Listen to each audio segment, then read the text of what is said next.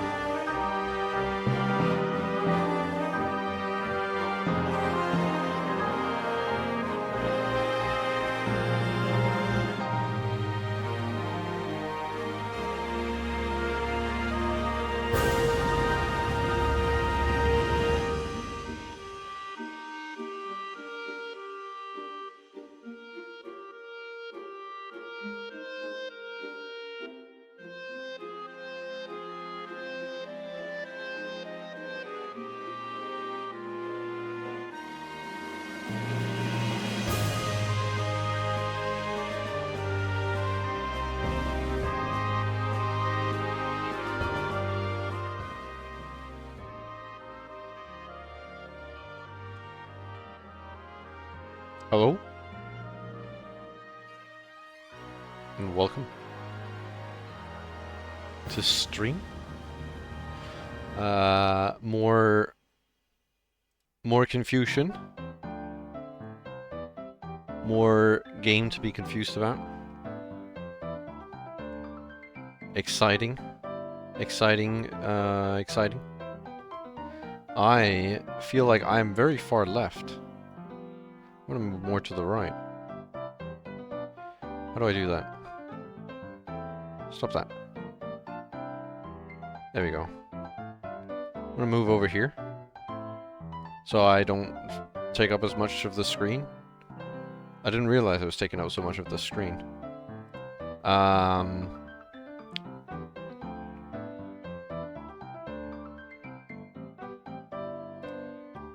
Whoop. Now I talk at the game as well. Exciting. Exciting changes are happening. Big changes. Wild changes. Welcome, Shin. Welcome in.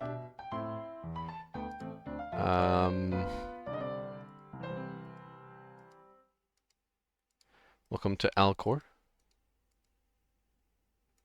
Well, oh, and welcome to Arquick as well. I guess I will start by, I guess the music already stopped, so that's good. Nope, nope, there we go. I guess I have a few things to say. I have added a exclamation mark note command, which lets you see the note of a sound.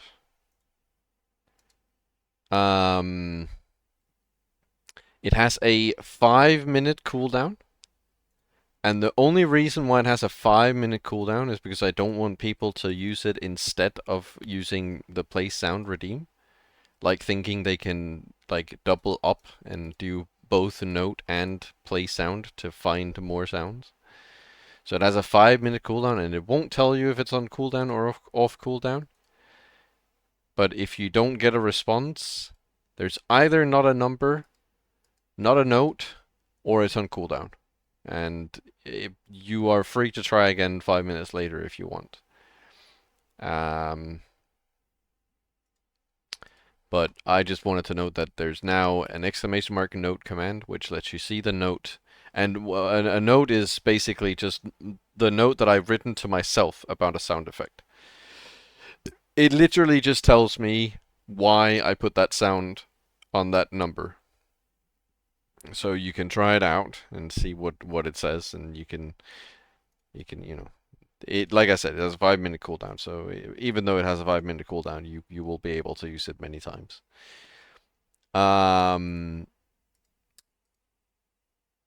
There's 2 new sounds, as you can tell if you type exclamation mark sounds. There's 2 new sounds. Well, there you go. Now you get to see what I mean with the note. There's 2 new sounds, which I added for today's stream. I think both, yeah, none of them should be confusing ones.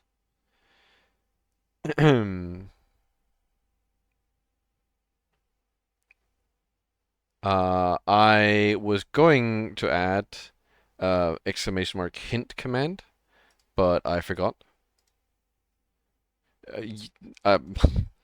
Shin, I literally just told you it has a 5-minute cooldown. Yeah, I do. Were you not listening? Or were you just testing that it has a 5-minute cooldown? Okay. There's 2 new sounds. None of them are special sounds. They're just normal sound. One more thing, which I guess I should say now, since the individual is not here. Yesterday, or not yesterday, but last time I streamed, I had a very long 6-7 hour stream. And around the end, there's a person who found much enjoyment in using the play sound redeem, which of course is the purpose of it. I enjoy people using the play sound redeem. But I think I think there are a lot of people, at least from what I was told, some people like to pay attention to what's being read in the visual novel while I am reading it out loud. And I think it is a bit hard to hear what I am reading if you are hearing 14 overlapping sounds. Now, no, there's not a ban redeem. I have added a cooldown to the play sound redeem. It's only 15 seconds. What the hell? It's only 15 seconds, so it's not the end of the world. Surely you can survive with a 15-second cooldown. But there's a 15 seconds cooldown on play sound redeem. And if I'm forced to do more, I will. Because like I said, first and foremost, I want people to enjoy the stream. And I feel like it was not very enjoyable when you're not able to when you're not able to listen to the visual novel. Now, I am sure by me saying it, people probably realize who it is, and like I said, the person isn't here. The person doesn't really watch that much.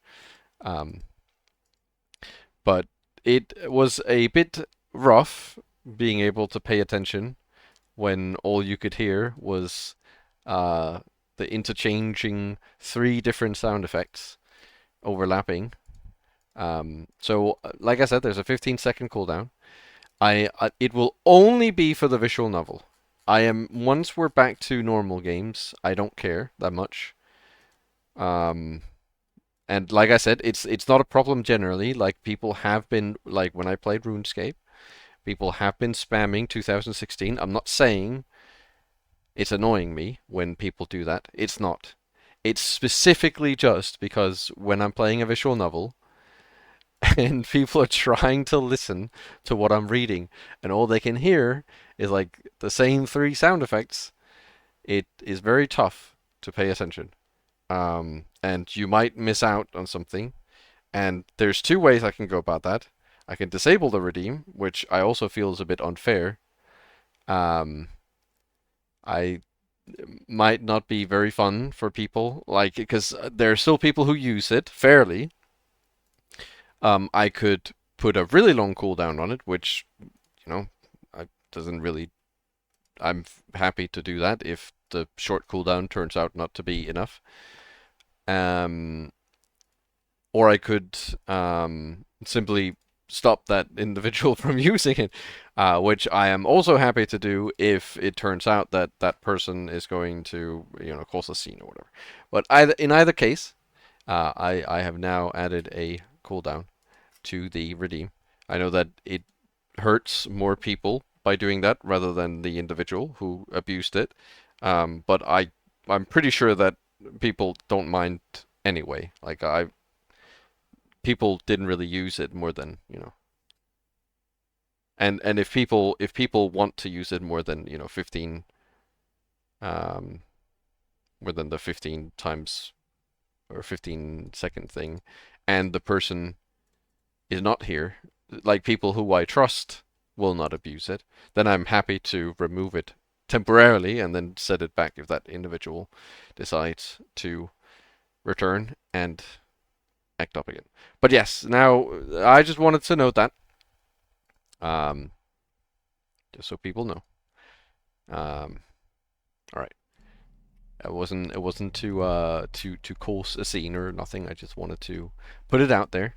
Like I said, it will specifically only be for visual novels. I have plenty of funny experiences where people have been spamming 2016 and whatnot.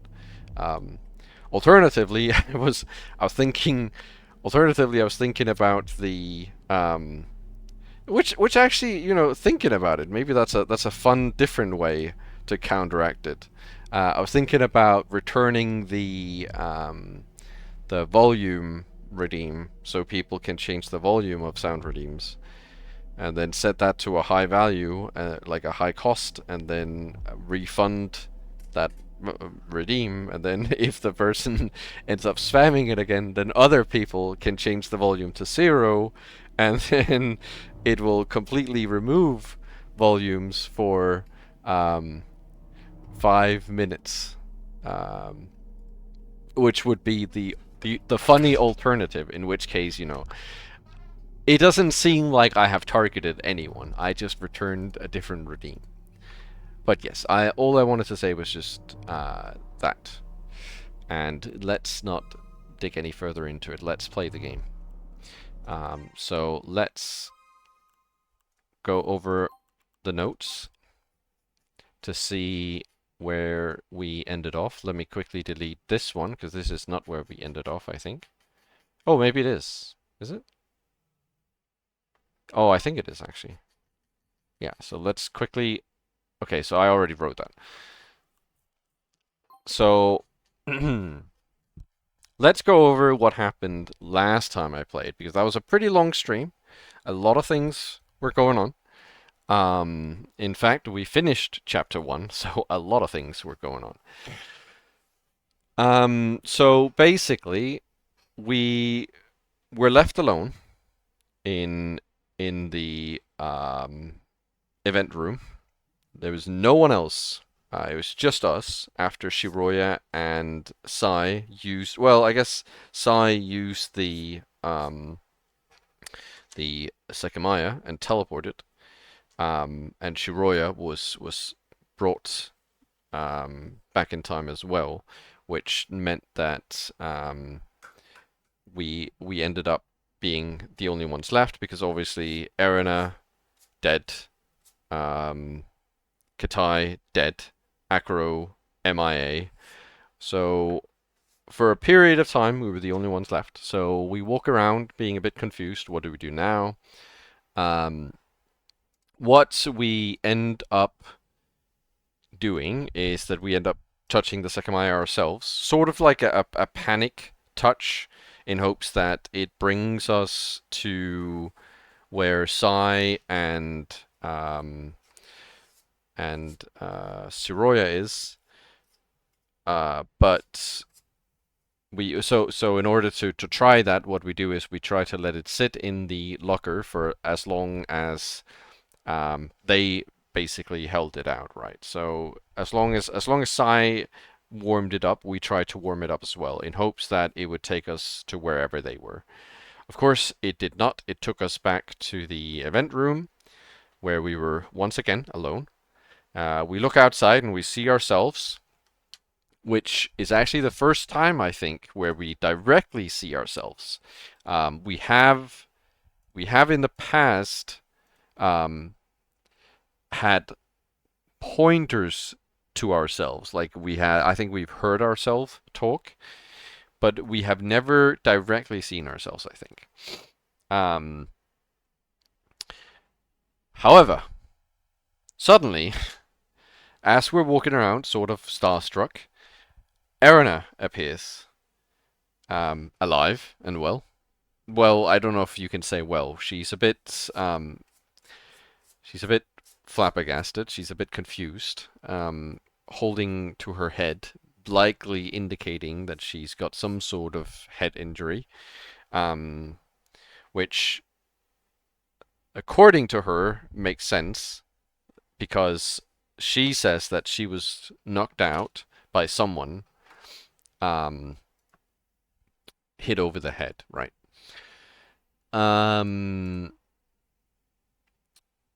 So the blood. So what it turns out to be is that apparently we forgot to check her pulse, which I think actually is true. We never did check her pulse. I think people just assumed she was dead, and as it turns out, apparently she wasn't dead. Now, whether that is true or not is another question, but I think at that moment we can agree that she's alive. Shiroya suddenly comes back as well. Erina also claims to have seen Mia, which is very confusing.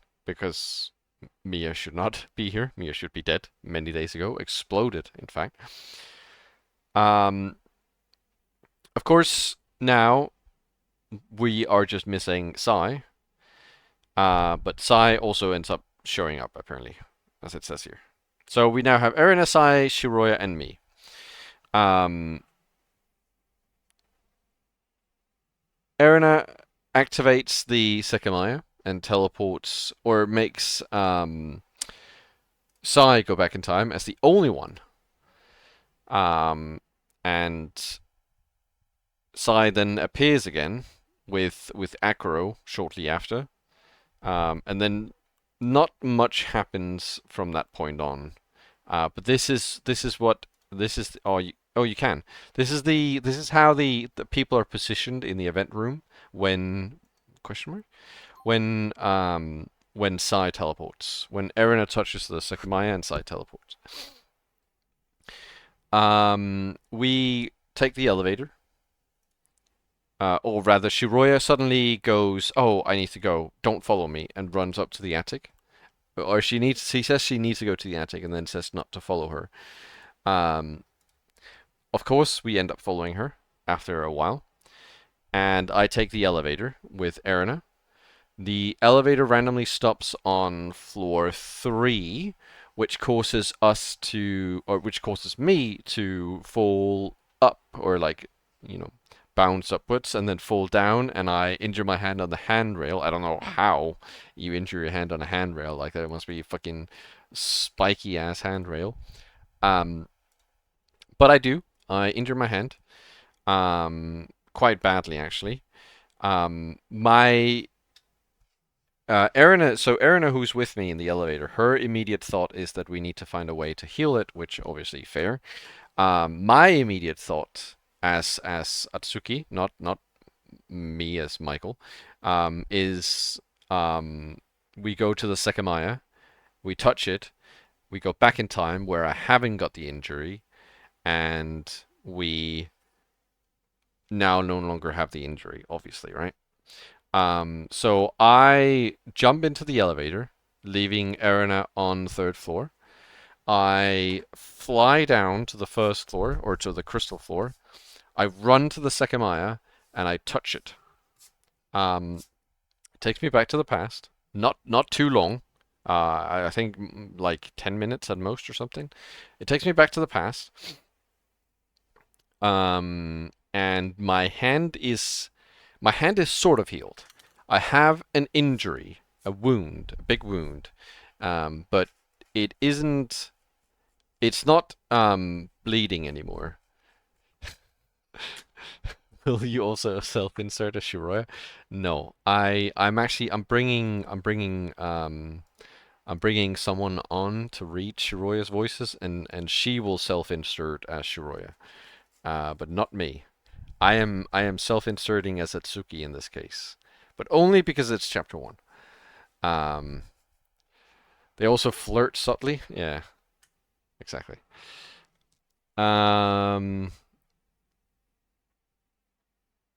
So this nothing really happens here too much. So the me that now has the healed injury, and I'm before. I actually go back before Shiroya runs up to the attic. I go up and hide in a bathroom on floor 2, where I can hear if Shiroya runs past. I also try to change the past. What I do is I open a door, and I close it. I smack it closed, basically, right? So it closes violently. It makes a loud noise. And basically, my point was that didn't happen in the other timeline. So now that it's happened, I have changed it. I've changed the past. That is Atsuki's thought, though we did think, or I think Shin at least made a very good point that maybe it did happen, we just didn't hear it, and only Sai heard it, and maybe Shiroya heard it as well, but we didn't hear it specifically. Maybe something happened. But yeah, so we end up going to Erna, um, from the, I guess, future. Also, welcome, Godot, welcome Ember, welcome Roger. We end up going to Erna from the future, quotation mark future, where we're now in. After we took the elevator down, we tell her what happened. And then we go up to the attic. It's locked. We can't get in. Until suddenly the attic door unlocks. And it's Shiroya. And we tell Shiroya, well, first of all, obviously we're a bit confused because Shiroya doesn't have the clothes on that she did before. Which was a bit weird. But basically, this Shiroya, allegedly, is the Shiroya that took the original, or that was teleported with the Sekimeiya originally with, whoa, that is way too high. That number doesn't exist in the book. Which originally took Sai and Shiroya somewhere. Apparently, allegedly, again, allegedly, it took them to the attic, where apparently Sai locked Shiroya into one of the rooms. Fortnite. I will save this and I will put it on the screen.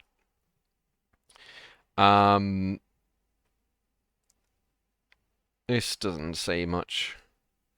Shiroya, oh yeah, so we end up sitting down in the lobby. We are a bit lost, basically, right, at this point.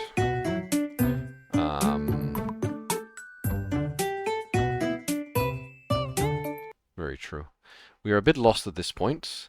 A bit lacking in what to do at this point because everything seems to be sort of, coming to an end. The time is nearing, as you can tell here. We are currently on 7:50 and it opens at 2100.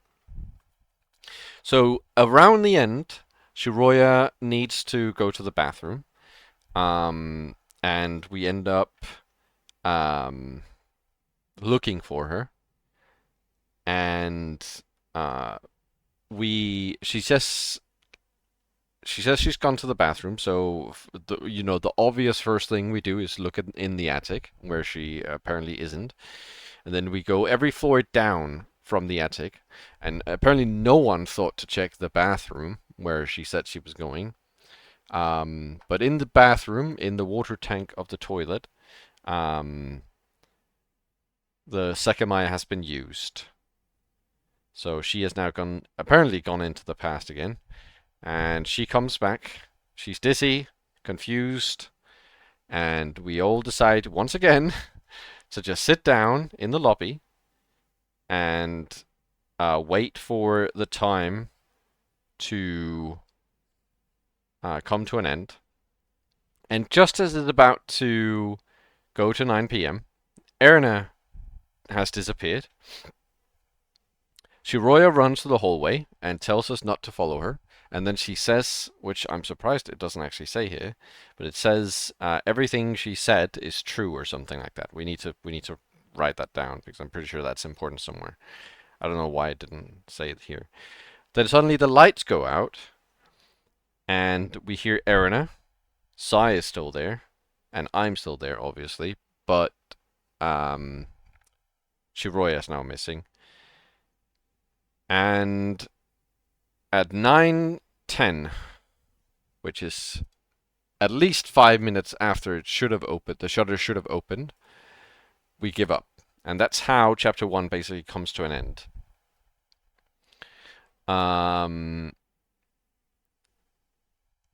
And these two are a throwback, or I guess a flashback, to before we we went into the thing. When we basically talked to, or when we knew Mia and Shiroya, and Mia was still alive. This is what happened. It was basically the story of how Mia died. Um, Skedaddle. It was basically the story of how Mia died. Is this? Um, and so we go to chapter 2. Now, the unique thing about chapter 2 is that we no longer play as Atsuki. Atsuki isn't the character that we are, I guess, playing as. We now play as Shiroya. We play from Shiroya's point of view. Hold on, let me just go back and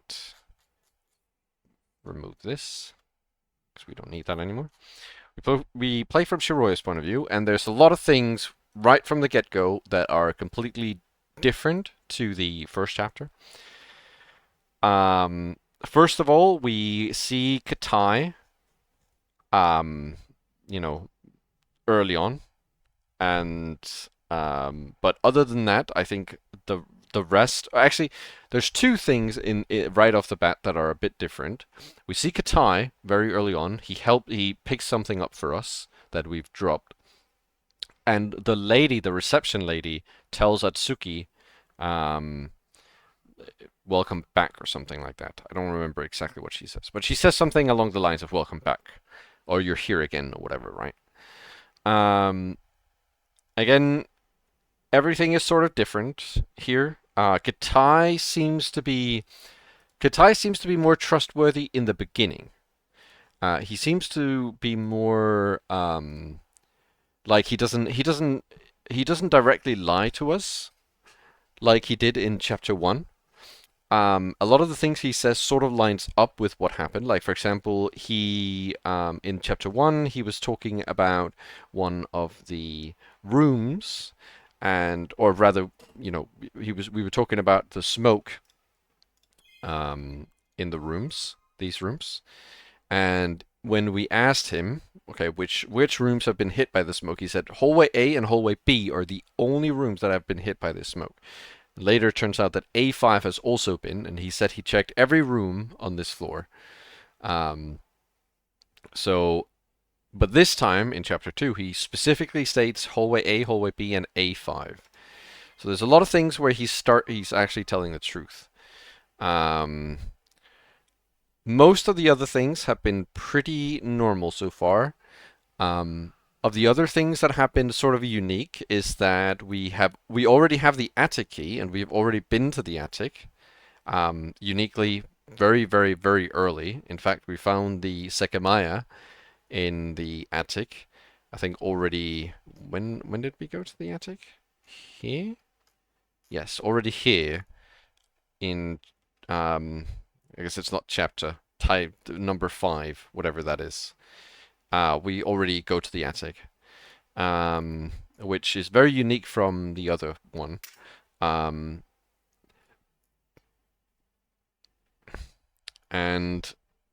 Atsuki is a bit strange in this one, but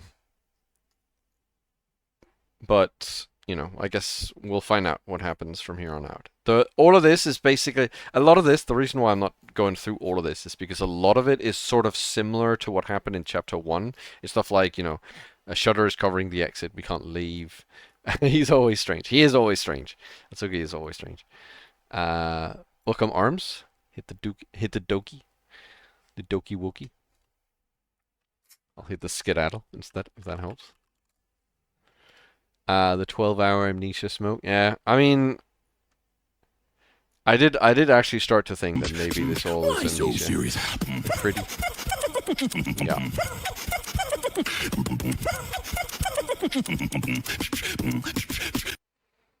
All right. We are gonna continue. We ended. I don't know if this is really a cliffhanger.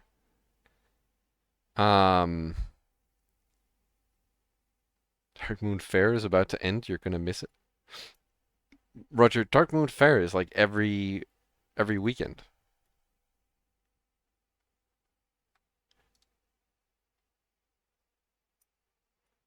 So I don't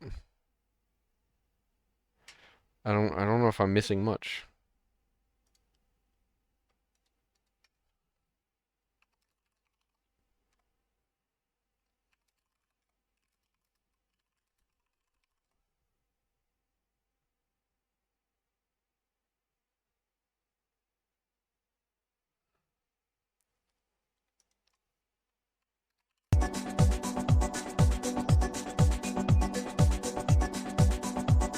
It's every other week. I'm pretty sure with the with like the modern one, it's every weekend, not every other week. Is it? Is it every other week? Oh yeah, yeah, yeah. I mean every other. No, no, no. It should be every weekend, but it switches between Horde and Alliance area, right? So it's every week, but it switches between Horde and Alliance. So Horde, Alliance, Horde, Alliance, Horde, Alliance.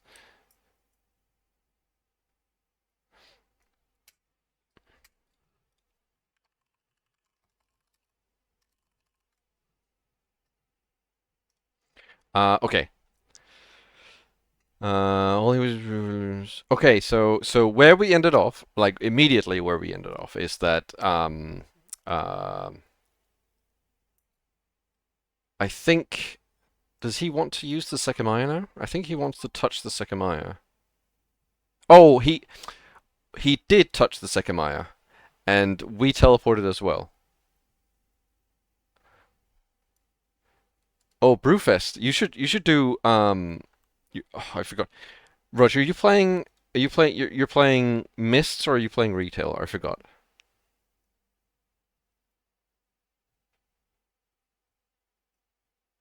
What level are you?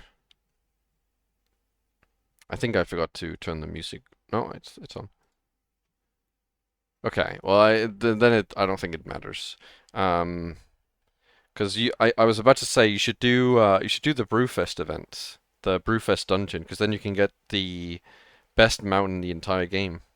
Which I love that mount so much, and if I still played, I would literally do that dungeon every single fucking minute just to get that mount, because it's literally the best mount in the entire game. Well, you can get two mounts from it, but you can get uh since you're Horde, you can get the Kodo. Since you're Horde, you can uniquely get the Ram, which is the only way. Well, ignoring um the other Rams they've added since. I think in Mist of Pandaria is the only way for you to get a Ram, but uniquely you can get a Ram, which is literally a Ram. But you can also get the Kodo, which is my favorite mount. The Brewfest Kodo is like my favorite mount. It is so pretty. Brew, Brewfest Kodo. Did I? No. Okay, good. I thought I accidentally muted. This mount is so pretty. Let me show. It has sort of a low drop chance, but you can. I'm pretty sure you can farm it. This mount. This is the Brewfest Kodo, and this is the Ram. I don't really care for the Ram because it just looks like a Ram. I'm pretty sure. Oh, hold on, that's the wrong Ram. Why are they showing the wrong Ram? Hold on. Swift. Here we go.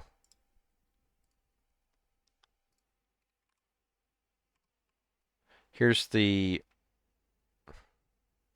No, not that. Here's the RAM.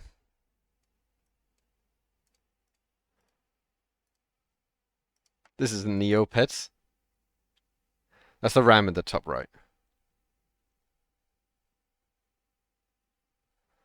The RAM just sort of looks like a RAM, right? It's not that unique if you ask me. But the Kodo is the Kodo. The only Kodo that I like more than that one uh,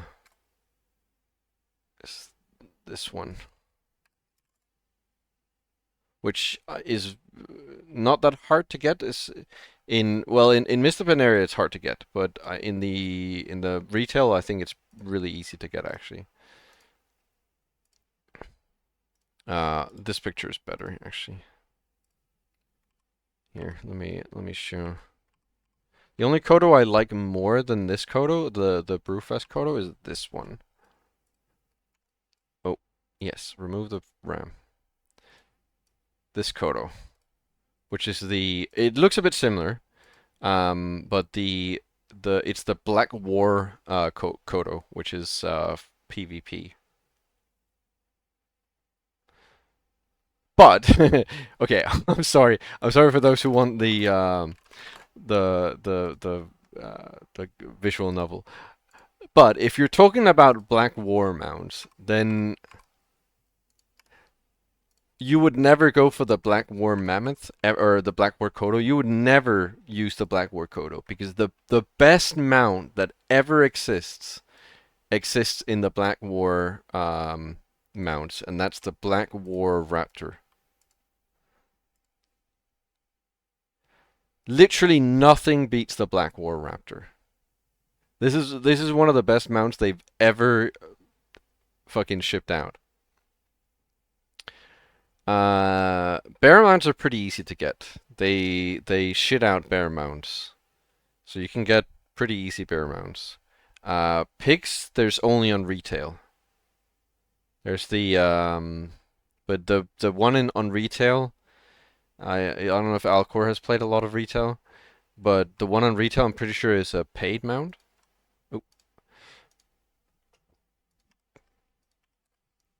But the bear you can get yeah, the cat, yeah, okay. So Alcor also cash shop. But the bear an easy bear you can get is the is it this one? I'm pretty sure it's this one, right? Let me just double check.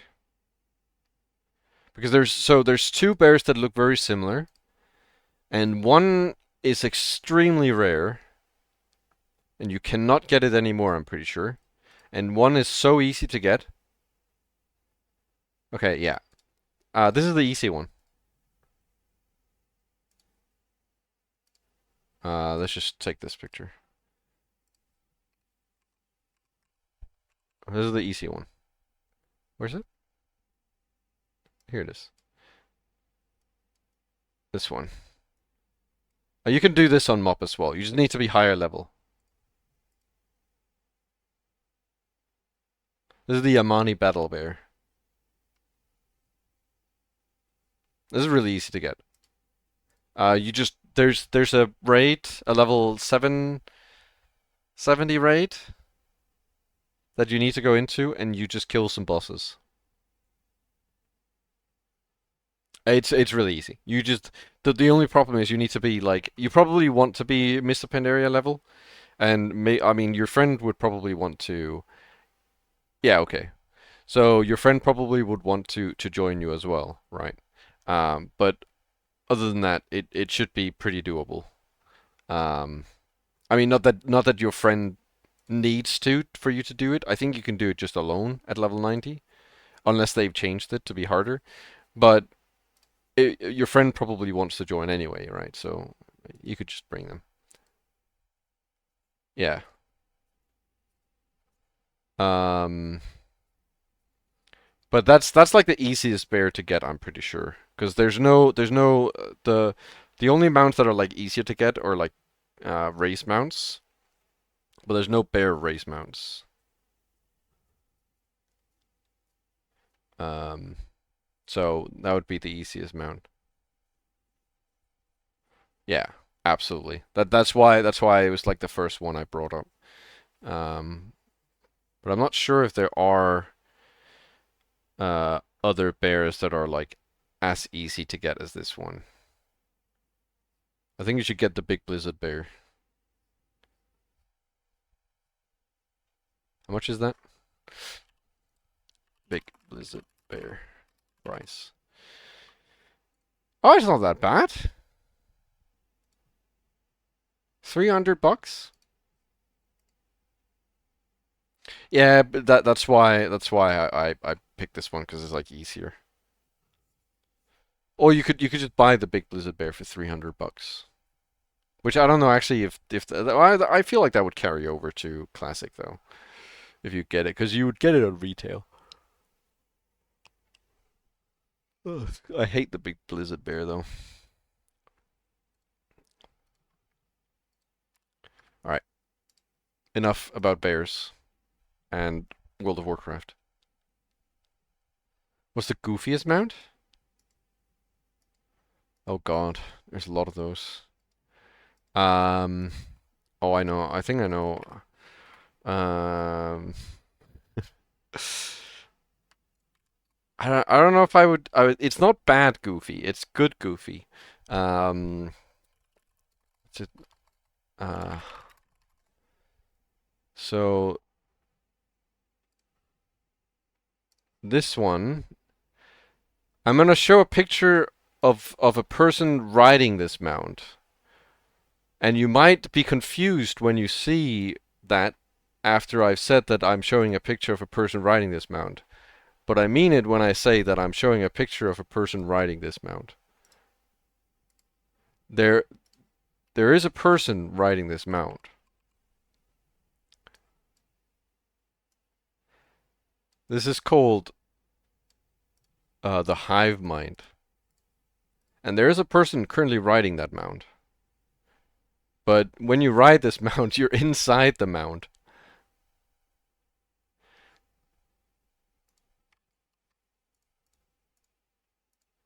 Um, which is really funny. I think this is probably one of my favorite mounts for being silly. But yeah, there is a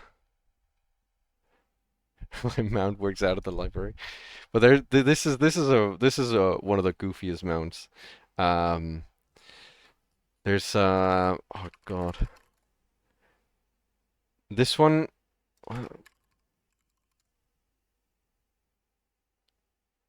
This one is rare. This one is very new. I still sort of follow along to some of the mounts.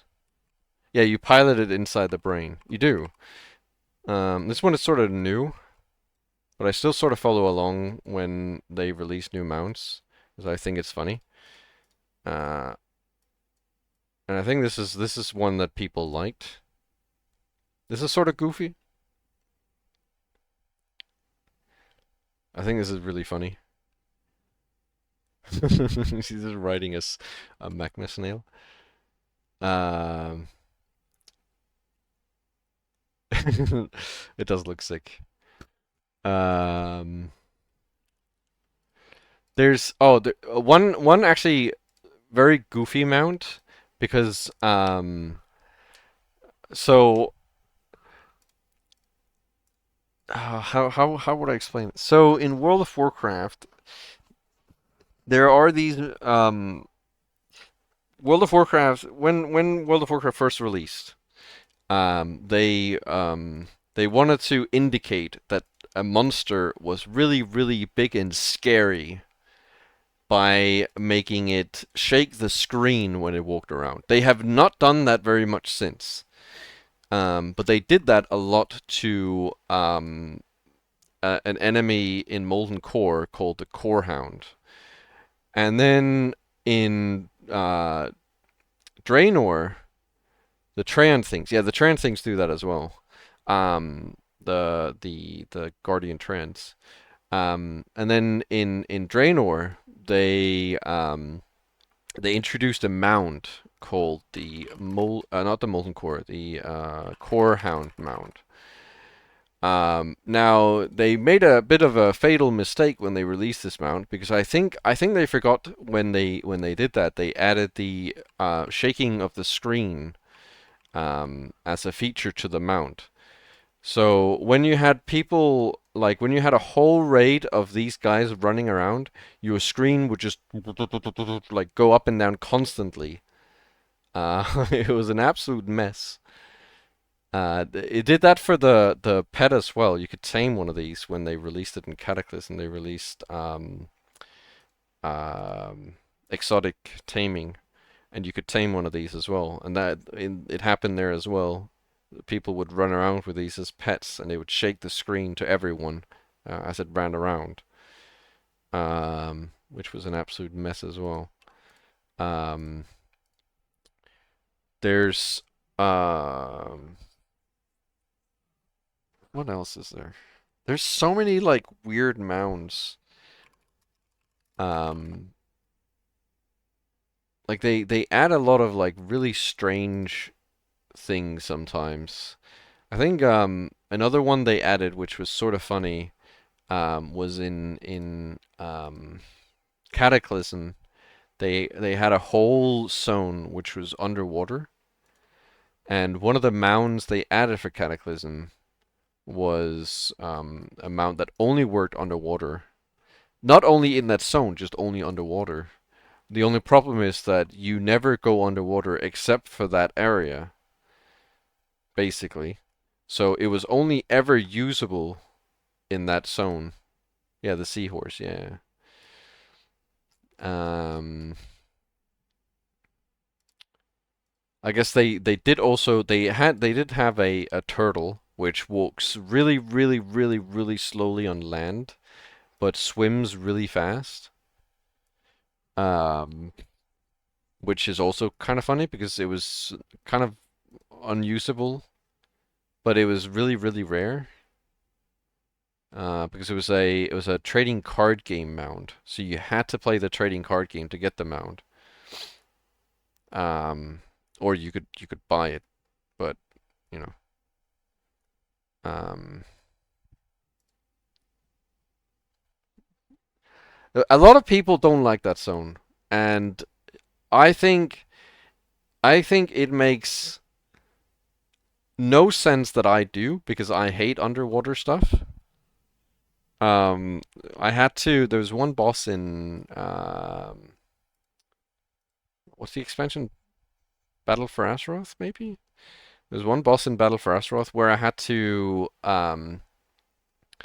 where I couldn't do that boss because of the underwater stuff. Um, I ended up having to anyway, but you know. But I like Bashir. I like Bashir a lot.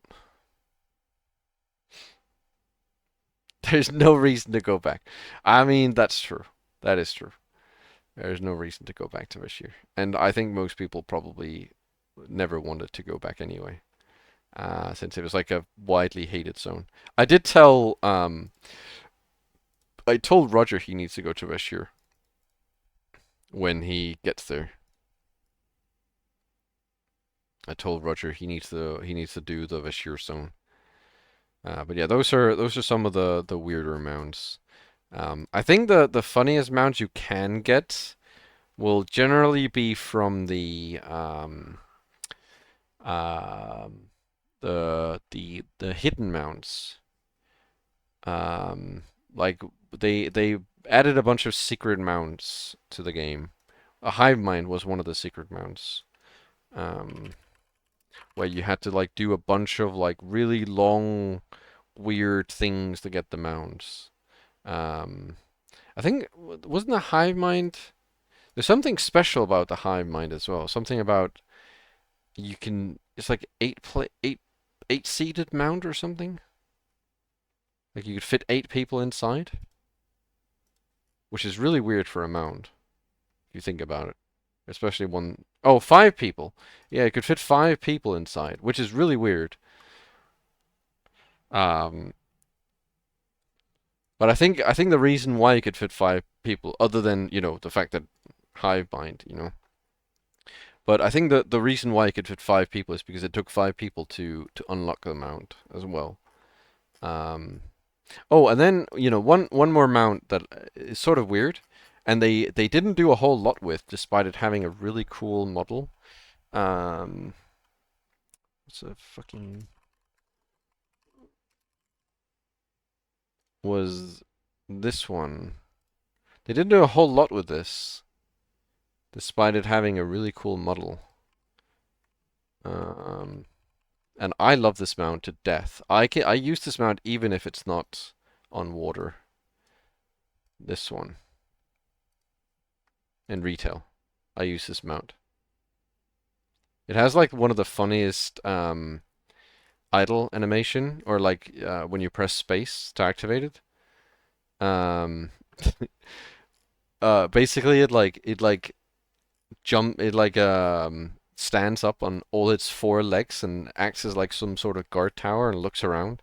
It's really funny. Um, I think it's like easily one of my favorite mounts. Um, yeah. I mean, I use it even when there's no water at all.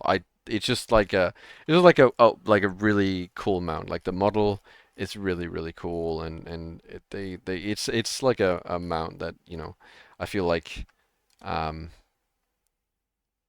oh, the Raven Lord is a good one as well. This is your the Ping Love Rocket. Oh, the Ping Love Rocket is pretty cool as well. They did do a few. There's the engineering rockets as well you can get um that are sort of similar. Uh, the depleted Caparium rockets. There's also the other one that I don't remember the name of, but the one that's just like straight up a rocket. Um, there's also, I think, another engineering mount which is sort of cool is the Sky Golem, because you can it's like the only mount you can harvest in. Well, I don't. They might have added new ones since, which are similar to it. Because I know they added the Rocket Shredder or something it's called. But it was the only mount that you could actually actively harvest in. So you could like you could harvest flowers and stuff in it, which made it really powerful actually, because you could run around with it and you could um, level your herbalism while still being mounted. Which the before that, the only ones that could do that was um,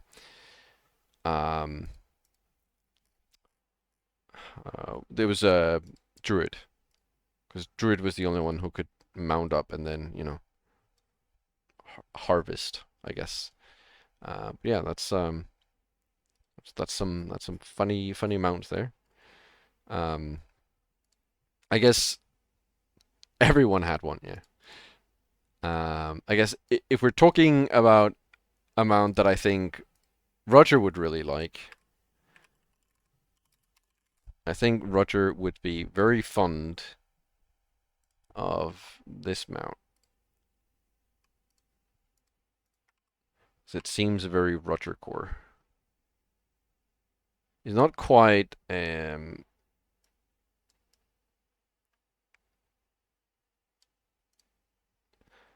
quite like a weird rodent thing, but I think it's still something that I could definitely still see Roger using this fat ass frog. Um, this is a there's a lot of frogs they added. Um, so there's a lot of alternatives. Unfortunately, Roger, this is not in Mr. Area. It's not released for a long time, so unfortunately, there's no chance you can get this one. Um, Sadly, 'cause it is a very cool mount. Um,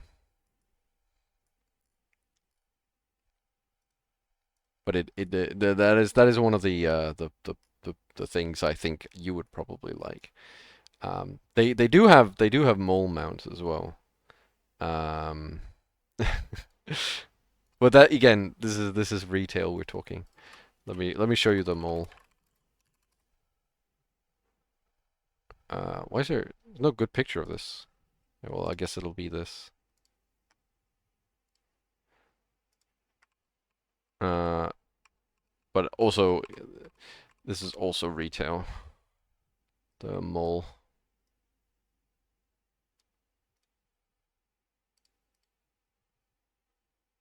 Yeah, there's the mole. Even has the old mole face thingy. Although you can get one without as well, without the mole face. Um,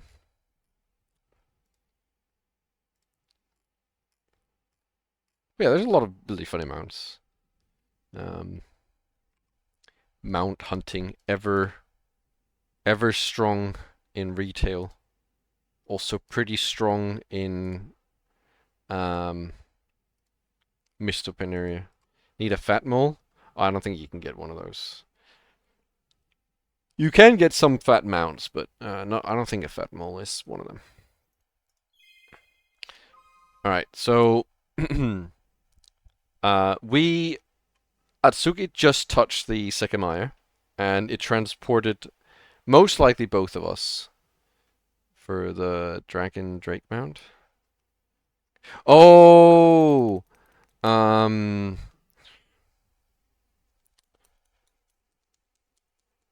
the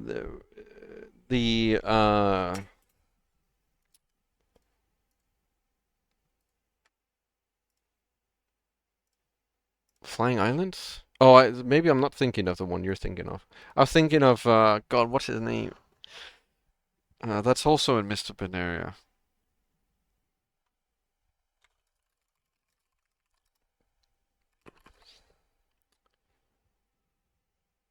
This one was the one I was thinking of.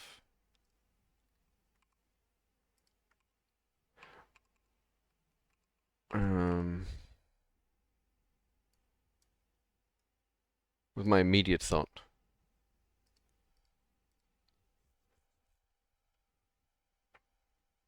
Not that? No.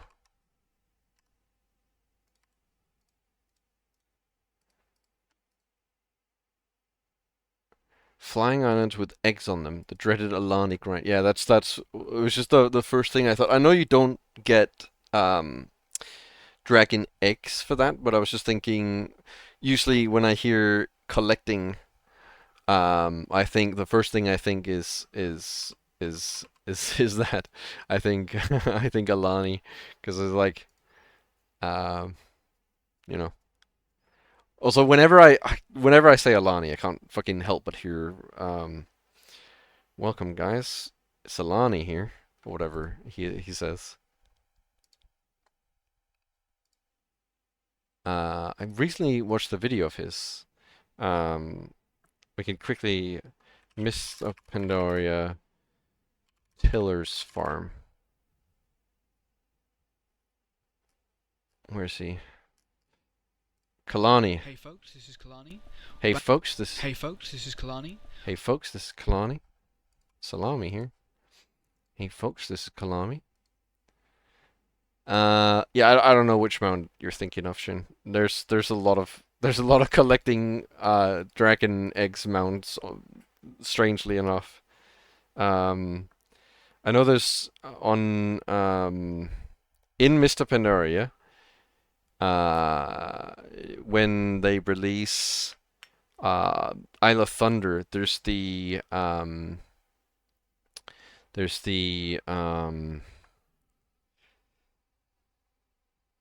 island, the Raptor Island, where you get the raptor pets and the raptor mounts.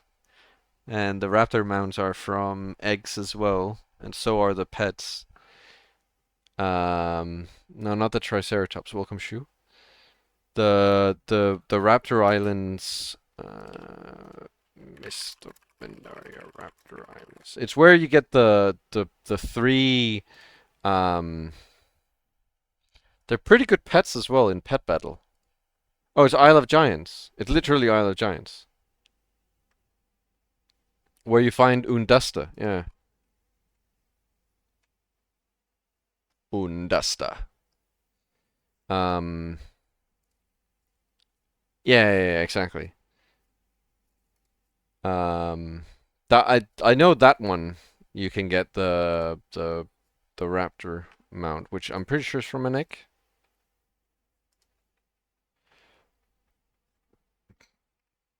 Oh no, it's from bones, isn't it? You collect bones.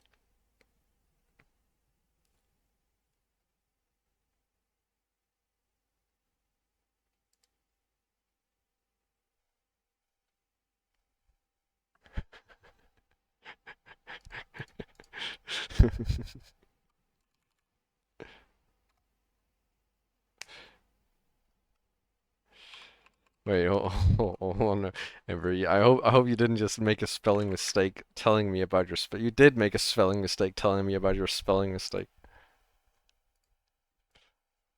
It's called Rataton, not Rataton, not Patapon. Yeah, you grind bones and train them into the funny bone hermit? Yeah. That's what I was thinking of.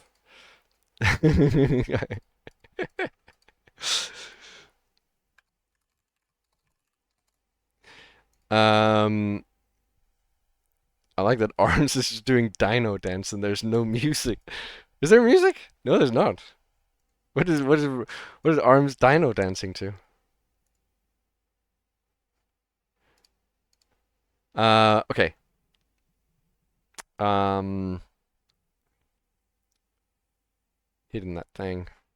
So Atsuki just touched the Sekimeiya, and it has definitely teleported me, aka Shiroya, aka I just self-inserted as Shiroya, Shinjok.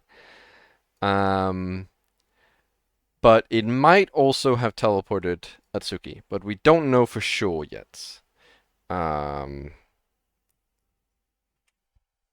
So we are going to see what happens from here on out. This might be bad, but this is where we left off. And with it, the darkness disappeared as well.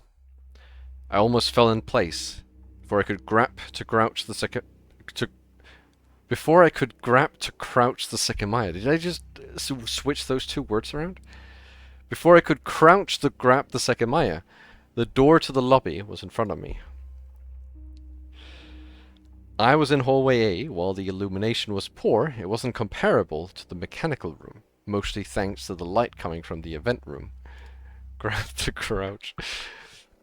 I had teleported. Nothing else could have happened. I took one step forward and confirmed that my legs still worked. It's doing the thing again. Oh, what the hell? What just happened?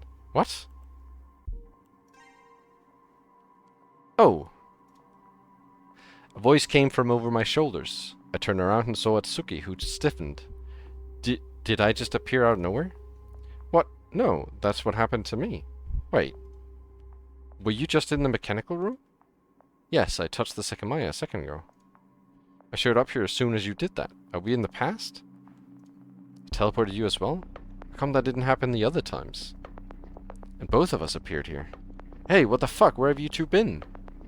Sai emerged from the event room. Behind him was Erina, who looked surprised to see us. Has anything happened? What? You've been gone for over 2 hours. Answer the question. Atsuki appeared worried. Perhaps because Sai might have overheard what we'd been talking about. We entered the event room. Ayla was with them, and she looked a little sad, standing next to the cabinet with its empty interior exposed. The Sekimeiya was probably still in the mechanical room at that moment. We didn't get any sleep last night, so we were really tired and went to the attic. We woke up a few minutes ago. What the fuck? You were sleeping? Why didn't you say anything? Because Katai wouldn't have let us. Excuse me? Was Katai not with you? What? No, he wasn't. We went alone. Where is he then? We haven't seen him either, not for a long time. He wasn't with us. We thought the three of you were in the attic, which we couldn't enter. It was just the two of us. What the fuck then? You don't have any idea where he went? Well, we thought you three were locked up in there, so we didn't search everywhere. We even thought Naomi could have been with you since she's still missing. What about Akuro? Where's he? No idea, but I saw him not too long ago. He's been here the whole time. Do you still have the key to the attic? Yes. I see. That's good. Hold on, what happened to the Sekimeiya? Why is it not here? We've no idea. We thought one of you came down to pick it up and brought it to the attic. The cabinet was locked, and none of us had the key to unlock it. If you two didn't take it out, Katai or Naomi must have had another key. It's been gone from the cabinet for a while, but Akuro and I searched this floor and found it in the drawer in the lobby. We put it back here, and... Oh, that's why the lobby drawer was open. We put it back in here, and about 20 minutes ago we realized it's been taken out again. Again, Katai or Naomi did that if it wasn't one of you. Oh, right. What time is it? It's 13:19. He showed us his wristwatch. Immediately Atsuki turned to face me. At that, I knew why. At that moment, we had just walked down the stairs to the mechanical room. We'd been down there for a while, and then we appeared in hallway A during the time we'd been in the security room. Atsuki wanted to change the past, and he had the chance to do so. Oh, that's weird. Where were they then? Because we came down from the top floors, right? And then we checked everywhere, and they weren't on the crystal floor. But now they're suddenly here. Atsuki wanted to change the past, and he had the chance to do so. I doubted that he wanted to be seen by his past self, but by making a loud noise would serve as confirmation that the possibility existed. If nothing else, I'd be able to witness it too, thanks to traveling with him. However, it was at that moment that a sound reached our ears. As we glanced at the hallway A door, the sound got louder. It didn't take much time for the door to open, revealing Akuro on the other side. Everyone present was surprised at the same time. While Akuro hadn't expected to see me and Atsuki, we hadn't expected to see who he was with either. At his side was Katai, who had supposedly been missing for quite some time. He stared at us hesitantly, evidently anticipating our reaction. Hey, what the fuck have you been doing? Remaining silent, Katai turned to the cabinet. Oh, the Netherwing drakes. Yes, okay. The reputation is definitely the annoying part. Well, yes, the reputation is definitely the annoying part, but I guess in TBC, reputations was everything. So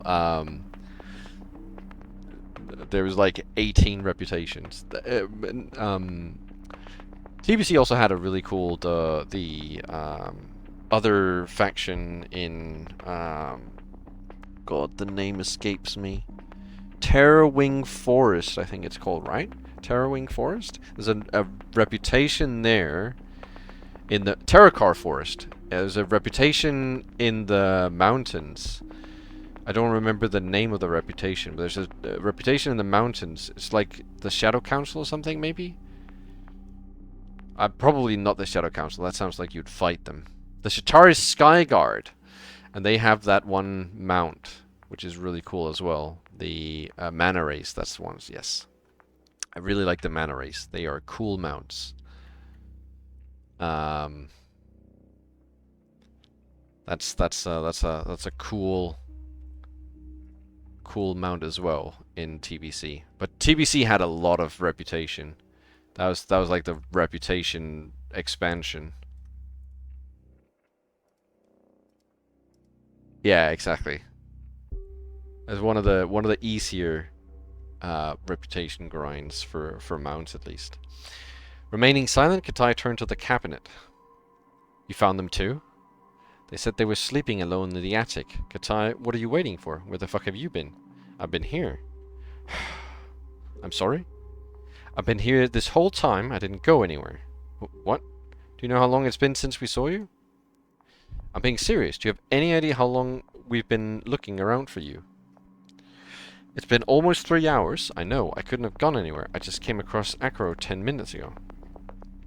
I saw him in hallway C and asked him the same thing. He said he'd been looking here for us. We went to the 6th floor to find you since I'd seen you earlier and didn't know where Aaron and Isla were. Okay. We're getting some information. This is really, really, really important. There's something about this that seems incredibly important. The fact that Katai has just... I don't think Katai's lying. I don't think Katai is lying. I think Katai is being honest about what he's saying right now. I think Katai has been on this floor the entire time. And I think Katai... I think Katai has been looking for them. Obviously, probably not us. But I think Katai hasn't been able to find them. And I think it's quite coincidental that right as we use the Sekimeiya, Akuro can find Katai.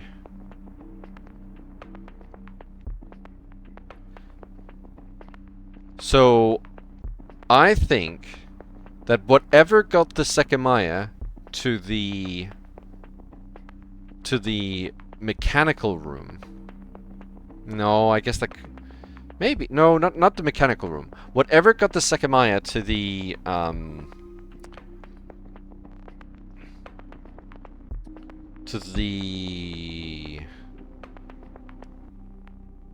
Here, to the drawer in the lobby. Whatever forced the Sekimeiya to go to the drawer in the lobby also made Katai disappear. And then, I think right when we used the Sekimeiya, he came back. That might be completely wrong, but I actually do think that's what happened. I don't think he's lying about this. Though I obviously think that Sai is not going to believe him at all.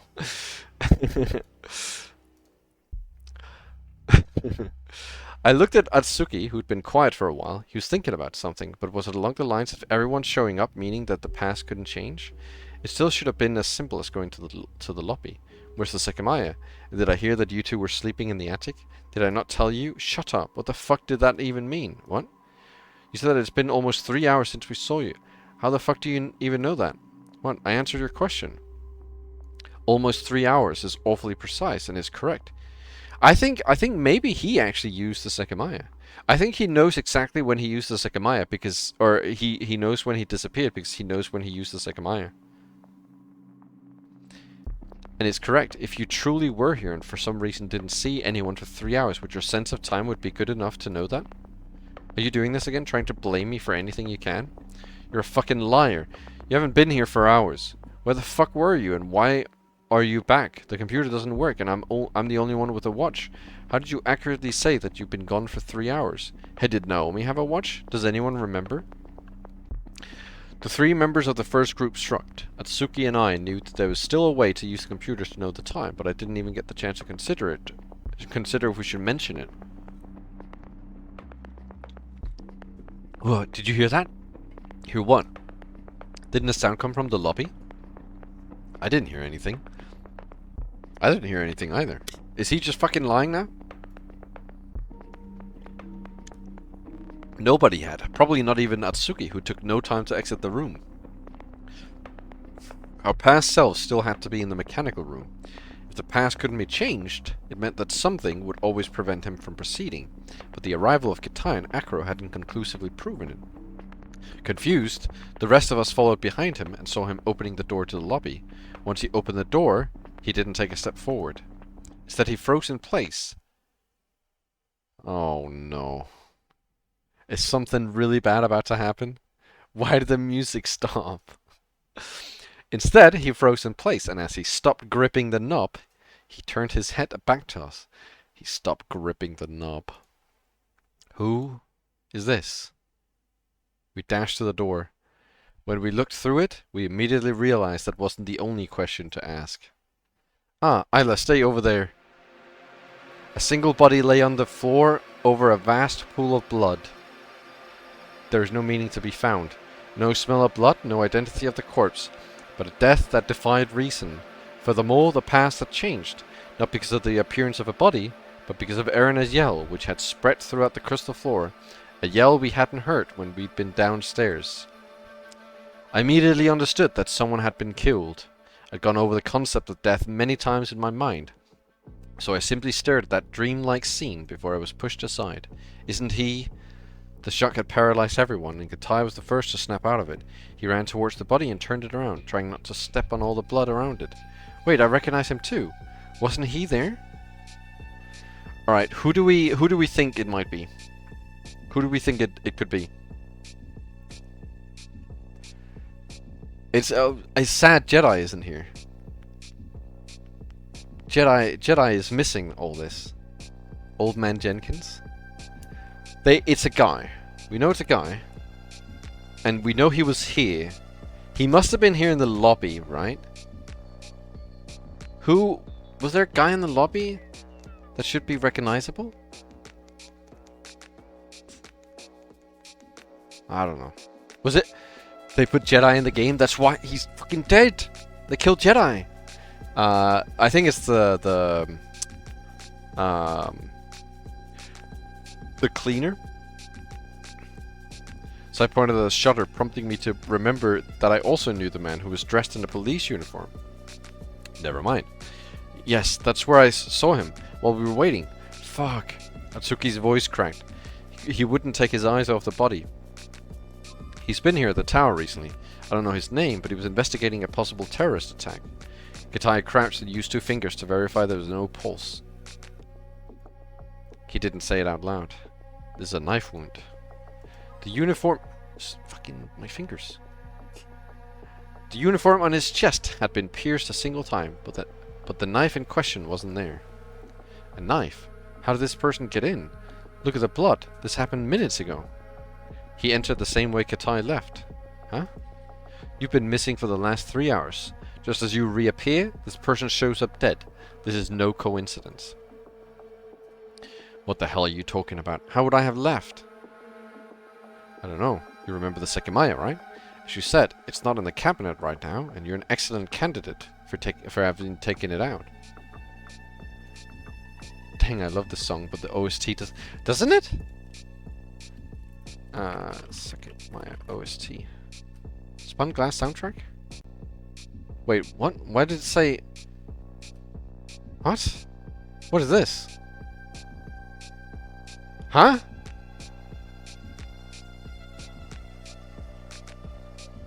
This isn't the soundtrack, is it? Is this really the soundtrack? Hold on. What does it mean, 2085, A Space Odyssey? Hold on. We can make this easier. The BGM is Hikers by Shirk. No, it is. Apparently that is the soundtrack. Shoo. Okay, I thought it was... No, that is apparently the soundtrack. Because it's in the playlist. Shirk Animals. Shirk Duo. Shirk Hikers.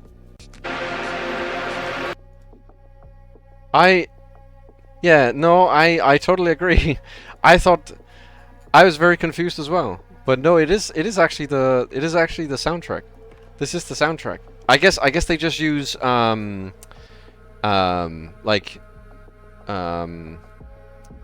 free YouTube, like what do you call it? Like free YouTube tracks?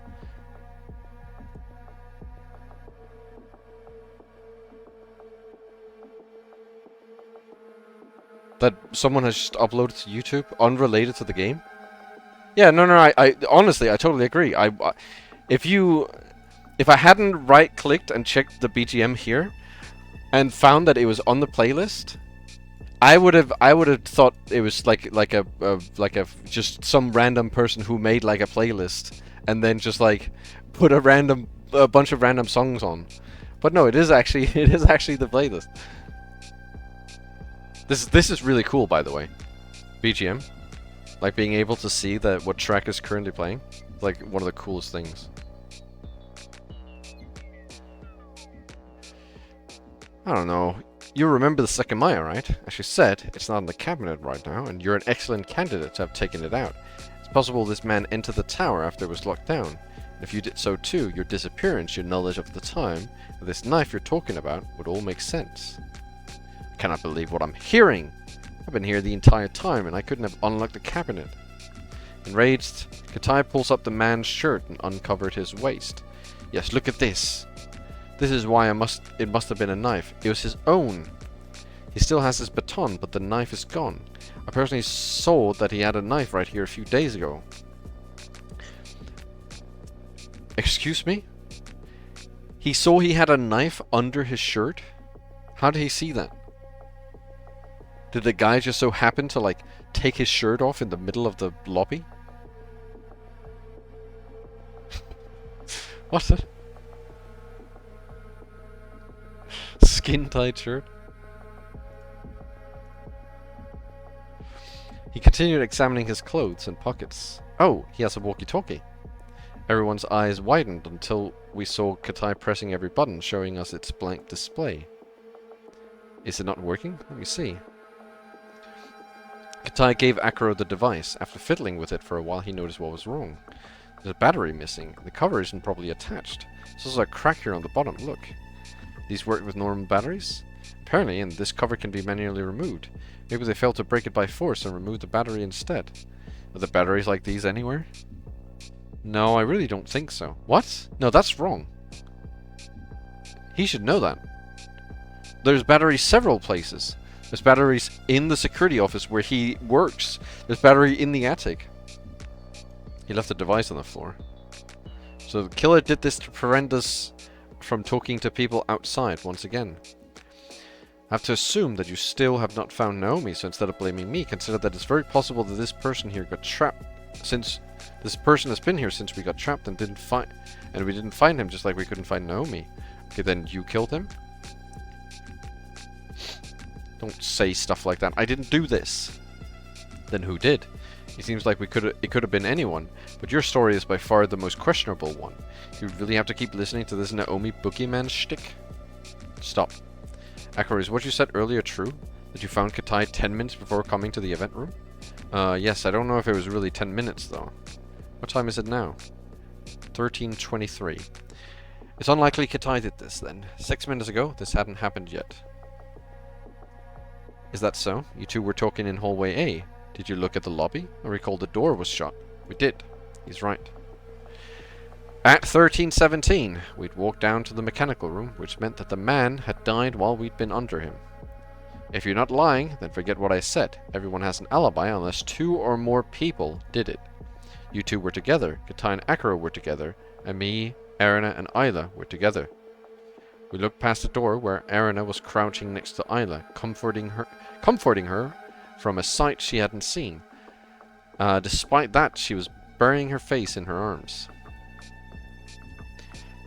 A dour mood? Shouldn't it be sour mood? A dour mood had overtaken the entire... Is that a word? Dour? No. Dour? Brooding ill humor? Dark, glowing, glum. Apparently it is a word. Stern, harsh, a dour expression. Unyielding? Stern mood? Gloomy. Gloomy, sullen. Okay. Dour is a word. I was expecting it to be sour. A sour mood. A dour mood had overtaken the entire group. I wasn't sure if it... See, okay. There has been spelling mistakes. Like, actual straight-up spelling mistakes. So I just had to check. A gloomy mood had overtaken the entire group. I wasn't sure if it was because they had been exposed to death or because they feared the killer. Look at him deflecting. I'm not deflecting. I'm not deflecting. I'm not. Atsugi's demeanor had changed the least. Probably because it didn't have far to go anyway. He can't even pinpoint a single spelling mistake. He made it up. I can't pinpoint it because I don't sit down and say, okay, that's it. If I see a single spelling mistake from now on, I'm going to write spelling mistake and then pinpoint the exact point where there's a spelling mistake. That's it. No, that's not what I'm saying. That's not what I'm saying.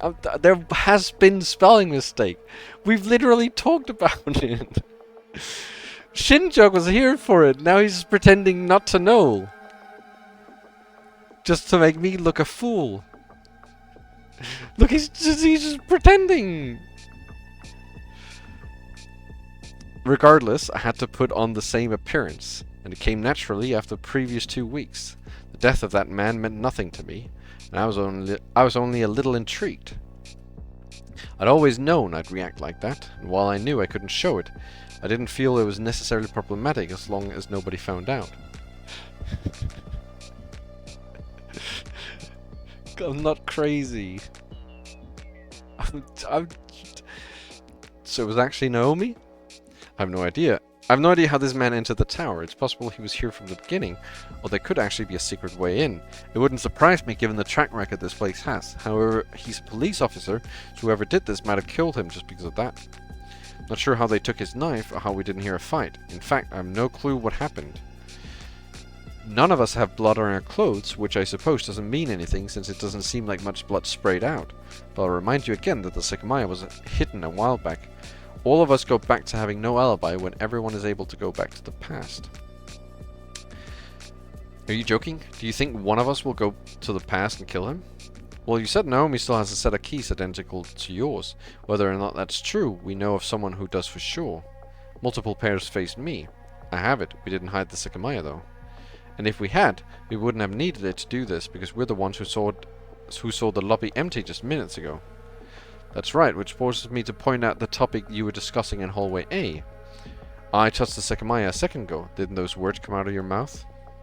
Oh, Sai, you are too fucking clever. You are too fucking clever. They did, so you lied. You didn't see the lobby before I heard you, since you appeared there from the future. You're right, but we did see it before touching the Sekimeiya. It doesn't invalidate what we said. You're admitting it. Good. Is this travel yet to happen? I think it just happened. I don't know if anything went differently this time, but we found the Sekimeiya in the mechanical room, so whoever took it hid it there. Below us? And you appeared in the hallway? I'm confused. You found the Sekimeiya?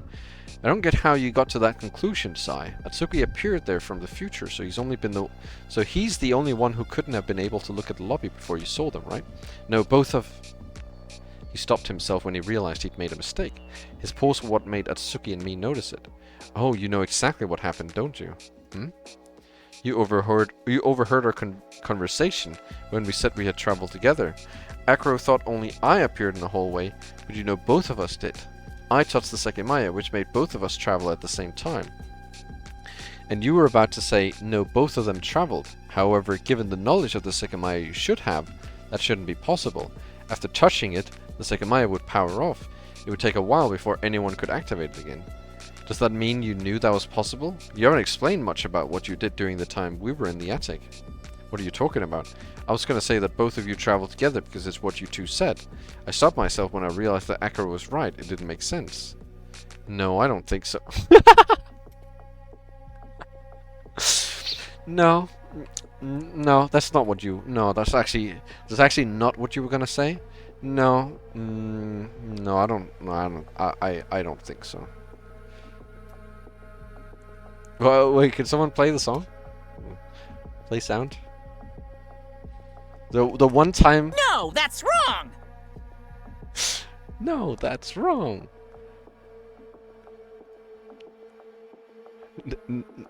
No. What? Was that it? Was that... So it just stops there? No, I don't think so. And the next scene. Sai shook his head, disregarding Atsuki's accusation. Then he walked to the mechanical room. So you two traveled recently, right? Should we just ignore the fact that you avoided telling us the location of the Sekimeiya? We're to believe you didn't hide it? He didn't wait for an answer before he began to descend the stairs. The door had been left slightly open by the two of us, so the darkness below was at least slightly alleviated. Atsuki shared dubious looks with the others at Sai sidestepping the issue. There was no choice except waiting for him to return. It's not going to be there, is it? You don't think he wanted to use the Sekimeiya, do you? Atsuki walked to the door, worried about Sai's intentions, but he stopped himself short after a couple of steps. I was right, they're lying. What? We aren't. Where's the Sekimeiya supposed to be, then?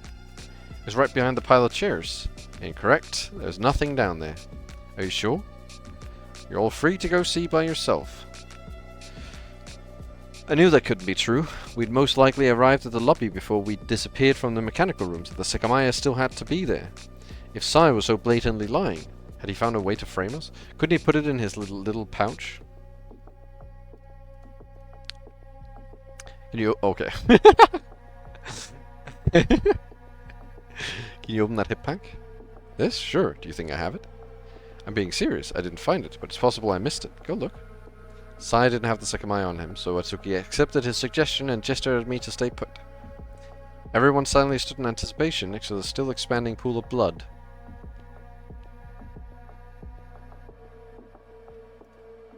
Nothing, right? Yeah, it's not there. You should have trusted me. Do you feel like changing your versions of events now? No, we already told you what happened. The Sekimeiya should still be there. What, did it disappear? Guess it wouldn't be that hard to believe. Sai had managed to switch roles as soon as he was put on the defensive, but it didn't seem to be bothering Atsuki much. Did he think that the past had been changed and that what was happening was the result? It didn't make a lot of sense to me. What do you all think? It's not a good look to be caught lying like this, is it? Don't you think that if we wanted to lie, we would have said we found the Sekimeiya somewhere it was easy to steal? That's always too ineffective of an excuse.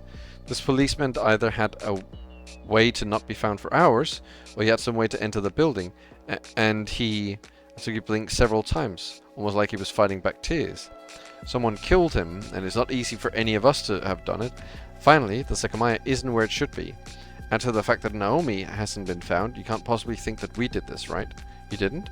There's no way. I think Naomi's the first person to suspect. Not only has she managed to remain hidden, but she also might have the same keys that we have. There are no cameras here, but we don't know if they're recording in the first place. You said you didn't inspect the whole building because you thought we were in the attic, right? We have to be missing something that the culprit is aware of. Could there be a place we're ignoring? That's impossible. If not, then one of you did this. Naomi's disappearance should be enough proof that we're missing something, though. We have to find her or whoever else is here. It's almost guaranteed that this man was with us since this morning, and we didn't find him. I think it's much more likely than some hidden passage. If it's neither of those, there's still an answer with the Sekimeiya. This policeman could have come from the future if we touched the Sekimeiya after 2100. And Naomi could have left the tower by going far to the past. We found the Sekimeiya in the attic and don't know where it is now.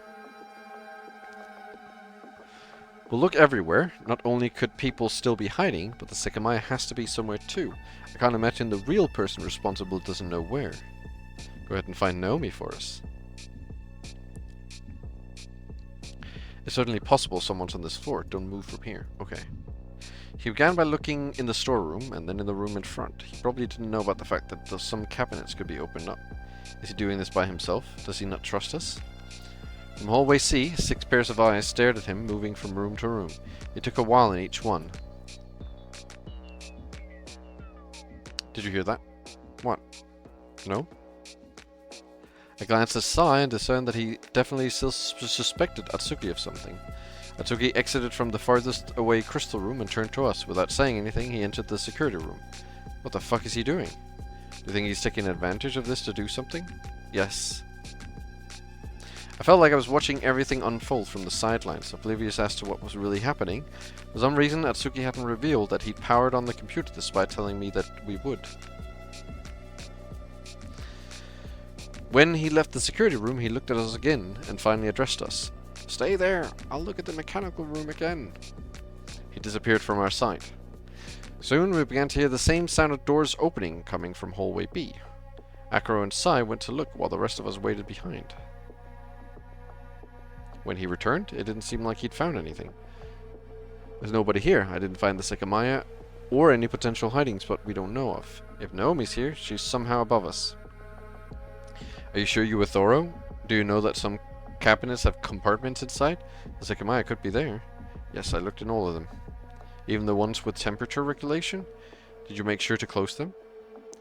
Did you make sure to close them?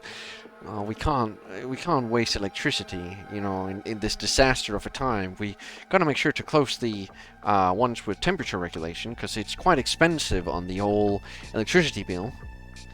Those two, yeah, it took me a bit to figure out how to open them. Before moving on, Atsuki looked in both bathrooms. Finally, he grabbed the elevator's handle. The door opened, revealing the empty elevator. I'll keep it open so that it can't be used. Alright, let's go. He started to go up the stairs, and I found myself following first again. After passing through the narrow grey door, we stepped back onto the desolate second floor. Atsuki opened both bathroom doors and quickly dismissed them. Nothing. I ended agreeing with Sai without knowing why, but he was right. It was hard not to think that Atsuki's attitude was odd. It was really frustrating.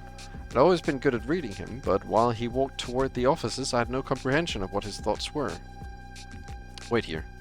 Can I do it instead? Huh? Yeah, sure. His nonchalant reaction threw me off, but I opened the door without letting that show. It was his idea to look through the whole building, which was possibly why Sai distrusted him. However, my confusion went beyond that. He'd openly told me about his intentions to change the past. So why did the sensation that he was hiding something still... why did the sensation that he was still hiding something still persist when he confided in me?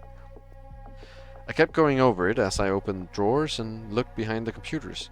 Every time I thought that maybe it was all in my head, something else reinforced the opposite. There weren't many places to look at, so I was soon done with the 3 partition. I didn't find anything. It looked everywhere, right? It hit me that we were still alone. Yes, but did the others not come with us? I think they stayed on the crystal floor and let us go by ourselves. Really?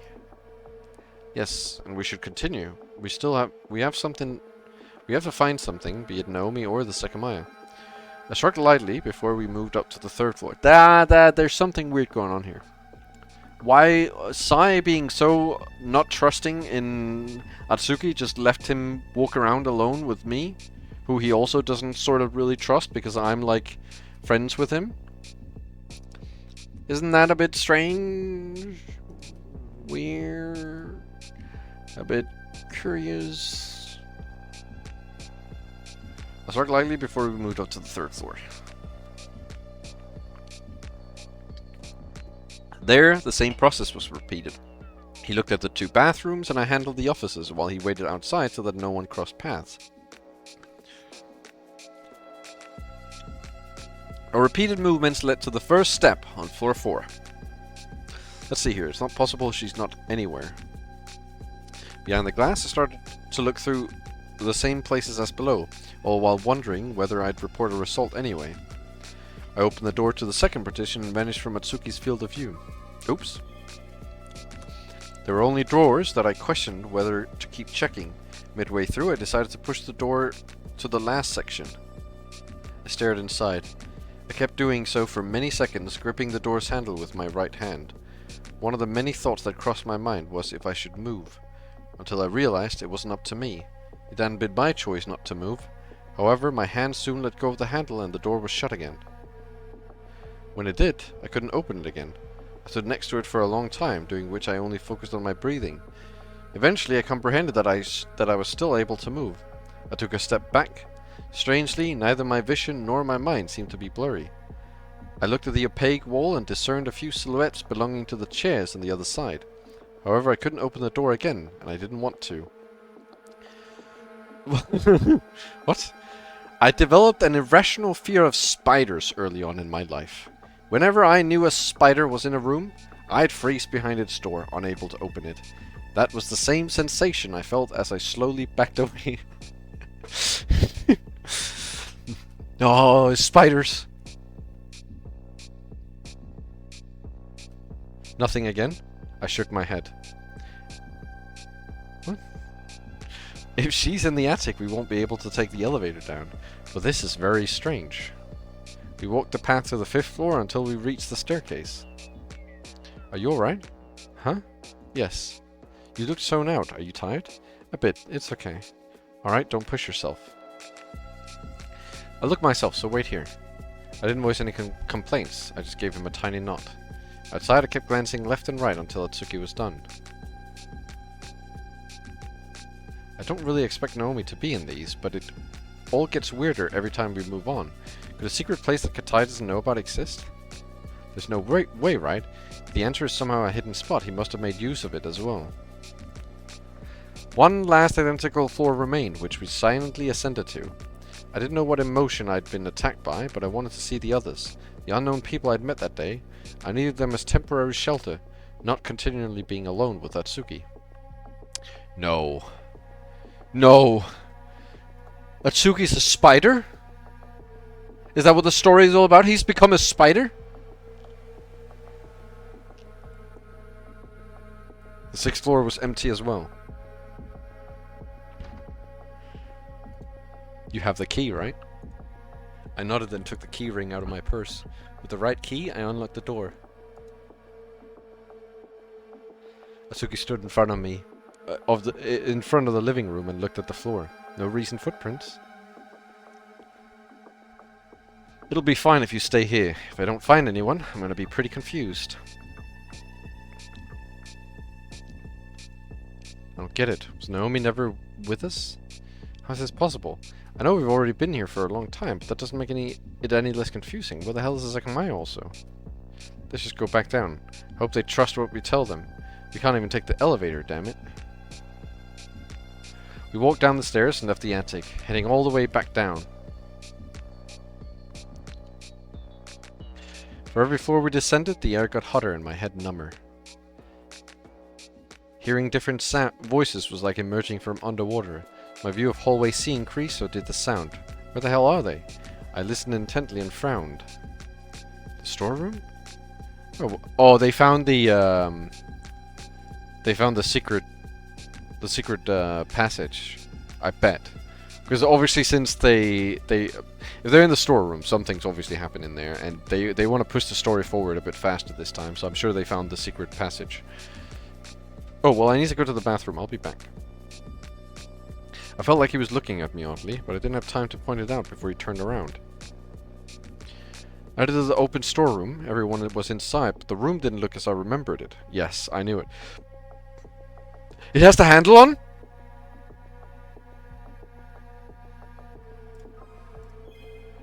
Oh shit. Look at what we found, Tanya. There was a secret wall. What?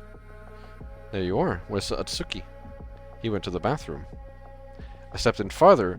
The length of the room had increased, and with every step I took, the temperature lowered. The others were all gathered around another door. What's this place? Also, was that name supposed to refer to me? Tanya? Yes, because of Tanzanite. Oh. I suppose it made perfect sense to her.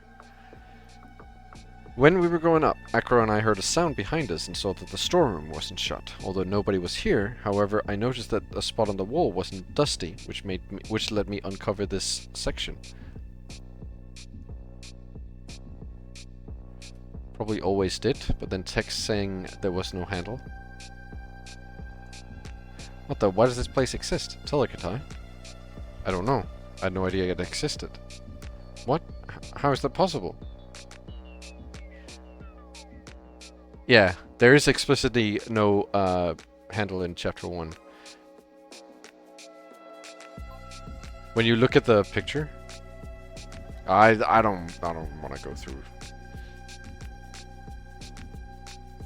We'd have to go in here and then find where one spot that the...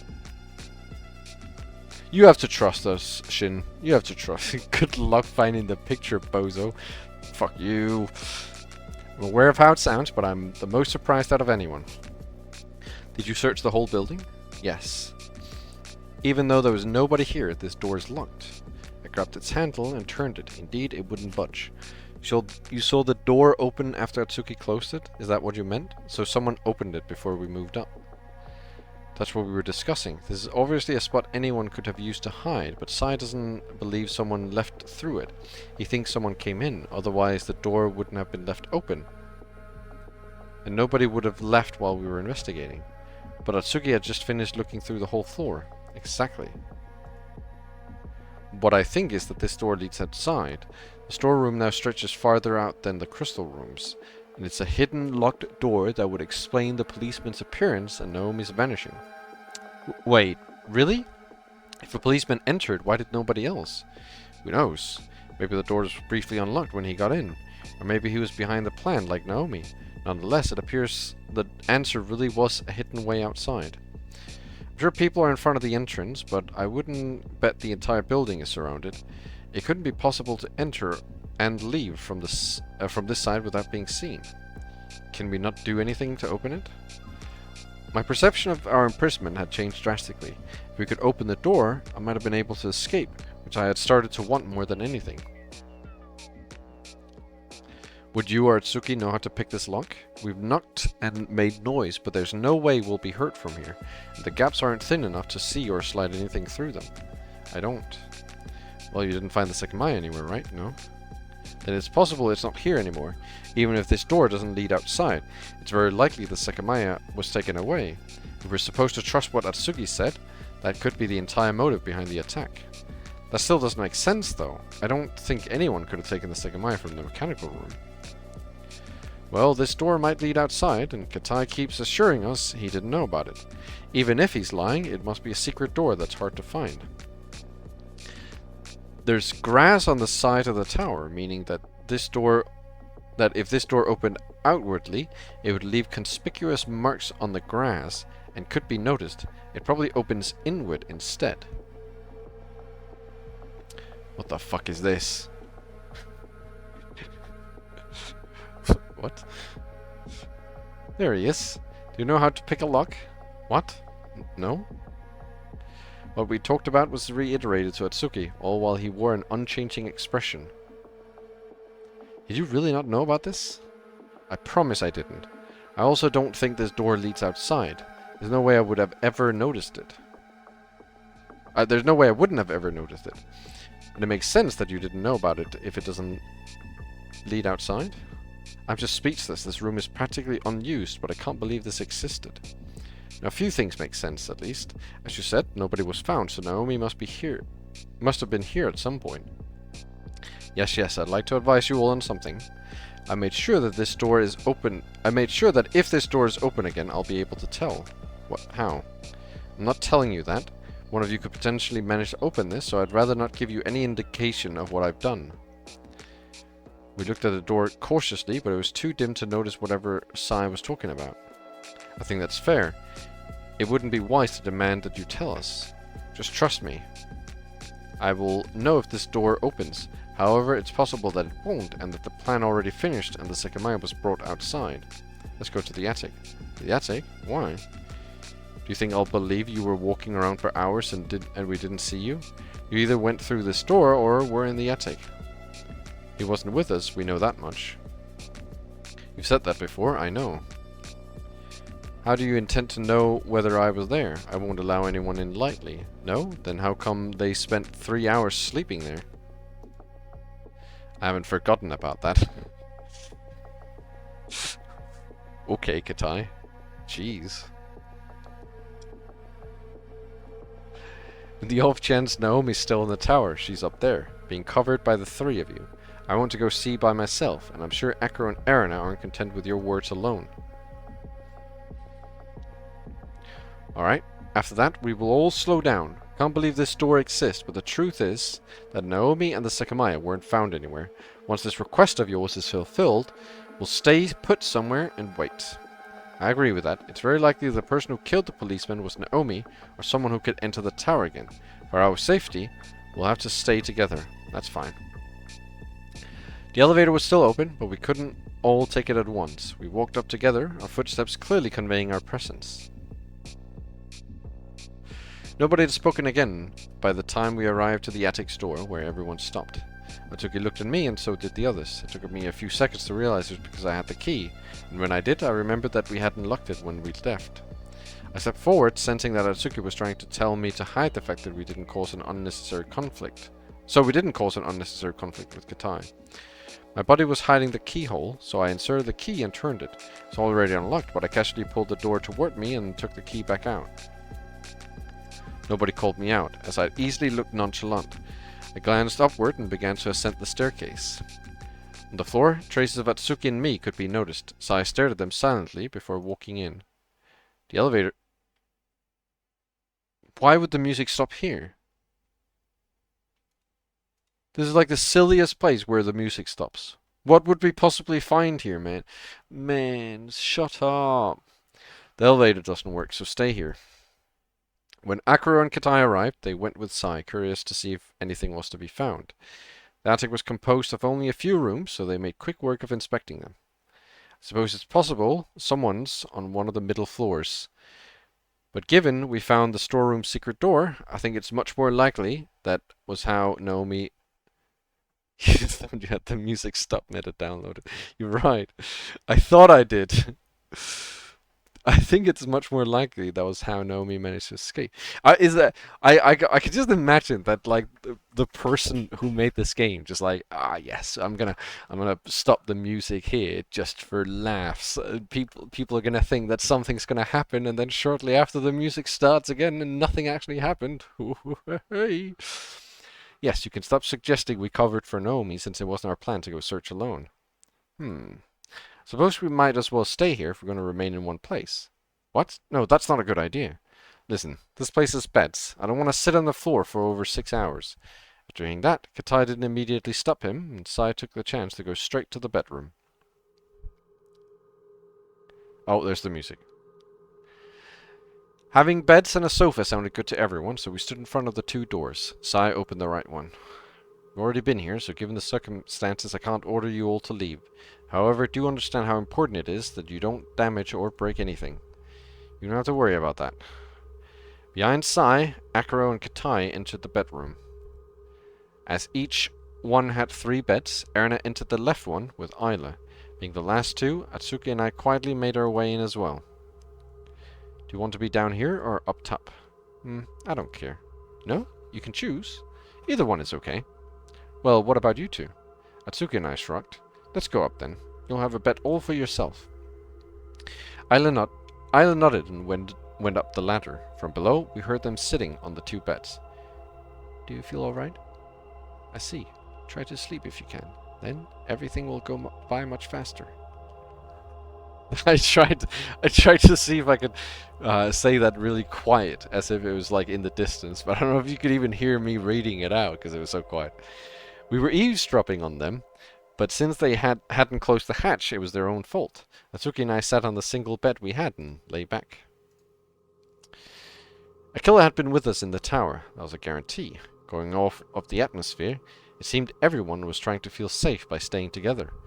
It could also have been that they assumed the man was only killed because he was a policeman, and the rest of us would be left alone. Do you need a pillow? I'm fine. After a deep sigh, Atsuki closed his eyes. Have you thought about what we talked about?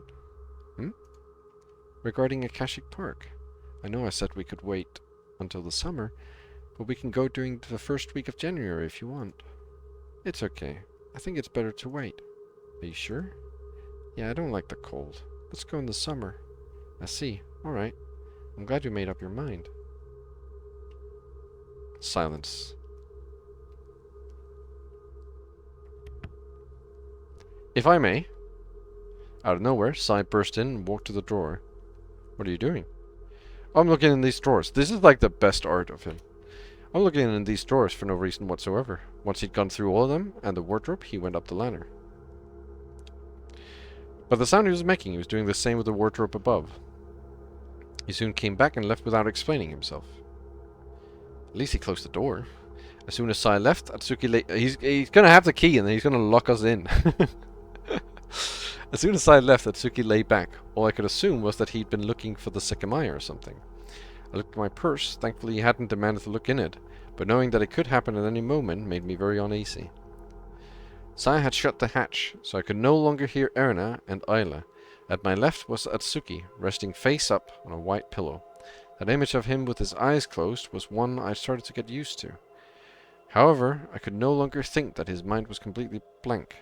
I knew for a fact that he was silently plotting something, and that it was basically guaranteed to work. Whatever plan or conclusion he'd thought of, I wouldn't be able to stop it, so it was smarter to let him be. While I couldn't help but explore the idea of going to the path myself, I had no motivation to do so. I didn't even know what to do if the chance ever presented itself. I began to hear voices coming from the other side of the door, but they were too muddled to understand. When they faded away, I thought I'd finally be able to try resting. Sorry, I figured I'd let you know about this. I lifted my head slightly and saw him holding a note. What does it say? It's pretty hidden in the kitchen. I'll read it for you. Oh, this is the same note as before. I'm gonna quickly, for good measure, oops. Good measure. I'm gonna copy this, and then I'm gonna go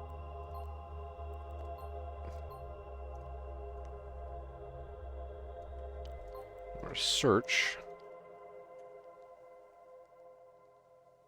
Oh, why is it?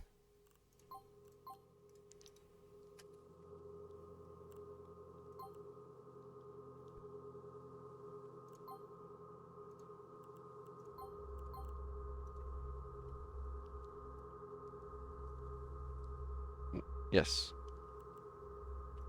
I'm doing this just so we can compare more easily. Okay, I don't know why I copied that. I didn't need to do that. Okay. So I've done as you instructed, didn't spot any difference in the attic since last attack. I believe it wasn't targeted. I finished this month's preservations, but some of the paint had begun to wear off. So next month I'll attempt to fix that on my own. Until then, thank you for your trust, and let me know if you have any new requests. So it's the exact same note. There's no difference whatsoever.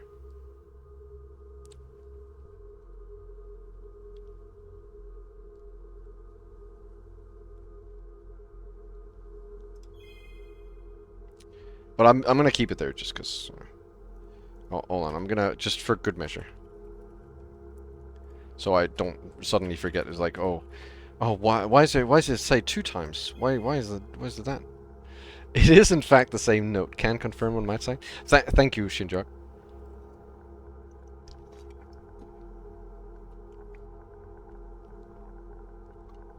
So it's a note that Naomi left for Ashia. That's what Katai said. She kept this attic in good condition. I appreciate that you let us know, even if it doesn't mean much to us. No problem. I go tell Aaron and Isla, but they seemed pretty sleepy. And we didn't. Okay. Thanks, Sai. I closed my eyes. The light was right above us, so I put my arm over my face as well. Finally, some time began to pass. I wasn't tired enough to fall asleep, but lying down was surprisingly relaxing. Kept breathing as deeply as I could, appreciating the silence. Did you notice what Sai did? What do you mean? When he left, he walked toward the living room, and he hasn't come back yet. Oh, did he? I didn't pay attention. It's already been a few minutes. Do you have any idea where the Sekimeiya could be? Me? No, not at all. If it's not outside, it must be pretty well hidden. Yeah, I had a couple ideas for hiding spots. You didn't look at them when we searched? Well, no. One of them requires unscrewing a computer tower. Also thought that maybe one of the keys you have could open Naomi's locker. I doubt it was just hidden like that, especially since it seemed to disappear from the mechanical room. I'm not even sure anyone could have moved it.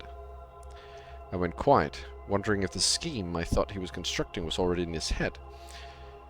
He didn't seem to fully understand how the Sekimeiya worked. What, and you do? I don't understand. Does she understand how it works? Has she calculated it all? Has she figured it all out? I thought she was as confused as he was. He's still not back. You want to go look for him?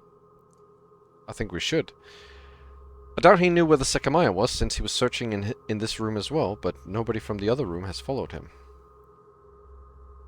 But nobody from the other room has followed him. How does he know that? What? Is he metagaming?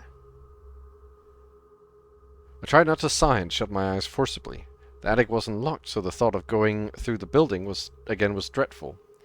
I lifted my body up with both hands, all while thinking about how much I wanted to stay on that bed.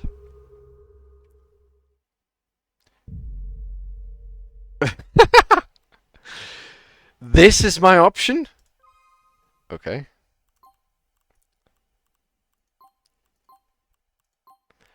Okay.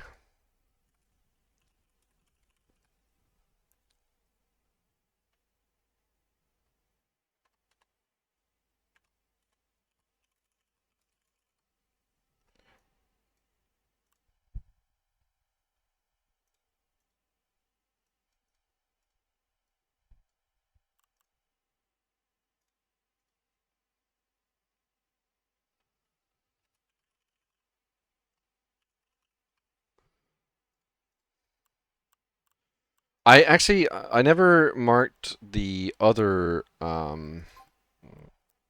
choice we had, which is here.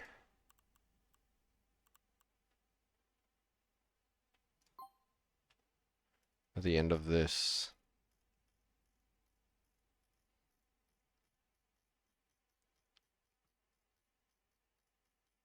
Here. Oh.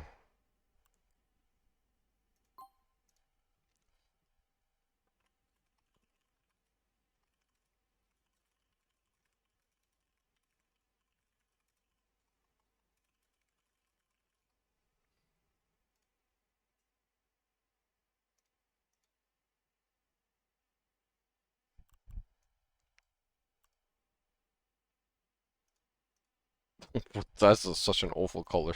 Holy shit.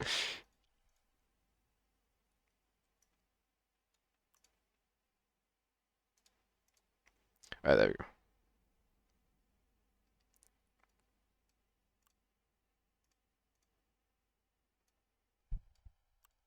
This is really important, by the way. This is like mandatory.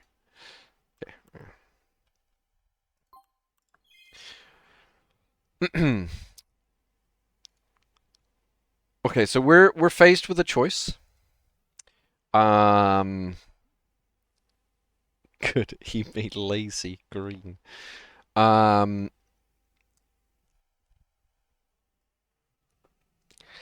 feel like this is sort of a matter on how much we trust Atsuki, but I guess also at the same time how much we trust Sai. I feel like I don't have enough reason to stay at the moment. Like, to me, there might be a reason. I might get a reason by going to find Sai. I might get a reason to stay, but immediately, looking at what has happened, I don't see a reason. Ember would pick stay. I don't see a reason not to pick looking for Sai.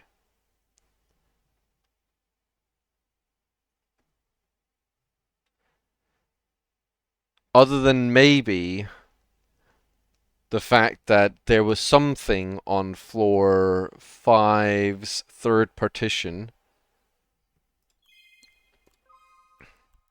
Something in here. There was something in here. And I guess I'm afraid to see that, whatever it was. I have no idea what it was, but I guess there's a chance that there's something in there.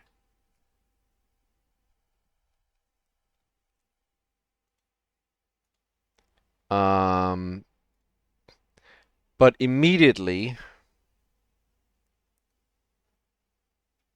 I don't see any reason to stay.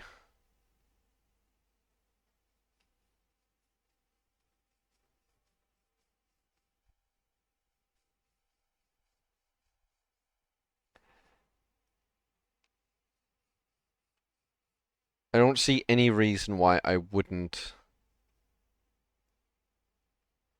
leave. So I'm going to pick leaving.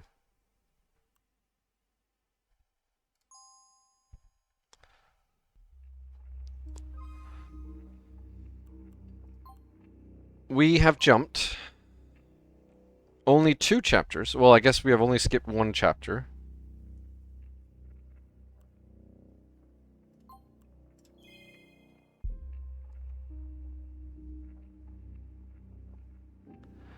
Alright, let's go. I stood up slowly so that I didn't lose my balance. I waited a few seconds for my blood pressure to adjust and opened my eyes once the dizziness had faded. I'm sorry, I can go alone. No, don't worry. I forced a yawn before walking to the hallway where all the doors were closed. Pretty sure he didn't come back at least. Suki opened the door to the other bedroom. Kitai was lying on the bed while Akira was farther back, sitting on the floor. As soon as they heard us, they faced us reflexively. Is Sai up top? No, he isn't. Is he not with you? No, that's what we thought. I'm pretty sure he went down. What the hell? What the hell is that idiot doing? Annoyed, Kitai stood up, followed by Akiro. Behind us, we heard another sound. Did anything happen? Erin was peeking down from the hatch of the other bedroom. Isla immediately appeared behind her, looking sleepy. Sai really doesn't want to leave us be. He's taking this as a joke. What could he want, though? Does he not realize being alone could be dangerous? I don't think he trusted Atsuki's search. He might have wanted to verify it himself. I can't believe that kid. He's stepping over every line. Yawn. Are you two coming as well? I'd rather that than stay alone. We should have all been in the same room. I'll go to the bathroom first. You're right about that. He was the one who had allowed Sai to leave, but nobody said anything else until we got to the crystal floor. The center of the building had adopted a sinister aura, one that I could only tolerate as long as I wasn't alone. What? You all smell this too, right? Yes, it's stronger here. Immediately something else became clear. Sai had been there. A few doors in the hallway A hadn't been closed. Same applied to hallway B, although not as many. Is he in any of them? Can you hear him? There was no sound to be perceived. As I'd said, it was very possible he wanted to search through the floors, unable to believe Atsuki. Akuro entered the cleaning room, while Atsuki and Katai walked up to the closest crystal rooms. I didn't have it in me to look anywhere, so I stayed behind with Eren and Ayla. Everyone seemed tired, stressed, burned out, and no longer cared a single bit about what Sai could have been doing. I waited passively until the three of them returned from the rooms they'd entered. However, when Katai came out of the room B6, I questioned my vision again. I wasn't hallucinating. Even though his outfit was white as well, I could see that he was holding the Sekimeiya, making little to no contrast. What the hell? This thing is seriously burning. He looked to be in pain, even though his long sleeves were acting as protection for his skin. Oh, what? Was it there? Yes, it was just stashed inside one of the cabinets.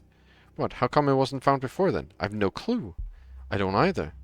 Atsuki appeared sincerely confused, despite being the one who'd guaranteed that the entire floor was empty. Suddenly, it was confirmed the Sekimeiya hadn't been taken out of the tower. It didn't come as a revelation. I'd never managed to believe it anyway. I need to leave this thing somewhere. He indicated for us to hurry into the event room. Anticipating his request, I took the keys out of the purse, failing to remember if the cabinet should have been locked or not. You scared the fuck out of me! Holy shit, what the fuck are you doing? You almost hit me with this door. Don't you think that's a better question for you? What are you doing? I'm doing absolutely nothing. We turned to Katai, who hadn't interrupted us. He was perplexed, staring at his empty hands. What's up with you? Where's the Sekimeiya? What? I have no... It disappeared. I legitimately felt it disappear. Excuse me? It disappeared from my hands just as Akira opened the door. I was holding it. Whoa, what? Where was it? It was in one of the cabinets. Did it just vanish? That's what we thought could have happened earlier, right? Sai spun around and looked at the cabinet covered by the curtain. There he looked all around the room with a slight frown. I was also moderately puzzled. Katai couldn't have been lying. He didn't have the Sekimeiya. It wasn't on the floor, and he couldn't have hidden it anywhere without us seeing it. Did it teleport away, just like that? Is that it? Katai stretched his hands, still appearing slightly pained. Sai, answer this first. What were you doing here? What do you think I was doing? Searching for the Sekimeiya. Do you think I was crazy for doubting Atsuki now? I didn't lie, though. I really didn't find the Sekimeiya when I looked for it. Well, it's great that you say that. Where the fuck is it now? Can it just be anywhere? That shouldn't be the case, right? If it actually disappeared from the mechanical room, that means it appeared in the cabinet where Katai found it. That's not a random place.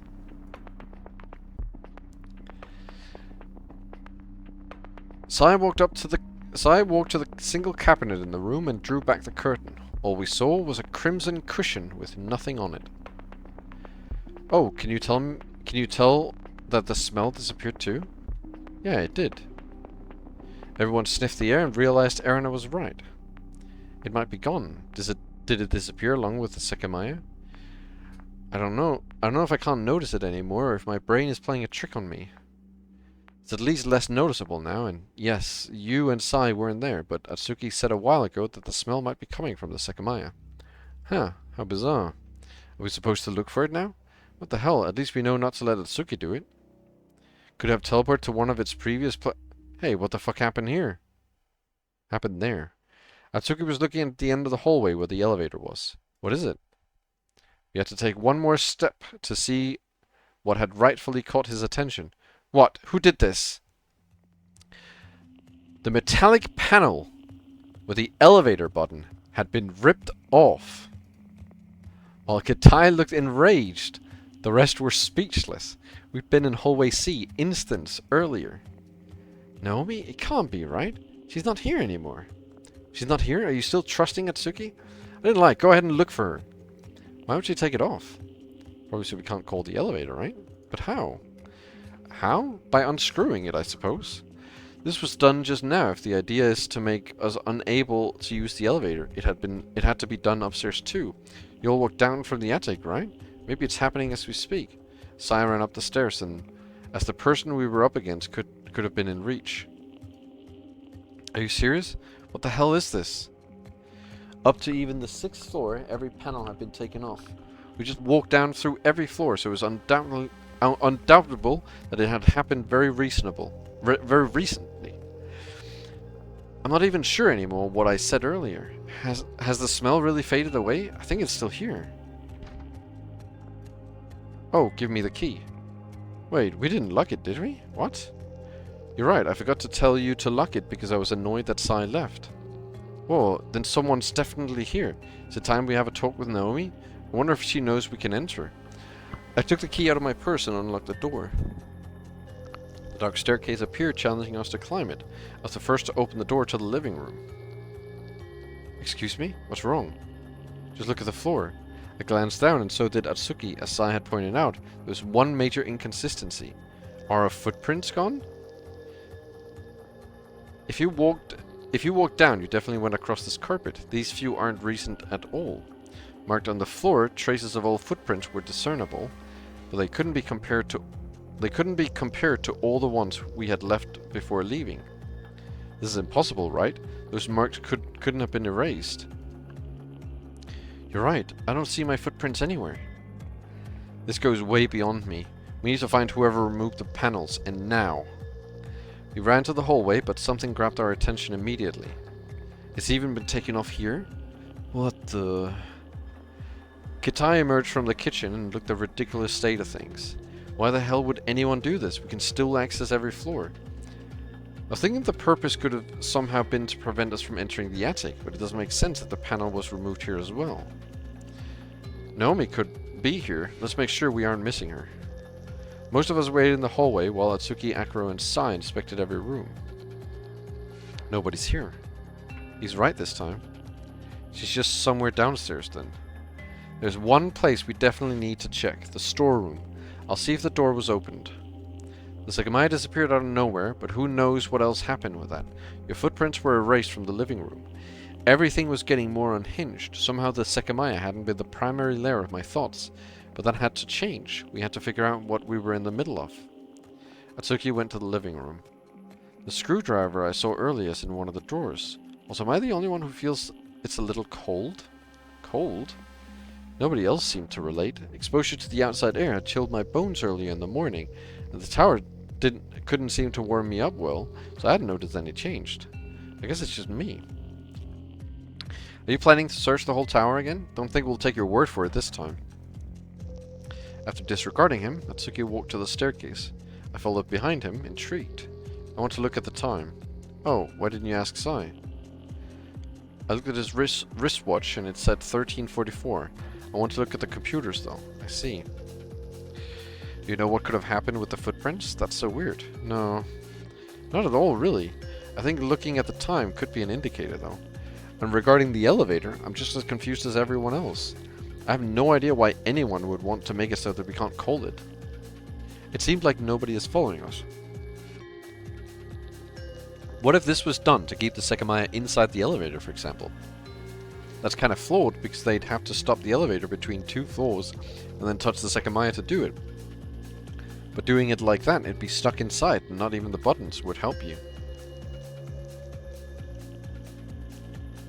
And even if it could be called with the buttons, we'd have to find them first. That would make the Sekimeiya simply hidden there instead. He sounded a little disconcerted. When he went quiet, he stayed that way, looking to be deep in thought until we were on the crystal floor. I want to see if the bias this time matches Sai's wristwatch. What? It's locked? Locked? Only Kitai had the key for this door, right? Yes, Naomi might be able to enter the attic, but as far as we know, only Kitai's key can lock this one. Actually, no, remember what happened? I found the key on one of the staircases, and we came here, but the door was unlocked to begin with. Then Kitai said his key he'd left inside wasn't there. We assumed it was the same one, but maybe that was wrong. Maybe there were 2 keys and one belonged to another employee. I'm not really sure it's that, though. It felt to me like Katai was scanning the floor for something. That's how I found the key in the first place. So... the computer doesn't work, we can't do anything in the security room, but look at the time through the BIOS, and it was locked after we figured that out. Maybe it was done to hide the time from us. No matter which key was used, anyone could have done it. Katai left the key in the drawer, and we all saw it. It should have been as easy as going to pick it up. We don't know how long the door's been locked for, though. I can't try to find a reason behind this when our fucking footprints disappeared from the attic. Irritated, he walked to the storeroom. As he reached the door, Sai came down from the stairs. Have you let Naomi free already? I haven't even entered the room yet. Then hurry up. Did we leave the movable wall in place? No, I don't think we did. Amazing.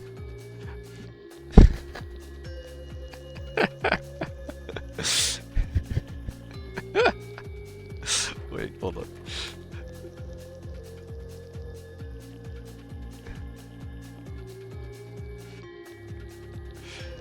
The way he said that, all it reminds me of is just this.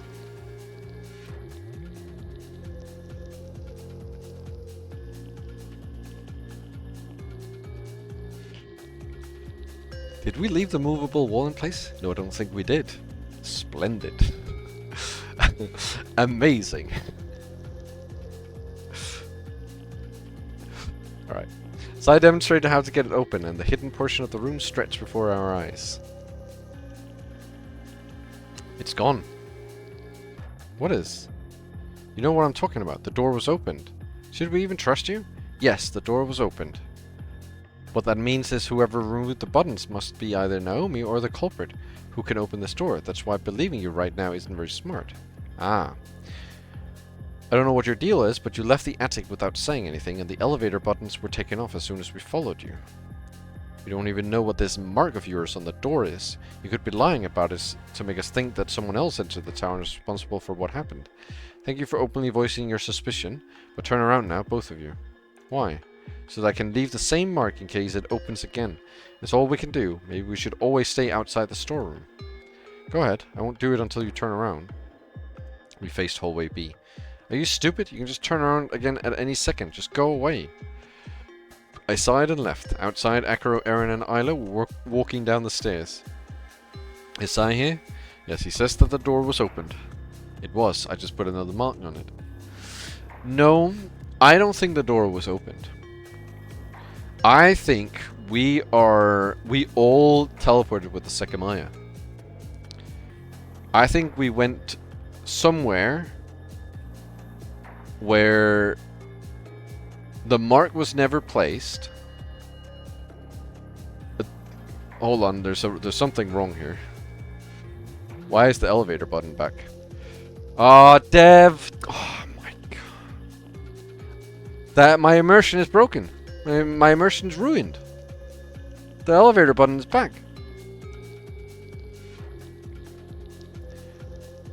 No, it's not that I doubt that, but I think we're just in a different dimension, because the footprints being gone, the Sekimeiya randomly disappearing, you know, the door in the storeroom, or like the large wall suddenly appearing back. I think the large wall suddenly appearing back. I don't think you can put the movable wall back. At least it hasn't been done yet.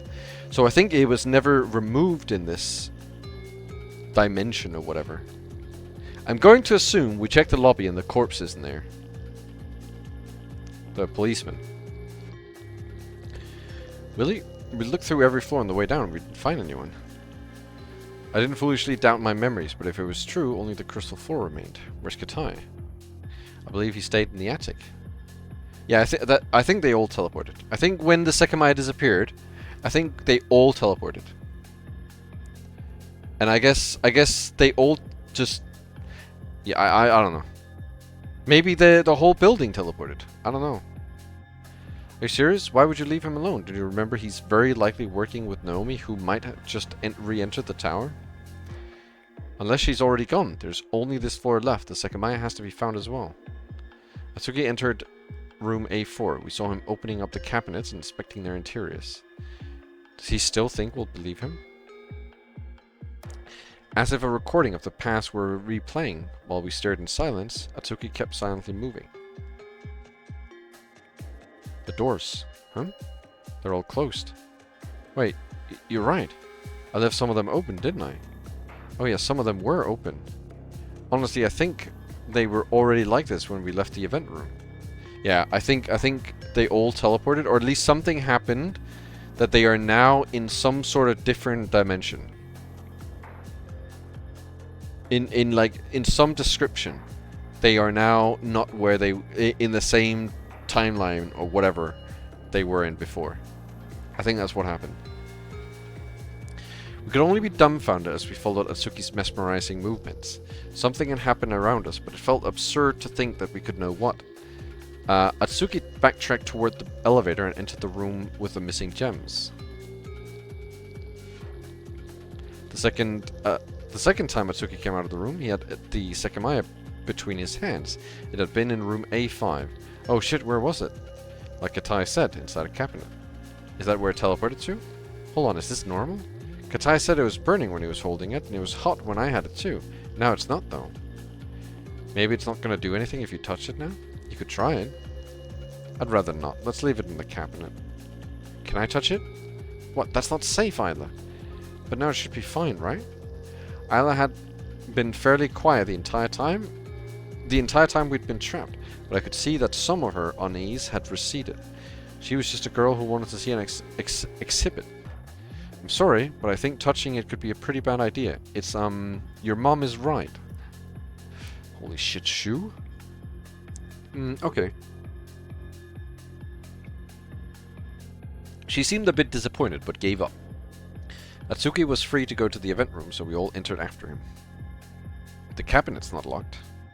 After scrolling open the glass, he placed the Sekimeiya inside and shut it again. Once the glass separated it, Atsuki stood without facing us. We awkwardly waited behind him, thinking he had something to say, but all he ultimately did was lock the cabinet manually. Katai's there. We looked through the door and saw him by the stairs, looking lost. There you are.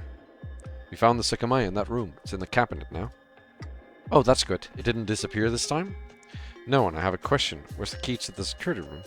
That one? I left it in the drawer next to the computer. You all saw it. That's what I thought. The security room is locked. Oh! That's why the security room is locked. Because we're in whatever, a timeline where it wasn't unlocked. As well. Locked. So the key probably also isn't in there. How do you know? Because I couldn't open the door.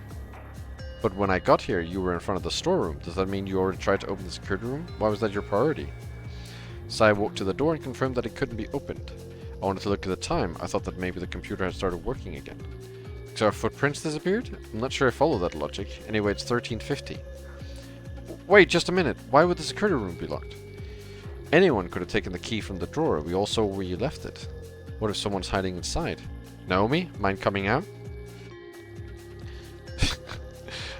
Good try. Good try, son. I can't see anything through the gaps, but I mean, Katai's got a point. Why would anyone lock this room?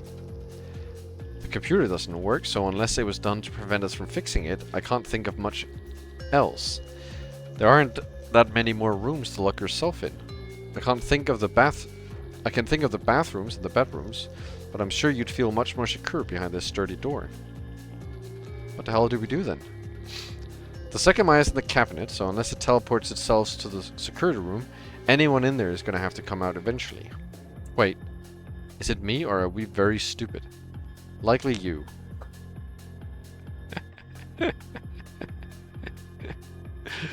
Good one, Si.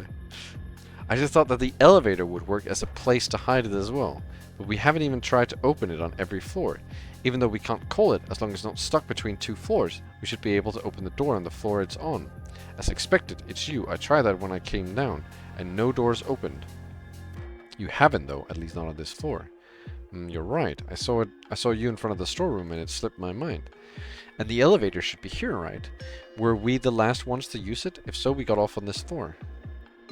As Atsuki gripped the handle, I noticed the door was closed. He had previously left it open to disable the elevator before searching through the higher floors. When he tugged on it, the door didn't budge. Is it not on any floor then? I suppose it could have moved. Well, I thought of this when I was walking down, so I didn't try to open it in the attic either. Did anyone? Katai, Akro, and Erna all shook their heads. Isla? No, I didn't. It would make sense if it was left there since the attic was locked. It didn't occur to us to open it because the button had been removed there as well. Huh, maybe we are stupid. I think it's very likely it is there. I have no idea what the purpose of this was, but we can access every floor, even though it doesn't make a ton of sense. The reason behind removing the panels could be to hide something in the elevator. As we're going up the stairs, we noticed Akro staring at the wires coming out of the wall. What's up? I was just thinking that we should be able to still call the elevator if we cross these two together. Katai, do you know what each wire is for? No, but it's not going to... Katai cut himself off, and at that moment his look changed. This elevator underwent maintenance a few times. We installed the stop button, while aware Sin could try to use it for the plans. And I just remembered something the technician told me. The elevator measures a resistance in the panel. If the circuit is open, or the resistance isn't correct, the other lines are deactivated as a safety measure. This was, of course, another measure against Sin. Crossing the wires won't work, but something is bothering me. If the intent was to disable the elevator, the culprit could have pushed the wires into the wall, but instead they're sticking out. It feels like the culprit knows they're disabled. Does anyone else know about this feature? Is the culprit, perchance, Katai? Because Katai knows. Does anyone else know about this feature? I doubt it.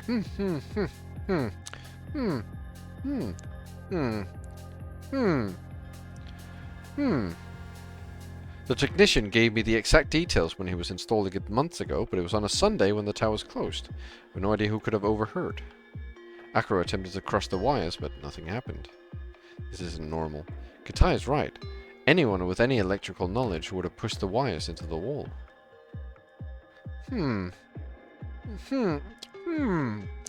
What was the purpose behind it? That question drove us to run back up, hoping to make sense of what was occurring. Stepping up the stairs, I almost gagged to the side of the wall surrounding me. I hated that damn building, and I no longer put any effort into repressing the sight of the deep, exasperated sigh that I let out. We all stared at the door in shock. It was locked. Someone else is certainly in this building. I left the attic just now. I took the keys out. You mean that someone locked it while we were downstairs? Weren't all the floors inspected? Maybe Atsuki was right. What if someone was in the elevator and got out as soon as I left? The inner button should still work. I inserted the bronze key into the keyhole and turned it counterclockwise. Huh? I can't unlock it. What? How is that possible? He took the key and tried it himself. Huh? It won't open. Flustered, everyone gave it a shot, but the outcome didn't change. The key wasn't affecting the lock. Katai, show us what you have on you. This is long overdue. What? Can you stop with that? You were the last to leave the attic, and I have more than one reason to believe that you might still have the key to enter it. Go ahead. Show us that you don't. After a disappointed look, he conceded and showed us the contents of all his pockets. Then Sai inspected him more closely and confirmed he wasn't hiding anything else. In one of Katai's deep pockets, 2 keys were found, which we recalled seeing in the past. According to him, they opened his locker in the staff room and the door between the first 2 floors.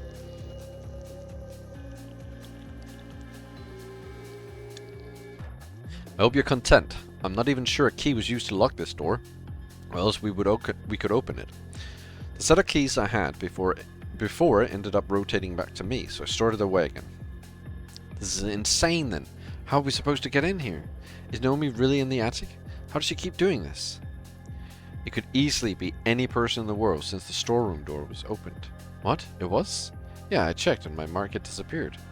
We can do one thing aside from thoroughly searching the places we can access yet again. We can try to open every elevator door. Have I not said that I've already done that? Yeah, you said you'd forgotten to check the crystal floors, but I can think of 2 reasons for that to be a lie. 1, you wanted to keep the idea of checking them to yourself. 2, one of the previous doors had already opened, so you had no reason to keep checking them after that. Okay, sure. If there's currently someone in the attic, they might want to take the elevator down and back up at some point, so it's not a bad idea to keep confirming that it can't be accessed. Would we hear it if it was used? Yes, it does make an audible sound. Everyone looked drained. With what little energy we had left, we circled around the floor. Tsuki grabbed the handle of the elevator and tried to open it. And fell to his death. Isla, don't look! It's a fucking elevator. Isla, don't look! She's scared of elevators. My heart shrank. When Atsuki's eyes met the interior, his body became rock solid. What we saw paralyzed him on the spot. His raspy breathing, the only part of him not immobilized. Oh fuck, not the elevator floor!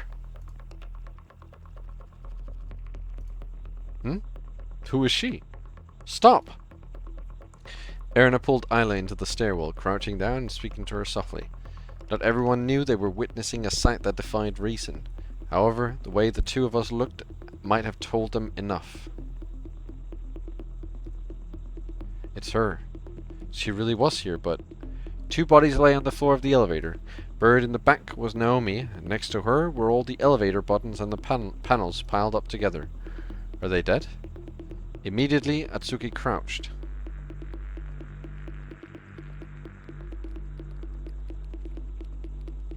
I don't understand. Two bodies lay on the floor of the elevator. Buried in the back was Naomi. Okay, that's one. And next to her were all the elevator buttons and panels piled up together. Is that a body? That's supposed to be a body? Immediately, Atsuki crouched. He softly grabbed an arm and pressed his finger to his wrist. His own arm lost its strength and released its grip. Does he know her? I nodded. Wait, isn't she the girl who died a few days ago? Yes, I remember her. From the news. How do you know her? She's an old friend of ours. I almost said that, but I kept... It is Mia! Well, what the fuck? What is she doing here? So Atsuki's plan will fail? Will he manage to save her, but she'll die again? No, what the hell is this even about? How could she have been saved? The past wasn't changed, was it? I will remember everything as it happened. I staggered forward and slowly reached for the arm Atsuki had dropped. The arm Atsuki had dropped. Oh fuck! He dropped someone's arm. Someone get it up. Someone pick up the arm. There was no pulse. Despite that, no part of her body indicated what had happened. Her body wasn't found, right? Oh, this is how. But this is what Atsuki's idea was. He was wondering whether the past could be changed or not. Without changing the past, he still had a shot at saving her, by going to the 30th and taking her away before the explosion, simply because her body wasn't found. Does this mean that he'll still do it? Even though he's seen that she'll die anyway? But we already verified that the past could be changed, so why would he do it like this? Nobody had words to interrupt the tragic scene. I stood up slowly and rubbed my eyes. There's a little blood on the back of Naomi's head, forming that puddle. That's definitely a wound. The questions didn't end there. We'd finally found Naomi, but she wouldn't be able to answer anything for us. I apologize for asking this, but is it possible she had a phone on her?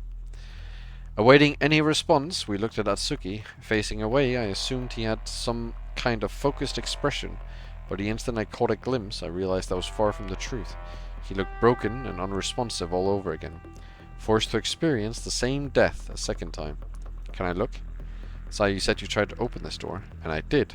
A few minutes ago. The elevator wasn't here. It must have been in the attic and got brought down just one floor so nobody heard it.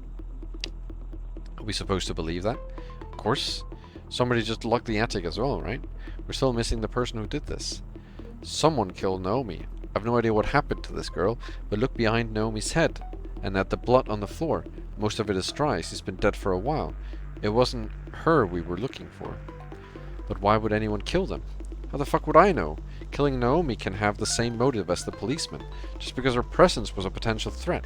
But this girl, knowing why she was killed is far from the main question. Atsuki, are you responsible for this? We know she died, but her body would look much worse if she'd been dead for days. Did you do something to bring her here? Surprisingly, Atsuki shook his head very slowly. No? You both know her, so there's no way her appearance isn't related to you. If someone got into the tower through the storeroom, could it be her? That time, there was no reaction. Sai stepped forward and kneeled next to Atsuki. The first thing he did was check whether the body was truly dead. Then he went from pocket to pocket while Atsuki observed his movements. It didn't take long to confirm she wasn't holding anything. Next, he leaned forward. The spotlight wasn't on Naomi, but he might have had something important. And she did. The inspection finished with a single result. A key that she had in her pocket. It's the attic's. So it won't be of any use, we already have it, and the attic is still inaccessible. What the hell are you talking about? We can take the elevator up with the key. Oh, I completely ignored that. Also, what I told you earlier was true. Naomi did have another copy of the keys. The others aren't here though. Not the whole set. Did they get separated? We need to go to the attic. I don't know why the elevator was brought down, but the real culprit might be right above us. Wait, we can't take the elevator with them inside. At least one of us can. That's not what I mean. We should take them out. They can't be inside an elevator until the police come. And that takes priority? Of course. She's right. They should be taken to the lobby so they're seen immediately when the door opens.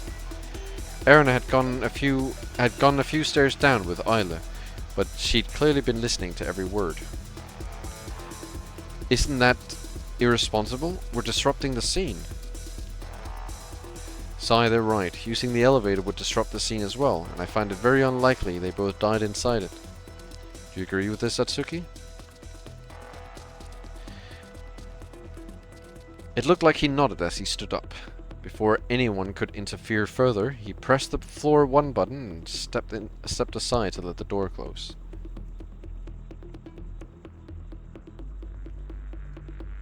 Then, without letting anyone see his face, we walked down the stairs.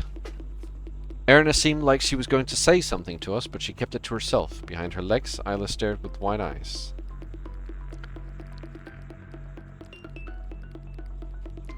Akira opened the elevator on the crystal floor. The same deathly image was reiterated. Then my reaction was similar to the first time I'd seen a dead body.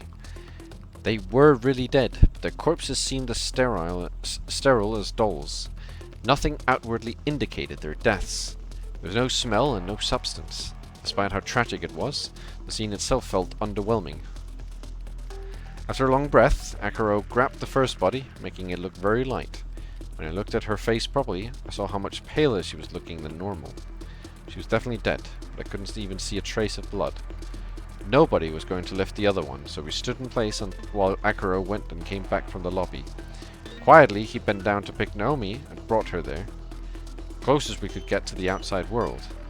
Inside the elevator, only remnants of blood, buttons cut inside their covers, and scattered screws remained. Does anyone want to come to the attic? I will. Nobody else answered, so both of them stepped inside the elevator, dodging the tiny pool that had formed below Naomi's head. Sai still had the attic key and inserted it to enable the floor 7 button. They closed the door and let the elevator bring them to the attic. The place the person we were searching for had sealed off. I turned back and saw Atsuki walking to the lobby. That was what it seemed like at first anyway. On the way, he made a turn and entered the event room. The Sekimeiya was still being kept in the cabinet. Give me the key. Of course, nothing had ended yet. The Sekimeiya had the power to change the past and, additionally, allow us to learn what had happened. I took the key ring out and personally unlocked the cabinet. He grabbed the cushion and placed it on top of the cabinet. From hallway A, Akira and Erna looked at him without being able to say much. For a while, Atsuki stared at the gemstone. But he didn't wait long. Just a couple of minutes later, he reached forward and placed his hand on it. It's still not working. Why not? I'm doing the same thing. Right.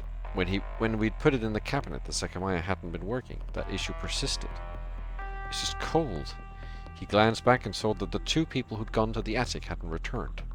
After a pause, he placed the cushion back inside the cabinet. Interestingly, like the previous time, he stood in front of it for a while before turning the manual arrow. They're back, coming down from the stairs. Did you try to use the Sekimeiya? Nothing in the attic. There wasn't anyone. We only found this. In his hand was the key to the attic. This isn't the one Naomi had. There's another one inserted in the inner lock of the door. That's why we couldn't open it from the outside. What? Another one? Yes, a third one which shouldn't exist. I'm glad you brought that up, because I can now point out how that doesn't make sense. You're saying a third one shouldn't exist, but your keyring was supposed to have one, right?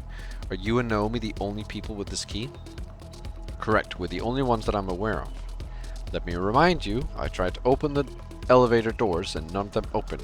While the culprit could be someone who left and entered the tower, it's possible the people who came in through the storeroom were only the 3 victims whose presences were harmful to the killer. 4 of you were still in the attic when I went down. Are you seriously accusing us of this?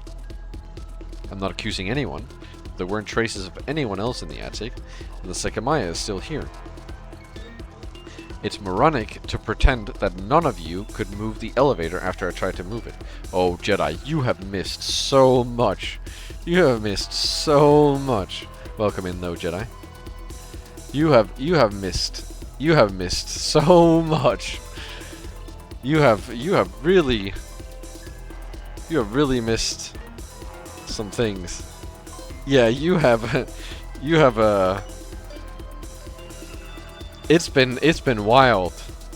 Okay, let me see. We ended here. So what has happened was that we found a dead policeman in the lobby. He's been stabbed by a knife. He also had a walkie-talkie on him, which was broken. It needed batteries, which Katai told us we couldn't find, which obviously we don't know. We can find because we're in chapter 2, so things are a bit different. But he lied about that because we know from chapter 1 that there are batteries somewhere.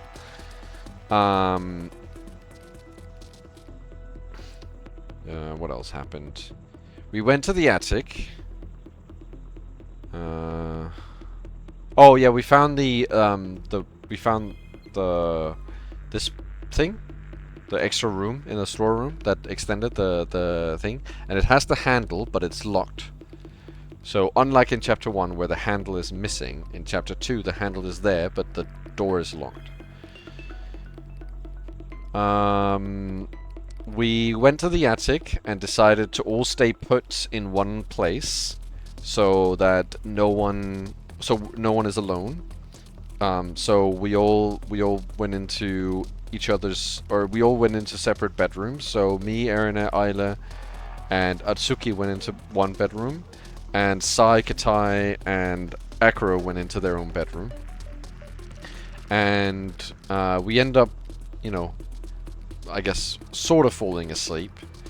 But suddenly Sai comes in and starts searching through all the drawers in our room. And then he leaves, very suspiciously. And then he comes in again, he shows us the note, which was in the kitchen. The same note that we also saw in chapter 1 with Naomi talking about the attic. Then, shortly after, Sai is apparently missing. I don't know how Atsuki knew, but apparently Atsuki knew that only Sai had left. And we get an option. Do we go look for him, or do we stay in the room? And I chose to go look for him. So we go down looking for him, and we find the Sekimeiya. And suddenly, as we have found the Sekimeiya, and Katai finds the Sekimeiya, as we found the Sekimeiya disappears from Katai's hands because it's like burning, like furiously burning.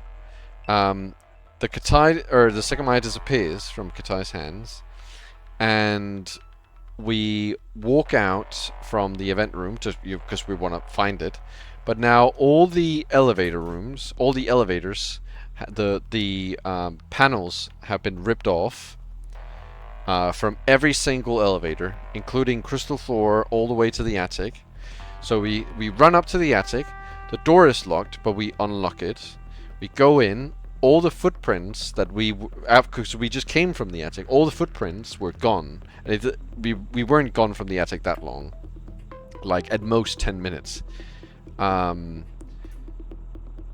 So we walk back down to the crystal floor when we want to open the door into the security room to check the time on the computer. When what's his name? Sai comes down, he tells us that inside the storeroom he's put a mark on the door here to see if it's been opened, or I guess if it's been tampered with, I guess is a better way to put it. He tells us that it has been, because the mark that he left is no longer there. So we start searching for it. We find it pretty quickly. We find it in the room A5, which is where, here. We lock it in the cabinet. So we go back to the attic, and we find that it's been locked. So obviously we try to unlock it, but the key won't work. We later find out that the reason why the key won't work is because there's a key on the other side of the attic. So obviously from the inside there's a key stuck in the keyhole, so that's why it won't work. So what we do is we go down from the 6th floor, and we open all the doors, all the elevator doors, and we check inside. But we don't have to do that for long, because on the 5th floor inside the elevator lies 2 bodies. One of the body being Naomi, the other body being Mia. And we have now taken the elevator down to the crystal floor, taken the bodies out and put them in the lobby together with the policeman. I think the policeman is probably still there. My theory is that he isn't there, but we haven't heard anything. And we are now looking at the Sekimeiya. Atsuki took the Sekimeiya out of the cabinet and tried to use it, but it didn't work. And that's practically where we've left off. I'm not accusing anyone, but there weren't traces of anyone else in the attic, and the Sekimeiya is still here. It's moronic to pretend that none of you could have moved the elevator after I tried to open it. Then likewise, it's very stupid to believe in you.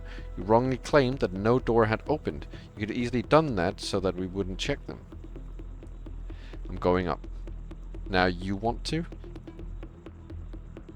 After ignoring Sai again, Natsuki walked to the staircase. As soon as we saw he wasn't going to take the elevator, the rest of us followed behind. Did you lock the door on your way down? Yes. Katai inserted the single key and got the door to open. Atsuki didn't waste time before going up the stairs. Sai's and Katai's footprints were still visible, so we stepped directly inside of them. I figured Atsuki wanted to see the state of the attic for himself, so he went ahead to the hallway. The people who hadn't taken the elevator dispersed throughout each room, and each verified nothing stood out. In the end, everyone ended up scattered through the floor. Eren and Ayla sat on the sofa, Atsuki stood in the staircase, and the others remained in the right bedroom. Sai was sitting in front of the elevator, seemingly lost in thought. For many reasons, the mood was dark, and it was really burning me out. I walked to the bedrooms and opened the left one. I needed to throw myself onto the bed and be alone for some time.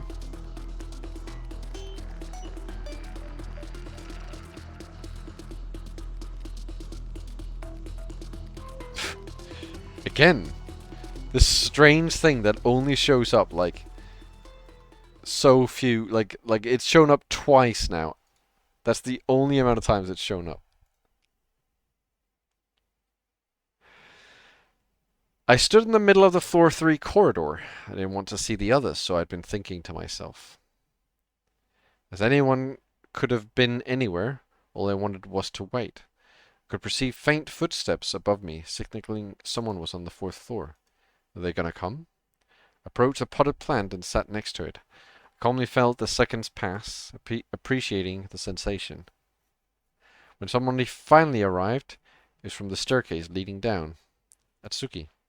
He jerked up to me, looking anxious and disturbed. Are you alone? Where are the others? I am, and I don't know. What happened? You need to come down. Did anyone pass through this floor? Haven't seen anyone, no? He was pretty agitated, so I kept my composure and waited for him to tell me what had occurred. Everything about him gave away that he'd seen something frightful. We need to find everyone else. You gonna tell me what happened? I'm sorry, it's on the crystal floor, but we shouldn't separate anymore. He grabbed my hand and dashed toward the way he'd come. You're scaring me, don't tell me. Oops. We ran around the second floor. When we got to the last staircase, Atsuki stopped and looked down. It wasn't visible yet. I descended the steps on the hill. The crystal floor was visible through the open door. Erina! Erina's body lay face down over a vast pool of blood, traces of which started in the middle of the staircase. Why so serious? Thank you, Cow. You're welcome, Cow. Erina's body... sorry, already. Traces of which started in the middle of the staircase. I didn't have to walk farther down to know she was dead. Behind me, Atsuki hadn't yet stepped down. It was hard to meet his eyes. He looked only at the floor. Today I learned that my $600 external recorder display, which had become obsolete almost immediately after I bought it like 2 years ago, apparently had a serious software bug which crushes the dynamic range. Behind me, Atsuki hadn't yet stepped down. It was hard to meet his eyes. He looked only at the floor. Oh. Did she right? What do you mean I'm getting cursed? Damn it, where the hell are the others? Still in the attic? I think someone was on the floor above me at some point. Were you alone when you found her? Yes. I kept walking down while I silently wondered why he'd been alone. On the floor of hallway C, I pressed 2 fingers to Erina's body and waited for any perceptible movement. Not moment. I've already checked. She was truly dead. Erina, who'd been quietly following us around the entire day, was not alive anymore. Such a bizarre sensation. Where's Isla? She can't see this. I don't know where anyone is. They should be up above. It's not possible for us to take the elevator, so let's walk up. We should come across someone. My heavy breathing was interrupting my words. I didn't let my gaze stray from Erina. Being so close to her, I noticed... What do you mean 0 doesn't count as any amount? That's a good point.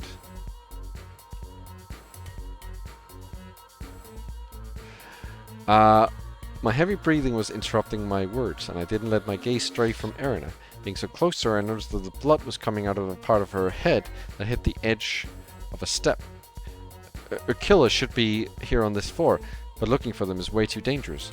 Like I said before, don't go anywhere alone anymore. Yes, I know. We ran up the floors. On the 4th was Sai. However, as it was essential to find everyone, we didn't explain fully and kept moving up. What do you mean? Michael ignored it and moved on. 1 floor higher was Katai. On the 6th, Acro. I saw that the attic key was inserted into the door. We all entered to find the missing person. I stared at the floor's footprints, the proof that the past had changed. I had no idea how, but it was undeniable that it greatly had. When every room was looked into, the final result was alarming. Isla had not been found. Isla should be somewhere. Where did you all see her last? Only Isla? Then what happened on the crystal floor? Is it Erina? Both of them were not here long ago. Yes, they were sitting on the sofa when I left. In that case, they took the elevator. That was them. Was it up here? Yes. So Isla could be in danger. Or Isla was the danger. All of us ran back down. It was hard to believe anyone wasn't aware of what awaited them, but they had to see it for themselves. Shit, why the fuck would Erina be targeted? Everyone saw her dead body over the slowly growing pool of blood. Sai gently checked her pulse and confirmed it for everyone. Why is Isla not with her? It couldn't be that. There's no way. Should I bring her to the lobby? To the lobby? Why? So she's with the others. Sorry, that was stupid of me. This time, this is actually where she died. I went quiet. I'd begun to form a small theory, but it appeared I was wrong. After that, I realized I had no idea what had actually happened. What do you mean that's not your wife, it's your car?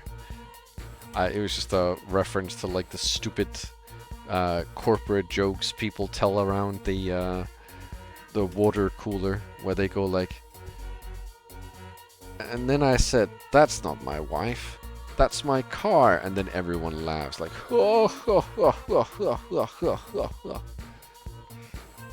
Can we be sure she was killed? What if she fell off the stairs? Was shocked Island made her run away?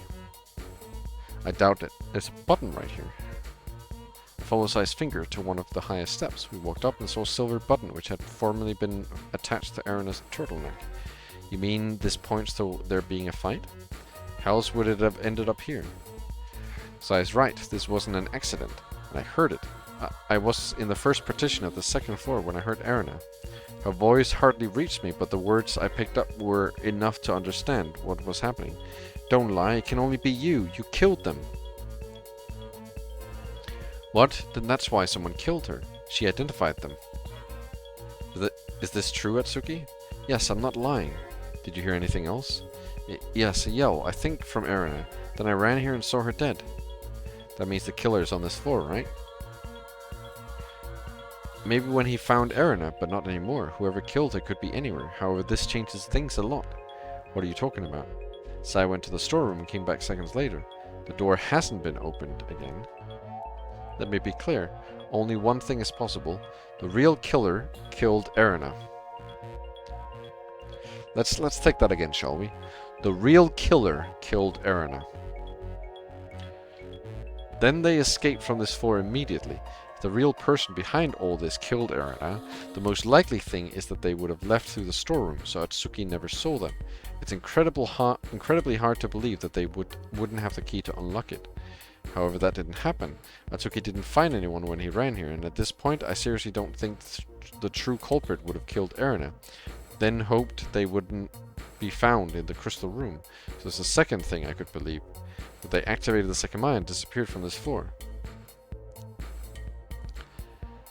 Sai seemed to have a point when he was getting to...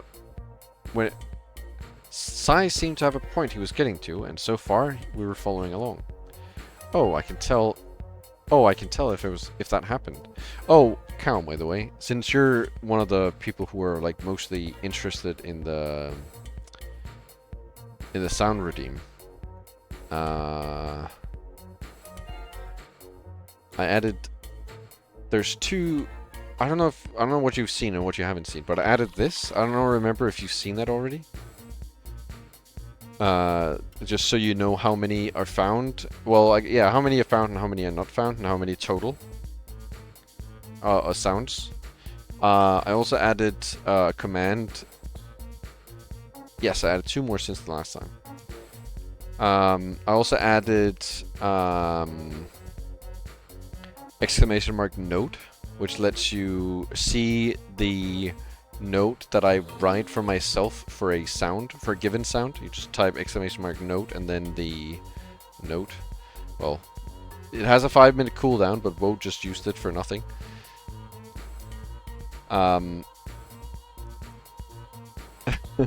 Like I said.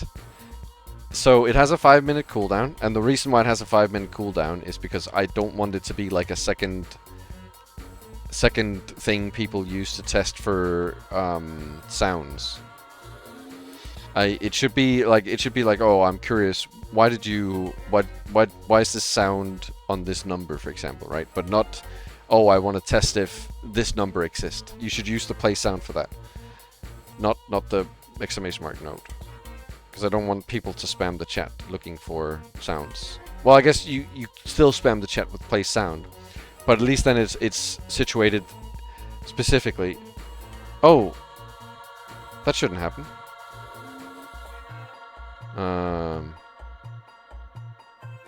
Oh, hold on. Okay. Okay, well, that shouldn't have happened.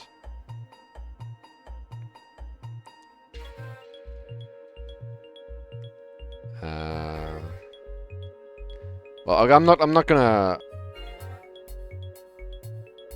I'm not gonna fix that now. But that shouldn't have happened. You shouldn't be timed out for typing note.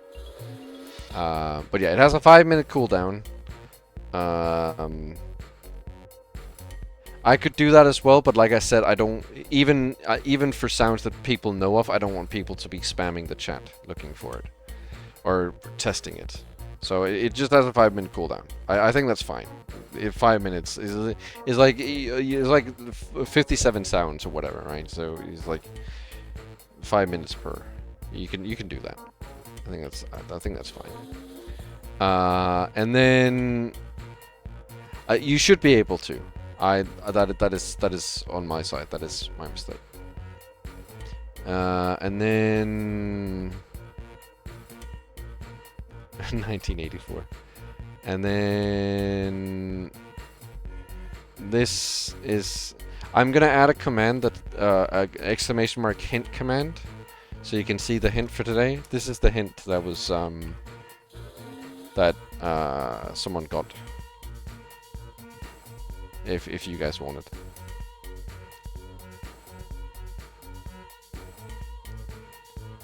But I am gonna add a command, an exclamation mark hint command, so you can see the hint that someone. So if no one redeemed the hint command, or if no one redeemed the hint, redeem. It won't do anything, but if someone did, it will show you the hint for that day.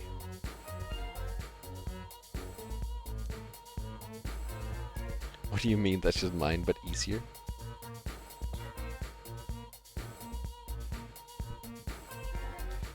Because it's funny to start with, what do you mean?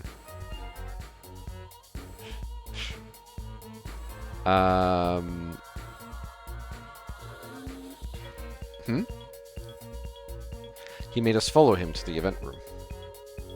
Cow, you're not even cursed anymore. You're just role playing now. Okay.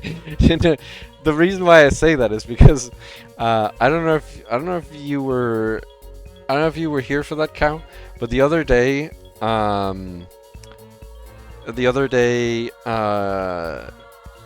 someone got a curse that was bugged, and I had to fix it, and I reset the curse thing, so everyone's curses disappeared.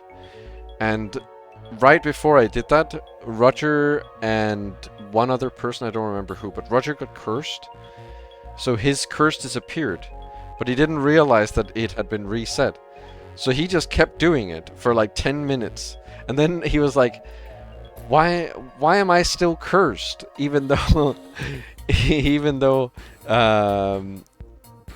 it's been 10 minutes and everyone else's curse is slowly disappearing. The glass hasn't opened either. It's very likely they had the key, but the Sekimeiya wasn't used. You can tell? Yes. How? It's because of the threat that I detached from the curtain earlier. Natsuki explained what he'd done. The last time he'd closed the cabinet, he left a thin, short thread above the movable glass. That way, if anyone tried to get the Sekimeiya out, the thread would fall. It's in the position it was when I locked the cabinet the last time. So you ripped me off? I guess that removes this option. We all saw the threat and understood that Natsuki was telling the truth. The cabinet hadn't opened, and according to the sign, neither had the storeroom door. Why would you curse me in bed? There's no hint command yet, but there will be eventually. I'll add that like soon, probably like after stream or tomorrow or whatever. But I'll add so the hint command. So if someone has redeemed a hint, it will show it. But if you wanted it again, here's the hint. It will just show literally this.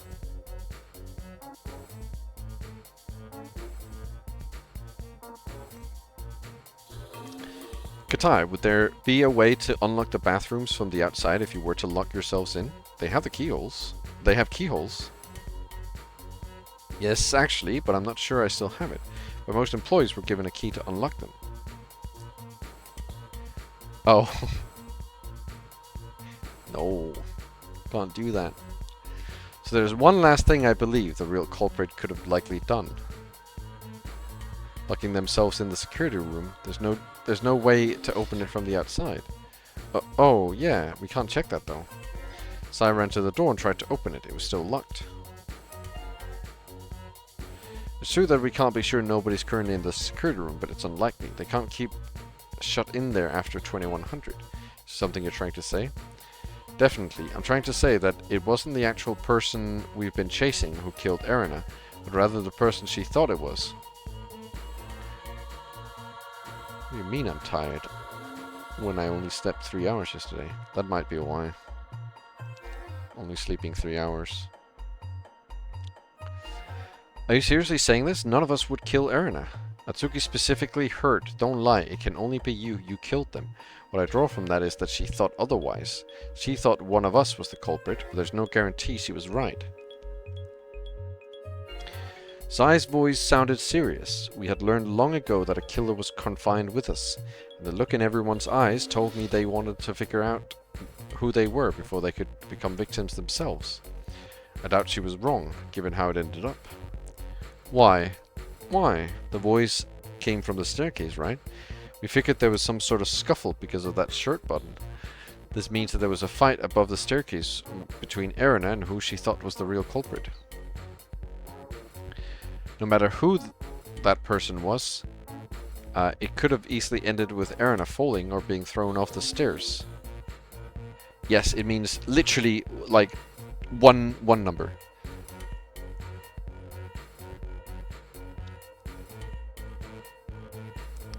So it's sort of like a two-parter.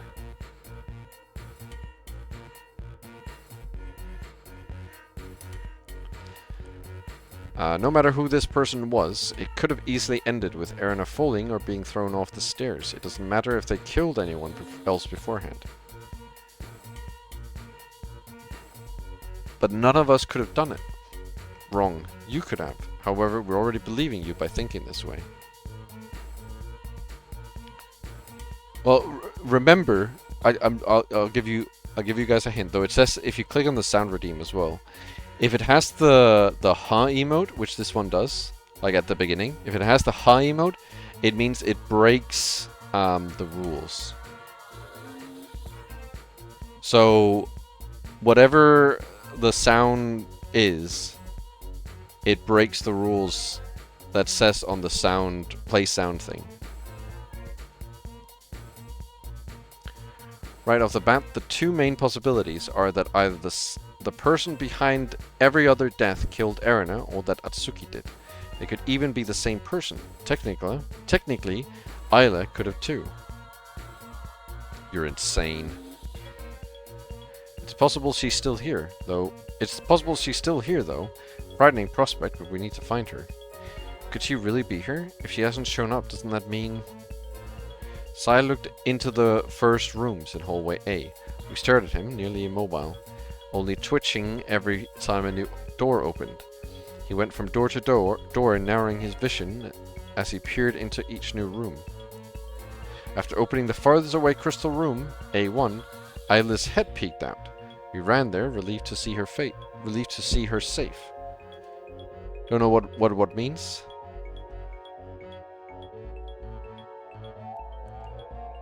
Like what the it breaks the rules means? Oh, I'm no longer bedridden. What are you doing here? We were looking at the gems and Mom said to stay in here. What? Yes, there's only one I really like in this room. Yes, there's one I really like in this room. We looked at each other speechless. She didn't know what had happened. After some uncountable stretch of silence, it became clear that none of us had the strength to say it. So you haven't moved from here? She nodded. Did you come here from the attic? Yeah. This is like the opposite of what happened in chapter 1, where Ayla died and Erina had to suffer it. Now, Erina died. Well, Erina also died in chapter 1, but Erina died first in this one. There were only quiet, devastated looks. Ignorant, Ayla shrugged, slightly confused by our behavior. Do you want to see it? It's really pretty. We'll come see it in a bit. Okay. With a smile, she walked to one of the uncovered curtains and admired a tiny black stone displayed individually. Slowly, Sai shut the door and to leave her in peace for as long as possible, while she did as her mother had instructed. We'll be back in just a minute. We looked in hallway C, once again witnessing what Isla had no idea about. As we retreated, we heard Sai talking in a whisper. You heard what Isla said, right? Before dying, Erin had told her to stay in that room. She knew she was going to confront the person she believed to be the killer, and she didn't want Isla to see it or interfere. So now tell us, Atsuki, why did you say that none of us could have done it? Because I left the attic first. I walked down, but I couldn't really bring myself to go to the crystal floor. That's why I stayed in the first partition of the second floor, thinking to myself. From there, I would have seen anyone moving through floor 2. But you didn't see Erina. Like you said earlier, Erina and Isla had to use the elevator to get here. That's right, I heard the elevator once. I did too. Yes, me too. Katai and I were the ones who brought it to the attic, and afterward we left through the main door. This means it's very likely the elevator was moving down and arrived on the crystal floor. So I approached the elevator and opened it successfully. It had been left on the crystal floor. In addition, the panels haven't been attached yet, so there was no way to call it from here. The floor 1 button was pressed from the attic, which leaves the following way possible. Someone took the elevator with Erina and Isla. That's how the killer could have gotten to the crystal floor without being seen. Did anyone see both of them taking the elevator? Every head shook. We could ask Isla, but even if she says that no one else was with them, we can't blindly believe that. They could have threatened her. The fuck happened with Shiroya earlier? Oh, the teleporting thing? Yeah, I don't know. She slept 30 minutes and she was suddenly somewhere else. Yeah, I'm not entirely sure. What did everyone do exactly? Atsuki began. What? What is this? What is this format? Well, she couldn't have been... Well, I guess if she took the elevator with them, yes, she could have been. But then we need to ask Isla. I don't understand why we can't ask Isla, even if we can't blindly trust her. I think we should still ask her if there was anyone in the elevator with her.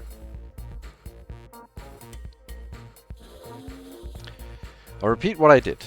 I was the first to leave the attic, and I went to the second floor. I spent several minutes there, during which I heard the elevator once.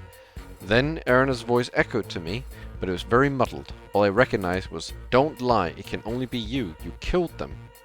I ran down the staircase and found her dead. I didn't see or hear anyone else, so I ran back up to find you all.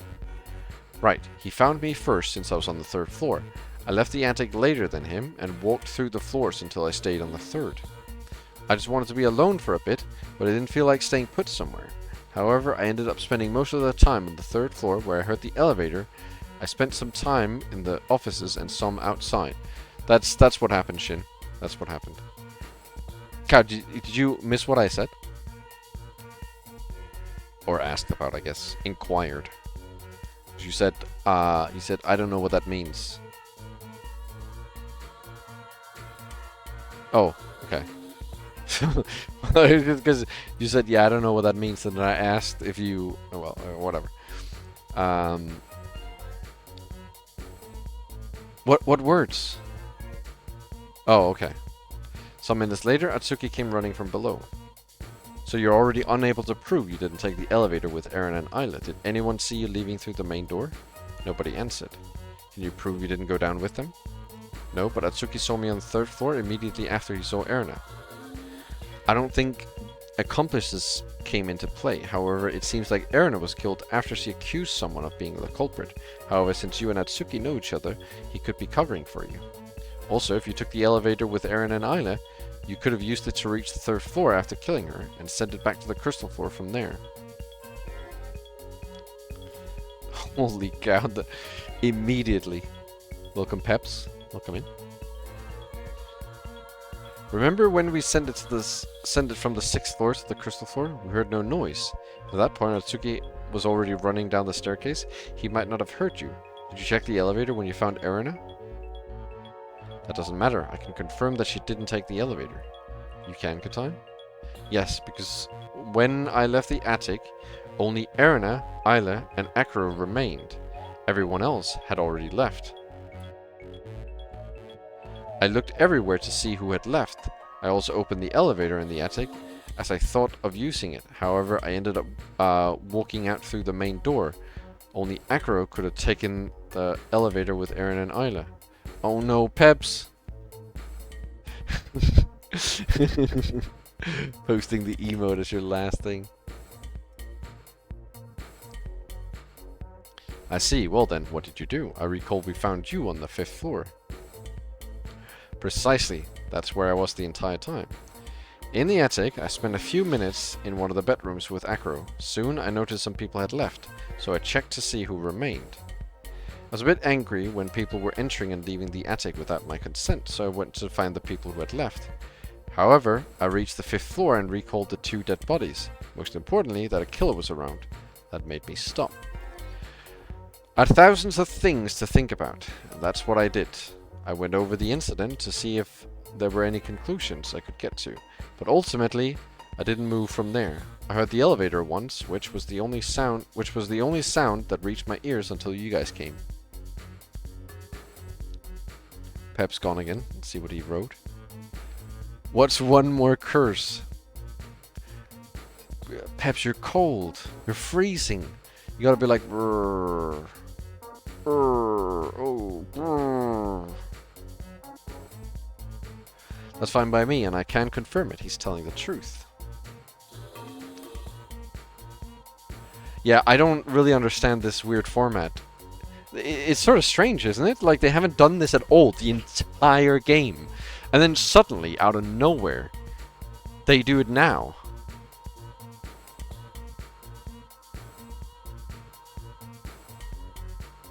Oh, that's Katai? Oh, that's Katai. The green one was Katai. I thought that was Atsuki. Because he's green here. Then why is this also green? Oh, that is awful. Okay, that makes it really hard. I thought that was Atsuki. That's why I was really confused why Atsuki wrote. I was a bit angry when people were entering and leaving the attic without my consent. I was like, what? That's a really weird thing Atsuki would say. Imagine how confusing it is to me, who hasn't paid attention to the entire game at all. It's not because I have not paid attention, as previously mentioned. Don't worry, it's probably not any more confusing to you than it is to me and Shinjuk, who's been here from the beginning of the game. Honestly, I am very confused still. I have like basically no. Yeah, I have no idea what's going on. I am so confused. I've been confused since the beginning. Like, honestly, I am sort of excited. Everything makes sense. You just need to keep clicking and it'll be explained in 2 pages. I am sort of excited for some sort of like explanation to reveal something to me, right? Okay, I'm back. Did anything happen? Yes, we're now... How long have you been away? Oh, Pep's gone again. What did Pep say this time? You wouldn't believe what happened, Emperor.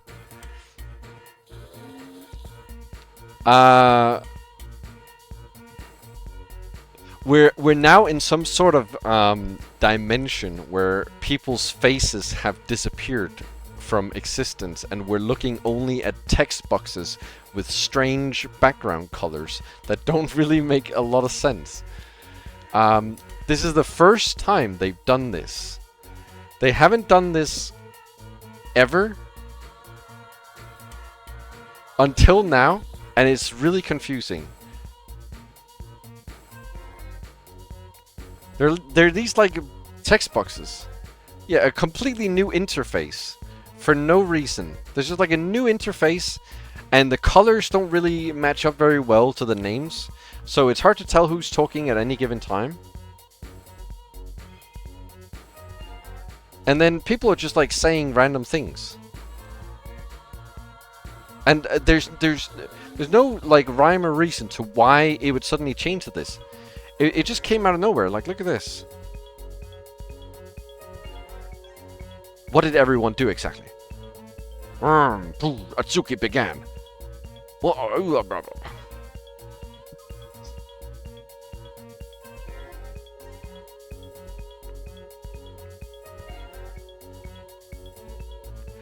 That's fine by me, I can confirm it, he's telling the truth. The reason why I stayed on the 4th floor was different from everyone else's. It was because I quickly began to hear noises coming from the floor above me. More specifically, footsteps that I now know belong to Katai. Yeah, a few people died, and I guess we're changing to this format because a few people died. It's sort of like someone dying, and the developer was like, oh, let's make things interesting. And then we now have this format. It now looks like this. I paid attention to see if there was anything I could figure out from them, but they simply kept going in circles, so it gave the impression that whoever was walking above me was either lost in thought or fairly nervous. I fall asleep reading without pictures. So true, that's what I'm saying. This is like not a picture book anymore. Where's my pictures? Why am I in this random dimension? For most of the time, the sound of footsteps came directly from the 3rd partition. However, during the last few minutes, they left it and started to come from the outside. Right? It's just a novel. Where's the visual part? Why is it just novel? It's just a novel. When I heard the elevator, I thought the person above me would come down. That never happened though, and the footsteps never ceased. There's no time for Katai to do anything. I'm glad we settled this quickly. This also confirms that Sai is telling the truth. Everything that he said is correct, which means that he was on the 4th floor the whole time. Akuro, it's you left and you understand your position, right? Yes, but I don't have much to say. I left the attic when Aaron and Isla were still sitting on the sofa. I'm pretty sure Katai is right, and they were the 2 people remaining in the attic. I knew most people had left, but the 6th floor was completely desolate. I also had quite a few things to think about, so I eventually sat where you found me and spent the whole time there. I actually didn't hear the elevator, but I was pretty far from it and not paying much attention. I have a question. Why didn't I hear your footsteps if I was directly below you? That I can answer. Haven't you noticed? Akuro doesn't have much sound when he walks. Akuro doesn't make much sound when he walks. What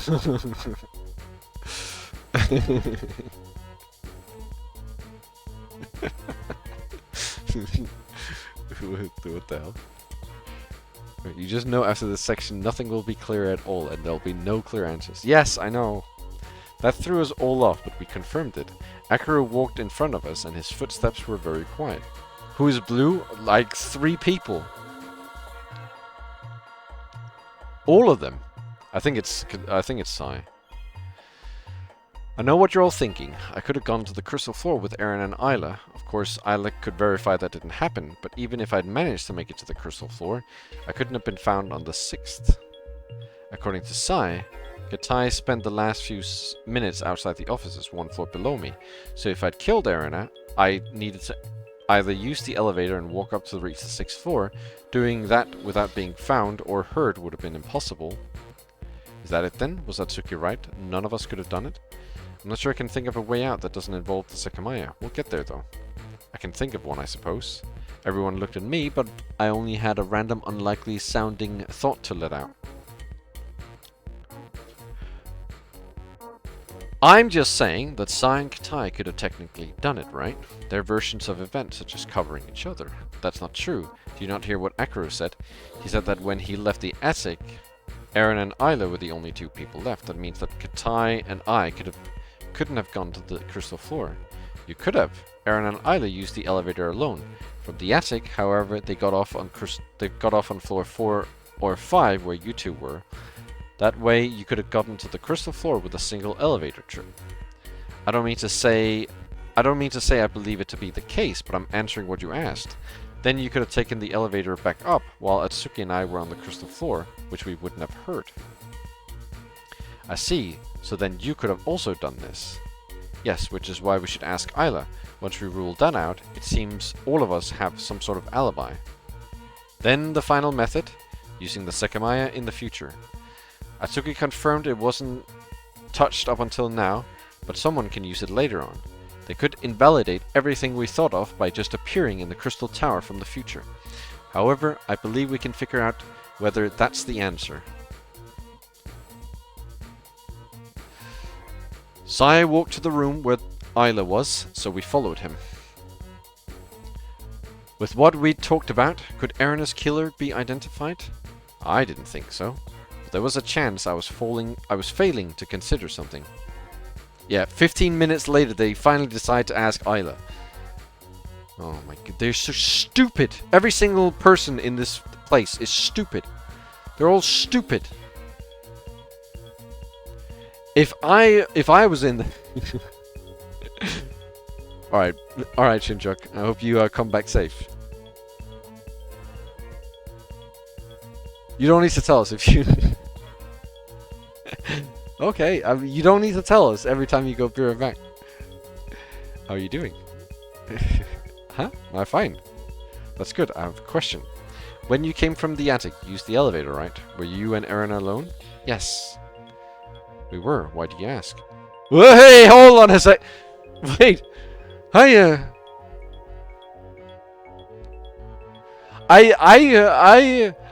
just read that without even thinking.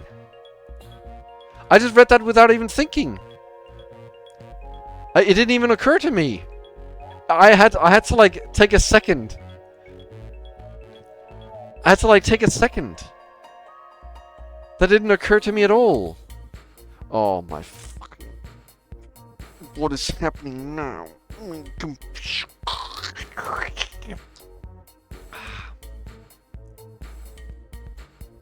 Erina, what are you doing here? What am I doing? She was there, casually leaning against the line of cabinets. I could hardly believe what I was seeing. There was no worriness in her eyes, and not even a trace of blood near her. What's with those looks? Do you not know what happened? No? What? It's the new UI. Sai responded only by peering at Isla's curious face, which communicated to Erina that it was something her daughter couldn't hear. She stood up and came over to us, clearly oblivious. Wait here, sweetie. Okay. Erina, what happened since you two left the attic? What does that mean?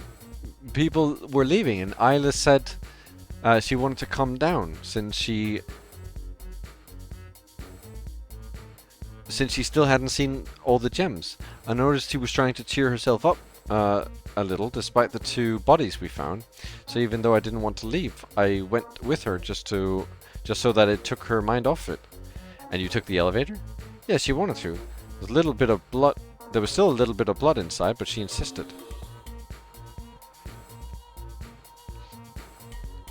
Are you going to tell me something? Peeing? Peeing? She'd noticed we all looked like we were staring at a ghost. She began to look seriously unsettled herself. And you simply stayed in this room? There's potentially still a murderer around, and I especially didn't want to move around this floor or go to the lobby. I noticed Isla was focused on one of these gems, so I told her we'd stay here. I wasn't going to leave her alone unless we guaranteed we were safe. So just earlier when we talked to Isla, you were here? What? Yes, behind the door. I didn't know if you needed something, but of course I was inside. behind the door, but the door was closed. We closed the door. Finally, Erna noticed where our line of sights went and turned around. There was no pause before the gasp came. Ah, that's... What's wrong? Nothing, please stay there. She approached the face-down body and recognized that there was no misinterpretation. Her clothes were the ones stained by blood, and the body was her own. Imagine hiding behind the door. imagine like people coming like looking for you.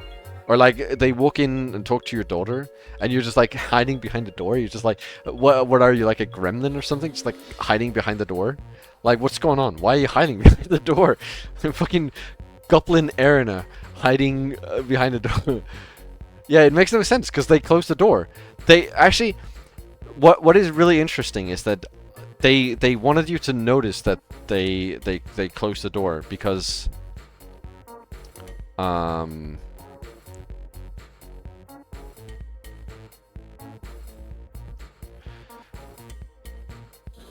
here.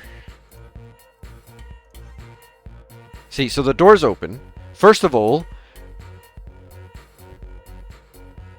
I guess this is outside. Okay, fair enough.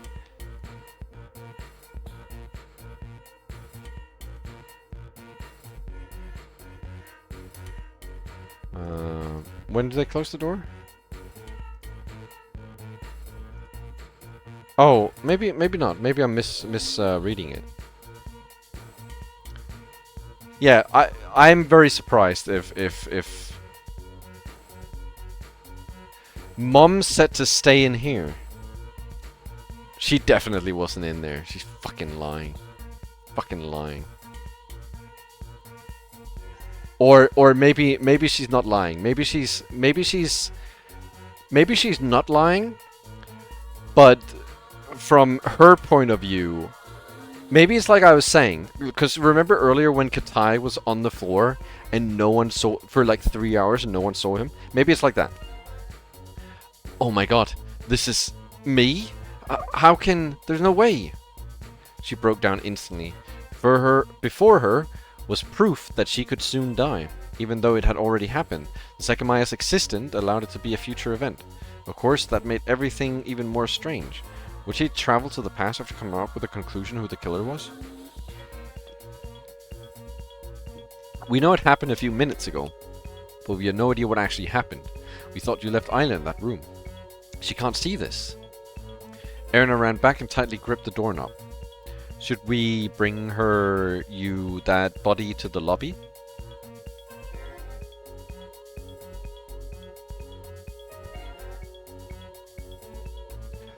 Oh. Holy. It was like a frame perfect mute to sneeze.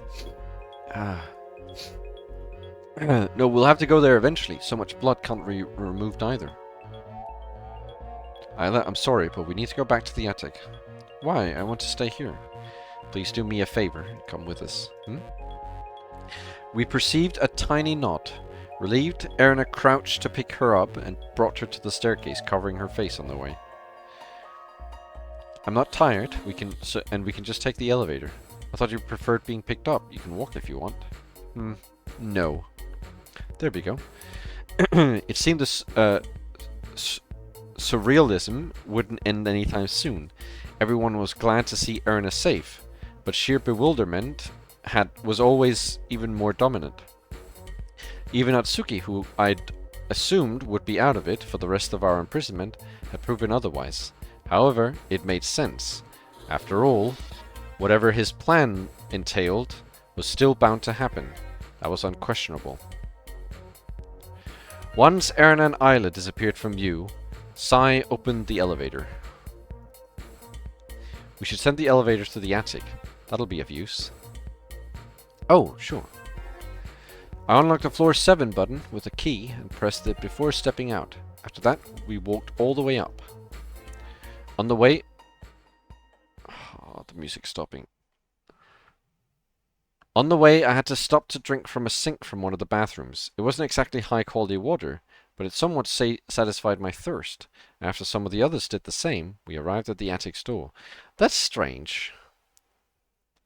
I know that they didn't say, in chapter 1, I know that they didn't say it was like good water, but it was definitely worse than, it wasn't exactly high quality water.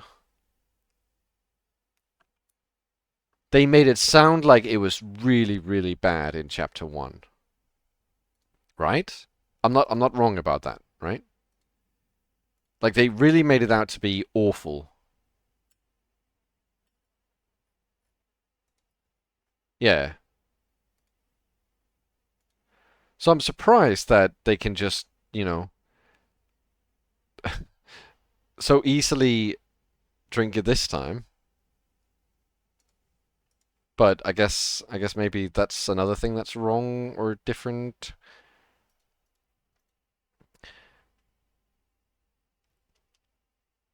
I thought you took the elevator. We sent it up empty. We saw Isla in the living room before Erina could join her. Sai grabbed her sleeve. Can you search the word water? Yeah.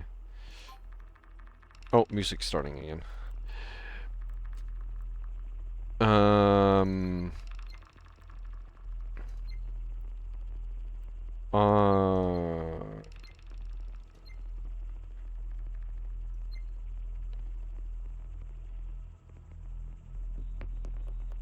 But it wasn't very good. Okay, so I guess wasn't very good is... Oh, what then? You're right. No way this is drinkable. I grimaced at the taste. I grimaced at the taste is interesting. It wasn't something I could drink. But this doesn't seem to imply... It wasn't exactly high quality water, right?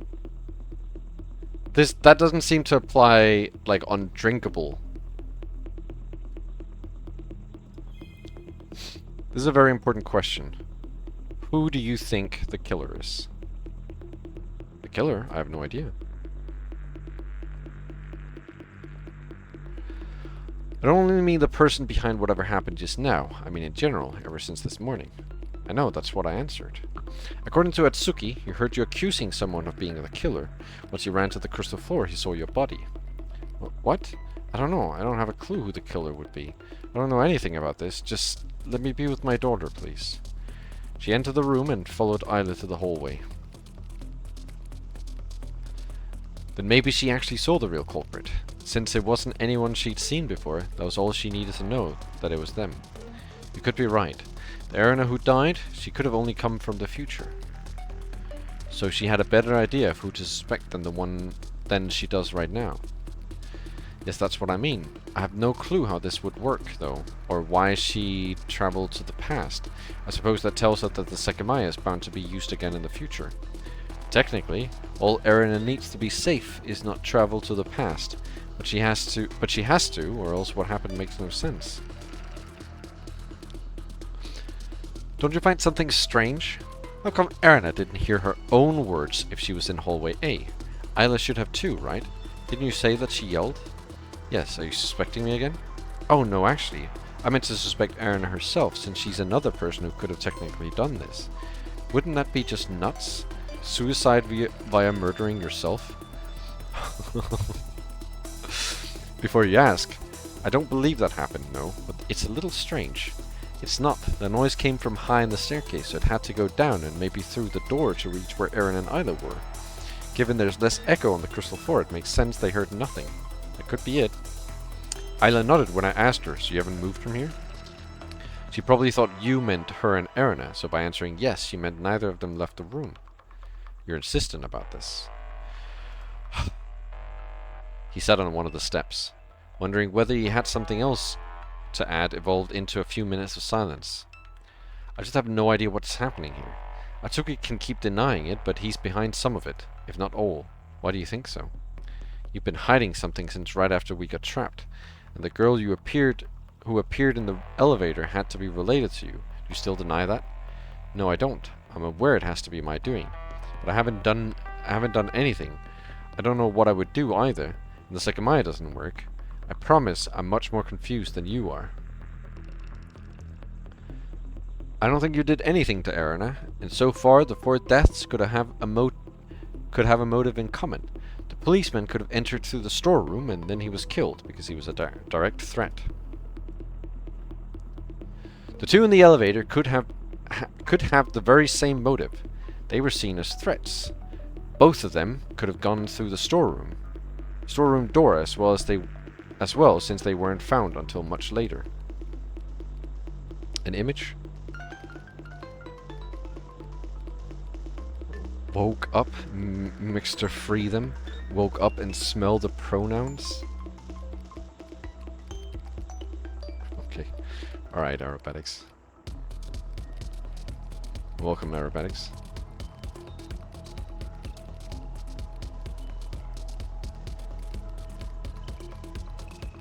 There you go. There's your image added to the screen.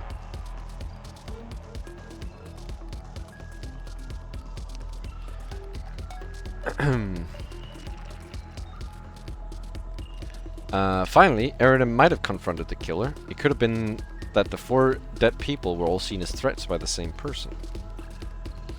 The stupid storeroom door is what pisses me off the most. Are people really entering and leaving the tower without being seen? That's nonsense, right? But it's a fact that it was opened. Remember what I said? There's no way it leads outside. There's no way it doesn't. In fact, it's still incredibly likely you went through it. I didn't. I never knew about it.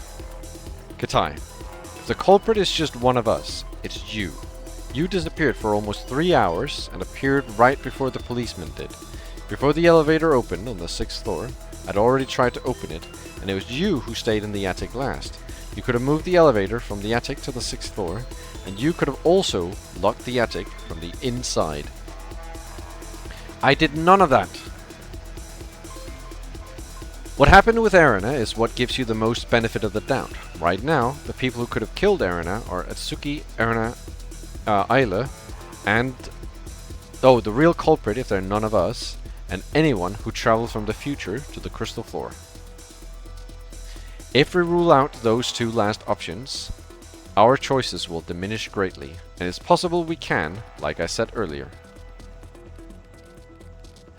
Basically, if we can't find anyone, and I confirm that the storeroom door didn't open, we can remove those possibilities.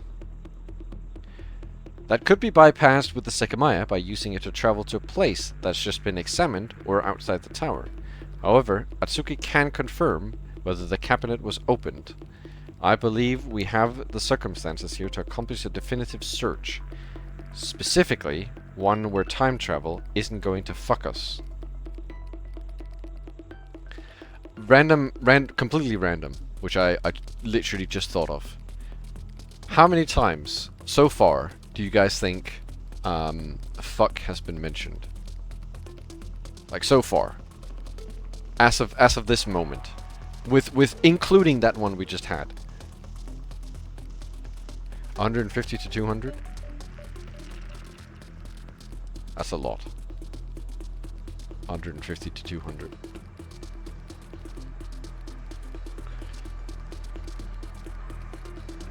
Do you want to check? At least 40? 24. Oh, is that only in chapter 2? That was only in chapter 2. That was only in chapter 2. 24 in chapter 2, 72 in chapter 1. That is so many. That is so many. Is that including... It must be including fucking, right? Yeah, it is. Okay. That includes all types of fuck. I actually, when I saw 24, I thought in chapter 2 it was going to be like 5 at most. So when I saw 24, I thought it bugged out and it like mixed like chapter 2 and some of chapter 1s or something. So you're saying that if we don't find anyone, Atsuki's our man? He, Erina, and Ayla would become the only 3 people who could have done it. This is the conclusion all of us reached. Let's do it then. Yes, I think your logic is right, but Atsuki can't be responsible. Okay, if we do it well, no matter what the result is, I will strongly indicate something. It will strongly indicate something. Holy moly. Welcome, Wolfie. Let me shout you out. Programmer's Day Raid? That's me!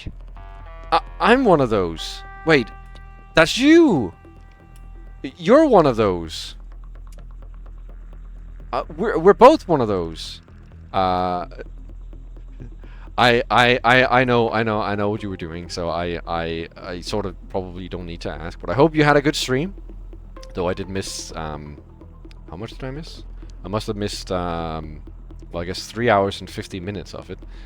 But welcome in, everyone. Let me greet you all. Welcome Ulk, welcome Hamflow, welcome Xtac, welcome Carabel, welcome Fortato, welcome Lemnonichus, welcome Wolfie, welcome Tackbarrow. Welcome in, everyone. We are playing a visual novel. Now, this is a mystery visual novel, and I will be honest. Mystery is definitely part of this visual novel. There's definitely some mystery in this visual novel, because I am now. I think we can actually see here. I'm now 29 hours in, focused on the game specifically, right? So 8 hours I'm unfocused from the game, but I'm 29 hours in, focused specifically on the game. And I have no idea what's going on. I have zero clue what's happening in the story. It is a very, very curious story.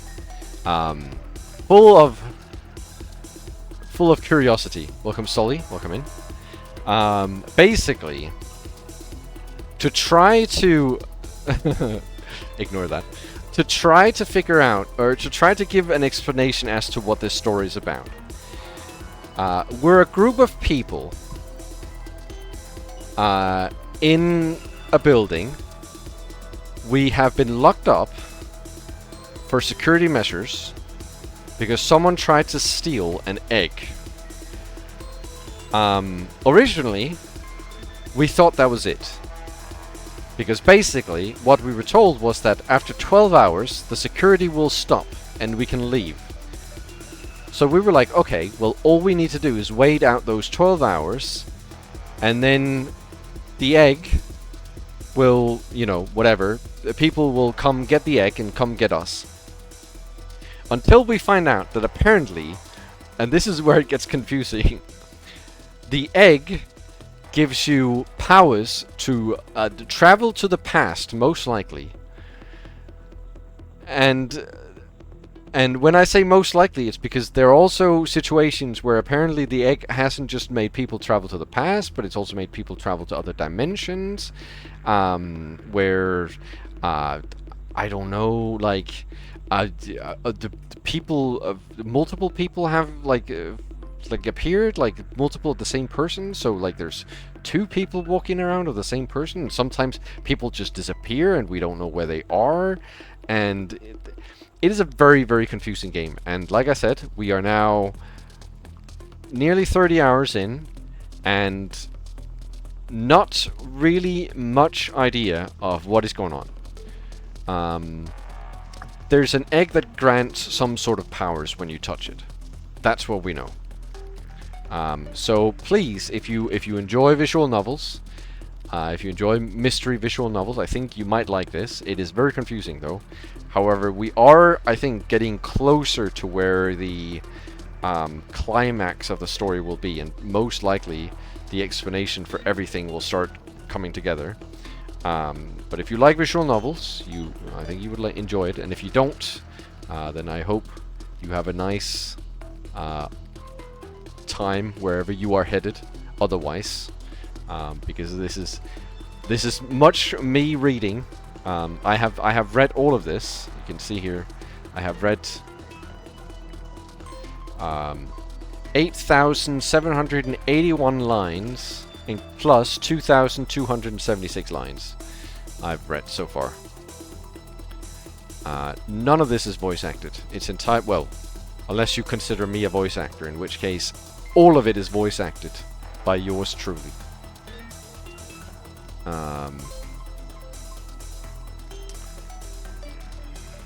But we are currently trying to figure out why someone died.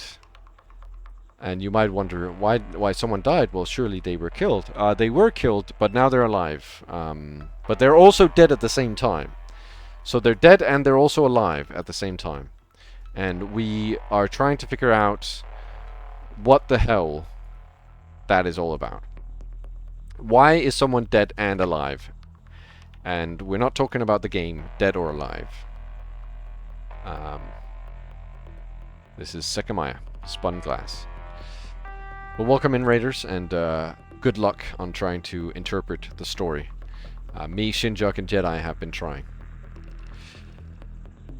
We walked up to the living room. Through the hallway door, we saw Erina and Isla getting closer. What's that? Look what I found. With two hands, Isla was holding one of the bed sheets, folded up into a sphere. It was wrapped around something. I could tell what Isla was going to say before she did. It's the Sekimeiya. It's the Sekimeiya. What? The Sekimeiya's on the crystal floor. No, I have it here. It was in the wardrobe. I knew I wasn't allowed to touch it, so I had to cover it with this. Great. How did this thing even get up here? Is that so? Let us see. No, we need to put it in the cabinet, right? Yes. Is she telling the truth? This woman is the person who died. I know you might be like, now hold on a minute. She's alive. And yes, we also don't know why she's alive. But she died and she's also alive. At the same time. I don't know, she opened the wardrobe and grabbed the top bed sheet. When I stood up to see what she was doing, I couldn't see what she had. There's no way it was brought here since we saw it in the cabinet, right? It could only have happened when we were talking to Isla. It was a time when neither the staircase nor the elevator were being observed. It really may be teleporting. If the cabinet is empty and the thread is still there, it must have teleported out. I see, you're right. Let's do what we were talking about on the way down. If we have the Sekimeiya while we search every floor, there's no way it'll be used to bypass us. But shouldn't we hurry up? She's right. You know how important it is that we do this properly. We'll be fast. Isla will stay here while they go down. What? No, I'll keep the Sekimeiya safe. She tightened her arms around the bowl, and Erina shut her eyes. On the way to the event room was the dead body Isla couldn't see. You should do as your mother says. You can trust us to take good care of it. I can do it better, and it's dangerous to be alone. That's what you said earlier. It's fine, we'll go. After that, Isla, we're coming back up, okay? Yeah. Isla looked genuinely happy to escort the Sekimeiya all the way down, but there was no chance Erina would let her finish the trip. The elevator is here, and we can hear it if it's used. The intent is to make this perfect, and that won't be an issue as long as we can confirm it's empty before moving on. We began to put that plan into effect. If one of us was the real culprit, they could have purposely left. They could purposely leave something or someone undiscovered. That was why all of us looked everywhere there was to look, so that everyone could agree with the result in the end. Oops. Since Isla had claimed she'd found the Sekimeiya in one of the wardrobes, it was possible something had gone unseen for a while. We didn't only look for people, but for anything. Every floor had a place where someone could wait to prevent anyone else from passing. Erina and Isla took that job to make the search valid. Doing all of it took a while, but on floor 3, the search hadn't gone any differently from the others. We still had 0 results. We were in front of the floor 2 offices, ready to move on to the last floor. We expected to be stopped on the way down to the staircase, as Isla couldn't be allowed to walk down. And yet, our expectations were betrayed.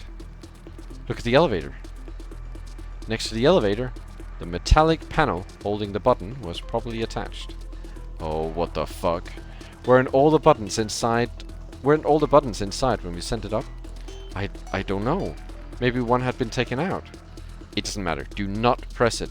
Someone is guaranteed to have been on the crystal floor, And their only way out is the storeroom, just in case we shouldn't bring the elevator here.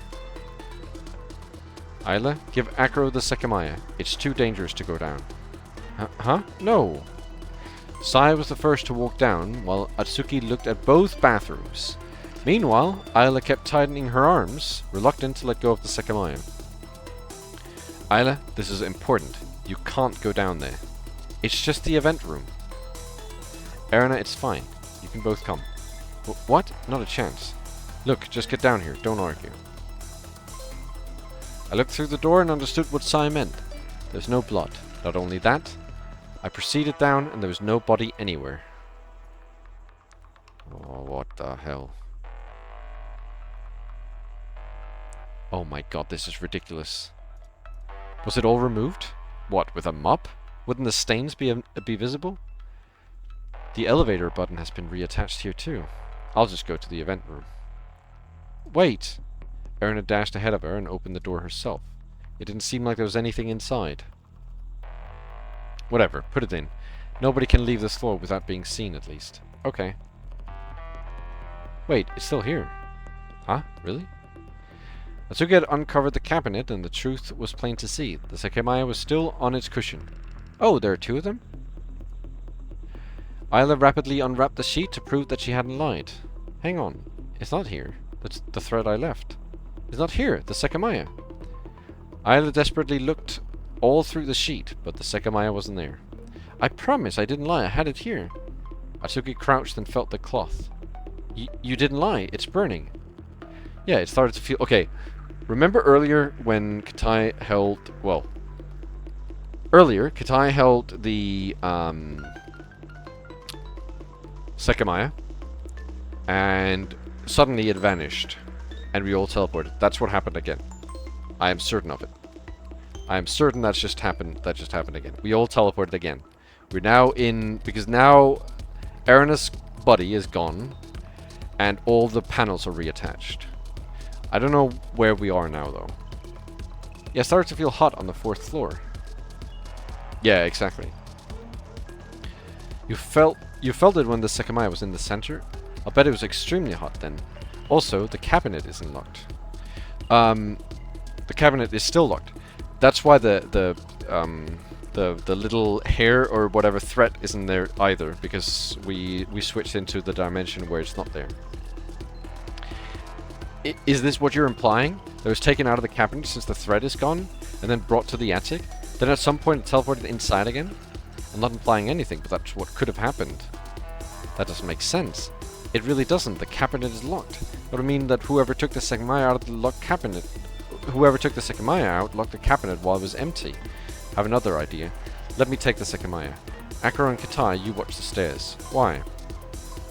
Because the last time it wasn't working, remember?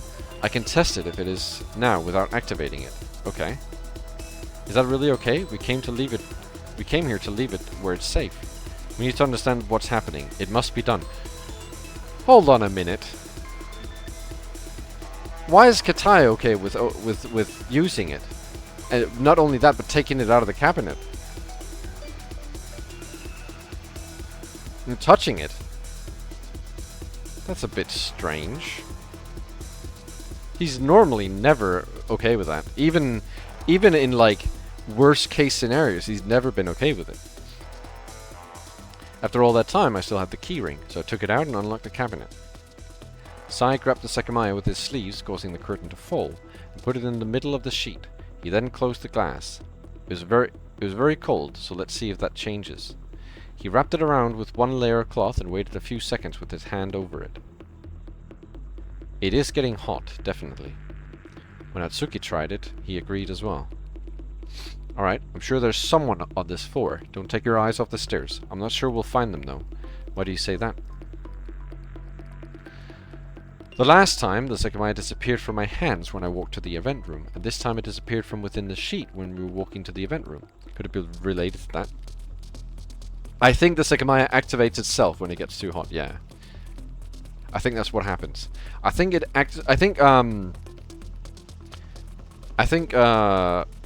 it activates by itself, maybe it moves, but it doesn't if a person activates it.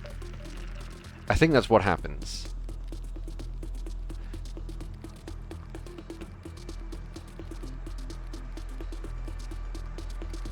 Could it be related to that? Back then, you said it was burning and you could hardly hold it. Is it possible it teleports when it gets too hot? And the next time we found it, it wasn't working. It could be that. It's working now, but we can test it. If the outer layer of the sheet felt hot for Isla, it's possible that it's making the sheet hot, made it heat up even more quickly. Sai wrapped the Sekimeiya up completely once again. Like this. I can't easily tell if the Sekimeiya is still in here or not. We waited a bit, but ultimately, to know if it had disappeared, the ball would have to be unwrapped. Jedi is in this game. He's Akuro. Apparently I'm Sai and Jedi is Akuro. What the hell? You remember when it disappeared the last time, right? Immediately after that, our footprints vanished from the attic.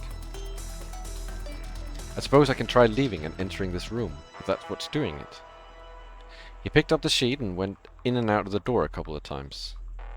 It seems that if it disappears, it appears somewhere close by. It might be impossible to understand what it's doing, though, and we can at least keep it locked up if we have it. There's no way I'm no longer holding it, right? It must still be in the center of the sheet. Let's just finish the search. Welcome D-Gov. Beating the shit out of myself. Sai dropped the ball on the floor of hallway A, where he could view the staircase as well. He grabbed one edge of the sheet and began to unroll it. I think it's still hit. Oh, the sheet disappeared. Between Sai's hand, not only had the sheet vanished, but also the Sekimeiya. It did happen again. I was able to see that the Sekimeiya was there. It disappeared when Sai touched it. Oh no. Sai touched it. But why is the sheet gone too? I couldn't touch it anymore because of how hot it was. That could be why it disappeared. Isla was touching it when the Sekimeiya teleported the previous time. She couldn't have touched the Sekimeiya itself though. Whoop. Oh my god, I almost had a heart attack. Wait, what? Wait, Sai is back. Wait, but Sai touched it. Wait, someone's disappeared, right? Who's disappeared? Did Erna disappear? The door, it fucking closed. Sai stood up rapidly and opened the event room, but he didn't see anyone. No, Sai apparently never traveled. I thought he traveled, because it said it disappeared when Sai touched it. It didn't make a sound. Oh, they went to another dimension thingy again. It didn't make a sound. Was it the Sekimeiya? It's gonna be in the... Oh, maybe not. Sai uncovered the cabinet's curtain, but that time it was empty and still unlocked. I noticed the hallway B door was slightly open. I thought that had changed too. It's a rocket? Holy moly. A rocket? This is going way beyond me. If there's someone on this floor, let's just fucking find them. I have no idea if we were right. Maybe if the Sekimeiya overheats, it teleports away, but only this time it happened when it was touched. Sai went straight to the storeroom and came back with the information we need to know the most. It hasn't been opened again. That made everyone even tenser. The chance to find the culprit was closer than ever. Fuck, let's hurry. The Sekimeiya might have appeared on this floor. I didn't think this through. If someone's actually here, there's a chance it'll allow them to escape. Like before, while Eren and Isla stayed outside, all of us went to inspect every individual room. I was the first to enter room A1. Within one of the cabinets, I found the Sekimeiya. Chat is now in kill Michael mode. Type exclamation mark freedom to strike the streamer down where he's at. No, don't do it! Guys, stop! Don't kill me! Stop! There's no freedom command. It doesn't actually work. He's lying to you. Welcome, Rasul. Welcome in. That command doesn't exist and he's lying. He's lying to you. Within one of the cabinets I found the Sekimeiya. I hesitated a little, but I had no reason to keep it myself anymore. It was going to be found anyway. I made sure not to touch it directly and brought it to the hallway. You found it? Thank God. Was it inside a cabinet again? Yes. It's not locked anymore. We faced Sai and saw he'd opened the security room. When most of us ran in, we were met with the many powered off screens. Sai pressed the computer's power button and started up.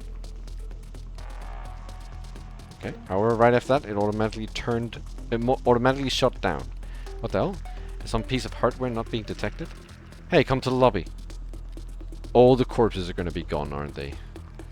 Every single one that he's dragged there is gone. Oh. Akaro's strained voice made us abandon the computer. Behind the door to the lobby, déjà vu was what awaited us. She's gone. Again. Now 2 bodies have disappeared, and both of them were definitely dead. If they're not on this floor, I'm just lost. Wait, no, I'm so stupid. What have you done? I know it looks like she vanished, but I think there's more to it. Naomi and the policeman are still here, but do you remember when I brought both bodies to the lobby? I don't think the policeman was here.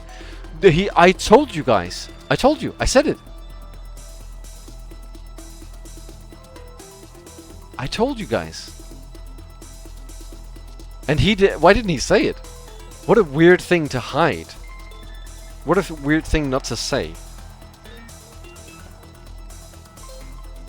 That's why I was getting unsure like about what I said, because he didn't say anything. He didn't actually say that it happened. So I thought, okay, maybe I was just wrong. But no, I was actually right. He just literally chose not to say it.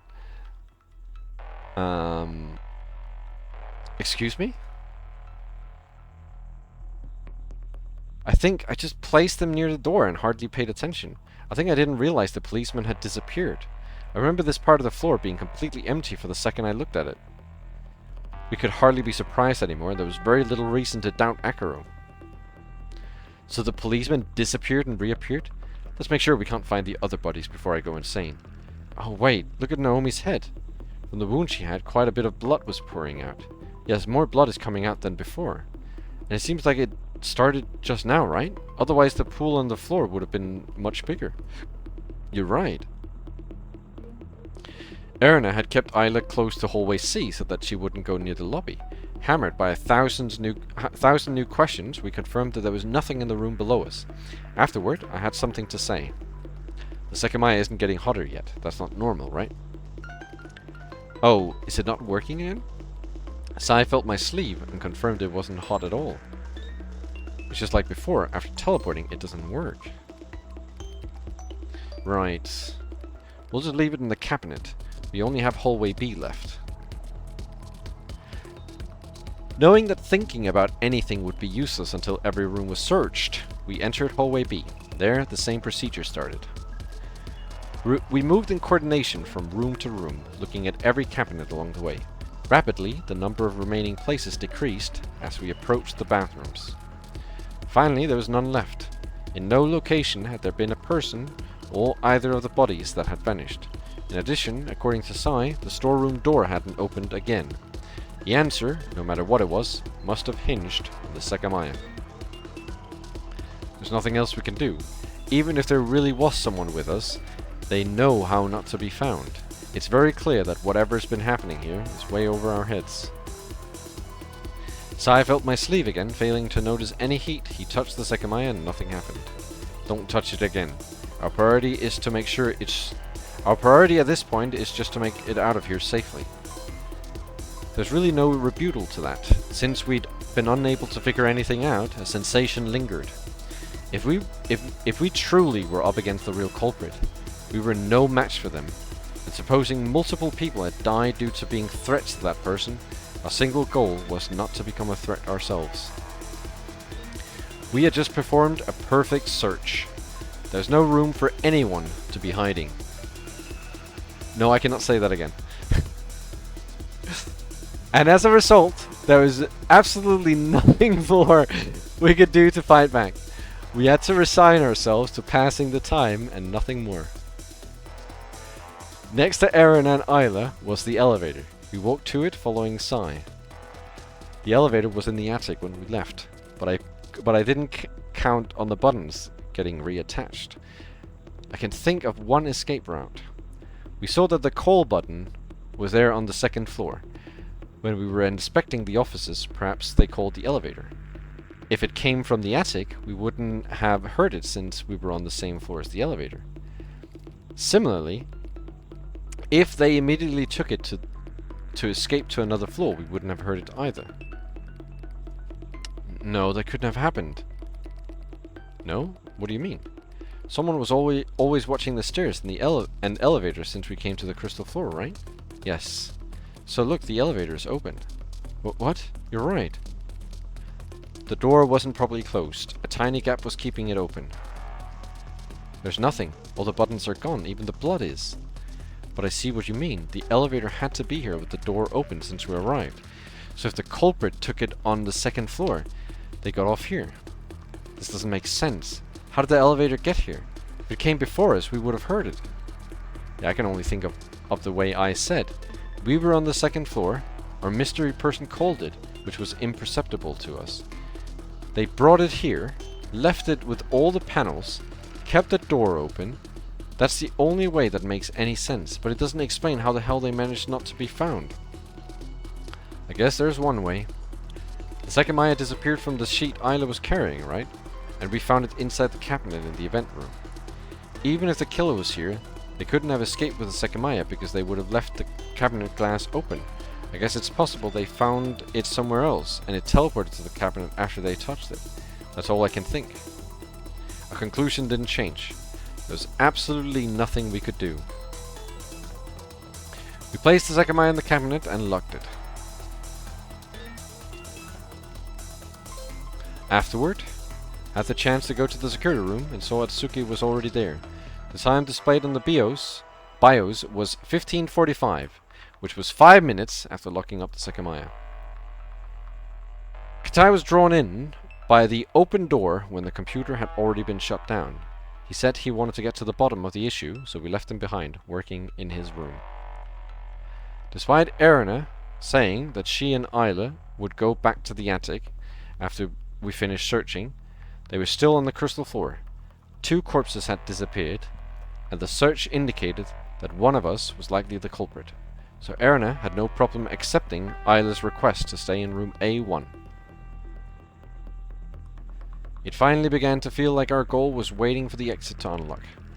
For many minutes, nothing happened. Sai and Akira were in the lobby, avoiding the sight of the blood flowing out of Naomi's head. Atsuki sat on the staircase in hallway C. I roamed around the floor a couple of times, and none of those positions changed. There were 5 hours left until 2100, and I had never been good at waiting around. It didn't seem like anyone had more business with the Sekimeiya or any interest in continuing to argue. While that was the ideal scenario, having to simply wait began to stress me out. Over the span of an hour, I was the only person wandering around. Nobody said anything to me as they waited patiently. My body started to severely reject the repetitive colors of the walls, and going over all the gems had only been entertaining for so long. I walked to the staircase where Atsuki was. Apparently, he was there to keep an eye on the storeroom, so that nobody could enter the building. Before I could say anything, he asked me to briefly take over for him as he attempted to use the Sekimeiya. Silently, we unlocked the cabinet, but it didn't seem like the Sekimeiya had started working. I'm going to the attic. I didn't think anyone had left the crystal floor in a while, and even though staying with the rest was safer, we'd confirmed every floor was empty. But it didn't make any sense. Who had removed the bodies? Who had messed with the elevator buttons? Who had opened the storeroom door? Atsuki sounded hesitant at first, but he dropped it quickly. The tiredness was kicking in, and I missed letting the time pass on a bed. I looked at the elevator, which I still found unsettling, and opened the door. It was empty. There was nobody inside, no buttons, and no blood either. I walked up instead, and as I ascended the floors, the thought strengthened. What were we doing? Someone else was with us. The button had been attached on the 3rd floor, and on the 4th, on the 5th, on the 6th. I arrived at the attic door and noticed that the key was no longer inserted into the keyhole. I turned the doorknob and opened the door slowly. It was still unlocked. I fixed my eyes on the floor of the living room. Our footprints were faded and it didn't seem like anyone had been there recently. Next to the elevator was a metallic panel with its button, exactly where it was designed to be. It only made my head feel more numb. Had someone really reattached all of them when we hadn't been looking? I approached both bedrooms. Even though I couldn't sense anyone around, I wasn't going to look. I opened the left door and sat on the bed. There's no way I could feel comfortable. The uneasiness immobilized me for a long time until I was able to lie down. I had my purse next to me, and that time I shut the light off. That finally allowed me to close my eyes and hope that the next time I opened them I could walk out of the tower. This is a great idea. This is like the perfect idea. Let's fall asleep all alone. I didn't realize I'd fallen asleep. Oh my god. Oh, I didn't realize I'd fallen asleep. I just closed my eyes in bed and then turned the lights off. But a noise caused me to wake up. Once I regained my senses, I sharpened them to try to distinguish what I'd heard, but nothing else reached me. The situation repeated. I felt like I'd blinked in and out of existence, but the sound that woke me the second time was louder. Next to me, the door opened. Then the light came on. I had my face under the sheet, facing the wall, with no strength to react. I waited. Are you awake? It was Atsuki's voice. I didn't want to reply, so I kept quiet, figuring that if he had something important to say, he'd try to wake me up. Instead, the lights turned back off, and soon so did I. I also turned back off. The faintest sound kept waking me up. They had started coming from above me. Someone had gone up the ladder. I tried not to mind it and keep sleeping. However, I felt almost rested, and as if I'd slept for hours. Minutes after failing to sleep again, I stretched my limbs and yawned deeply. It was very dark, but my purse was still on the bed. I grabbed it, slowly sat up, and then stood. Had no sense of space, but it wasn't unpleasant. It couldn't be too late in the day either. It was likely Atsuki or someone would come get me before the deadline. And Katai probably wouldn't be a fan of Ashiya entering the tower and finding someone sleeping in the attic. Out of nowhere, the light turned on. No, not out of nowhere. We just teleported again. The same thing happened again. Stop with the out of nowhere. It's not out of nowhere. It's so stupid whenever they say out of nowhere. You know what happened. It's not out of nowhere.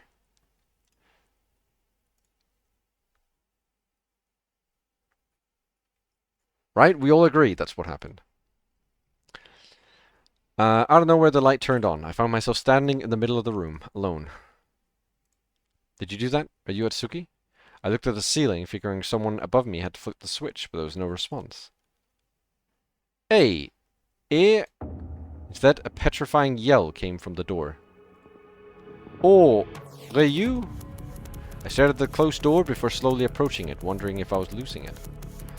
I turned the handle gently and peered into the hallway. The voice was coming from in front of me. I just heard you. Please open the door. How's this possible? It's her again.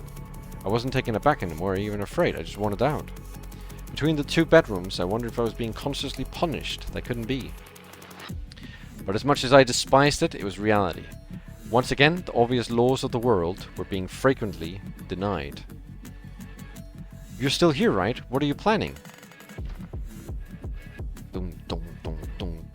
Was she actually talking to me? I had no idea. While I wanted to know what was happening, I knew I wouldn't try to open the door. Instead, concealing my presence as much as possible, I stepped back to the living room. I know you're here. At least answer. I couldn't tell anymore if she was still yelling. I looked down and saw recent footprints going from the hallway to the staircase. I gripped the handle and tried to open the door. It was locked. From my purse, I took the keys out and got the door to open. On the other side, I inserted the key into the keyhole again and rotated it. I didn't know whether to keep going forward. The 6th floor felt desolate, and I had no objective. Perhaps not trying to find out what was happening was smarter. However, someone had been above me in the bedroom, and they hadn't answered my question. That was what made me keep walking away from the door. I walked down from the next staircase as the echo of my own footsteps accompanied me. If people were still waiting in the lobby, I could stay there. I hardly felt like I was alive. I hardly felt like I was alive as I descended through the mirrored floors. The entire sequence of events felt like nothing more than a dream. I trudged through all of them until a grey door was in front of me. Grey door? Atsuki was no longer sitting on the lowest step behind it. Instead, there was a trail of fresh blood. The floor had a strange smell to it. It could be the same one we'd smelled throughout the day, but I didn't think that was all. Cautiously, I walked to the lobby. The blood I'd seen shouldn't have been enough to cause someone to die. There was an imposing, foreboding atmosphere permeating the crystal floor. Nobody. The two bodies had disappeared with almost all the blood, and only the shutter remained. Partially unable to believe it, I took timid steps toward the center of the lobby, where I saw that its emptiness was absolute. When I opened the hallway B door, the sensation was identical. Was it possible I was alone? The urge to find someone increased. I didn't want to go back to the attic despite knowing it was inhabited. I tried to uncoil my tightly wound muscles and opened my mouth. Hey, is anyone there? I received no answer, but one of the doors grabbed my attention. It was the staff rooms. It stood out as it was very slightly open. I approached it, but once inside, I wasn't sure it'd been the right call. I stood still and smelled the air. It was somehow fairly strong, but it wasn't a particular smell anymore. Something Atsuki had said came to mind. One of the keys I had could belong to Naomi's locker. We hadn't tried that yet. If he was right, the possibility that a phone could be found was non-zero. I looked at the keys on my palm and figured the smallest one could fit the locker.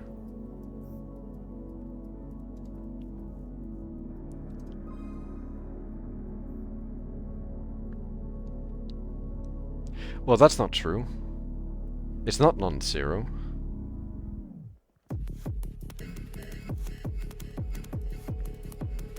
Because 0% is also a chance. Non-zero would imply that there's not a 0% chance. But we're pretty confident that there's no phone in there. Because they say that they don't have the phones on them. Whatever.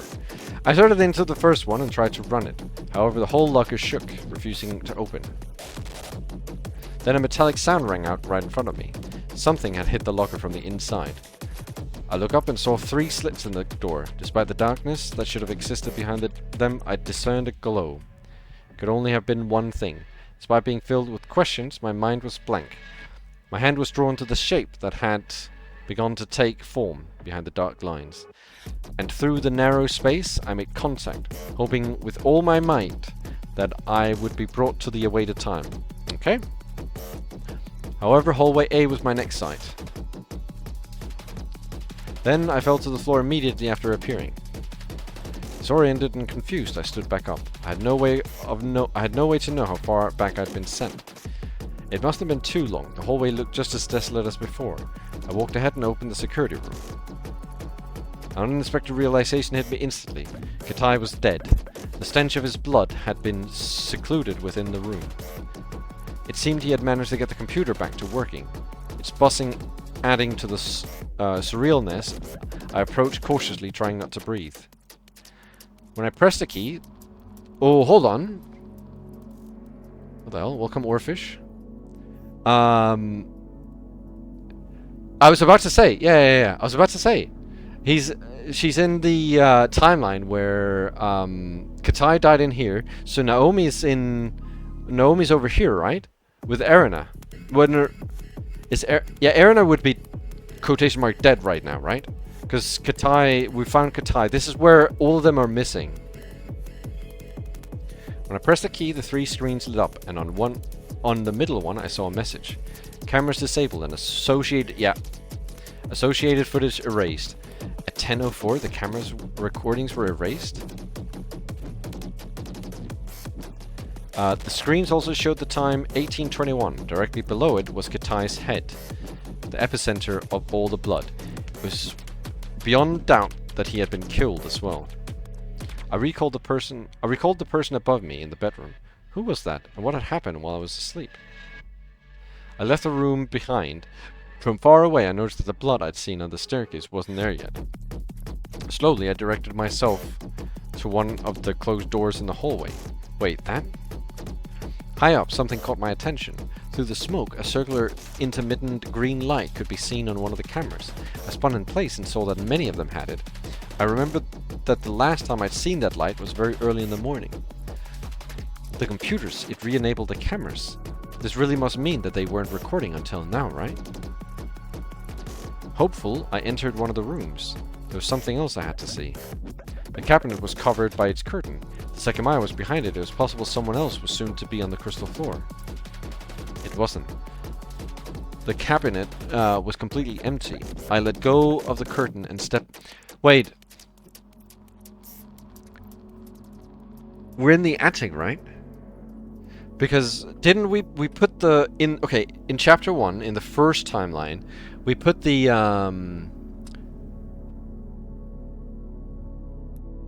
We put the Sekimeiya in Naomi's locker. That's why we found it just now in this timeline. Because we're in that timeline. The timelines are overlapping now, right? So we just found the Sekimeiya that we hid away in the first timeline when we couldn't find it when we went to check.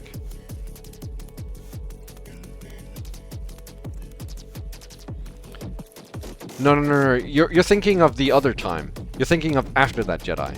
I'm thinking when Katai died. When we were in the attic and we came down, we found Katai and Erina dead. We had hid it in Naomi's locker because we wanted to travel with Shiroya.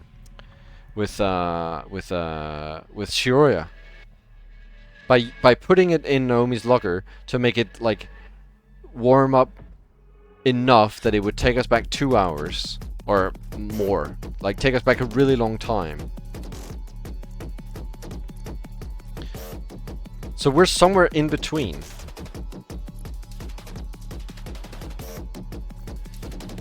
It wasn't. The cabinet was completely empty. Just next to my feet, I noticed there was a bit of blood. That made 4 places I'd seen some.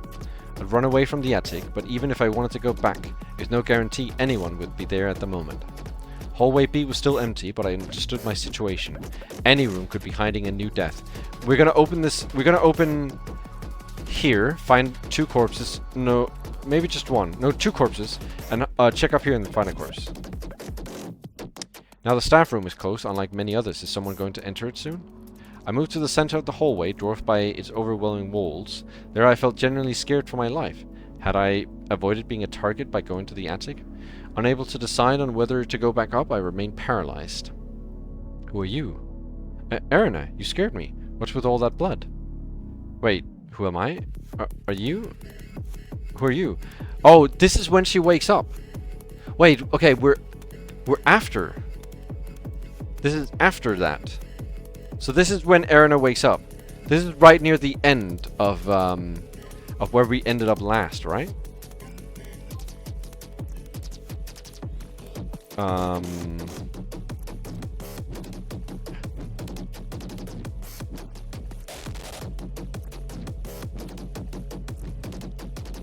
Yeah, it was 1821, but I was trying to figure out...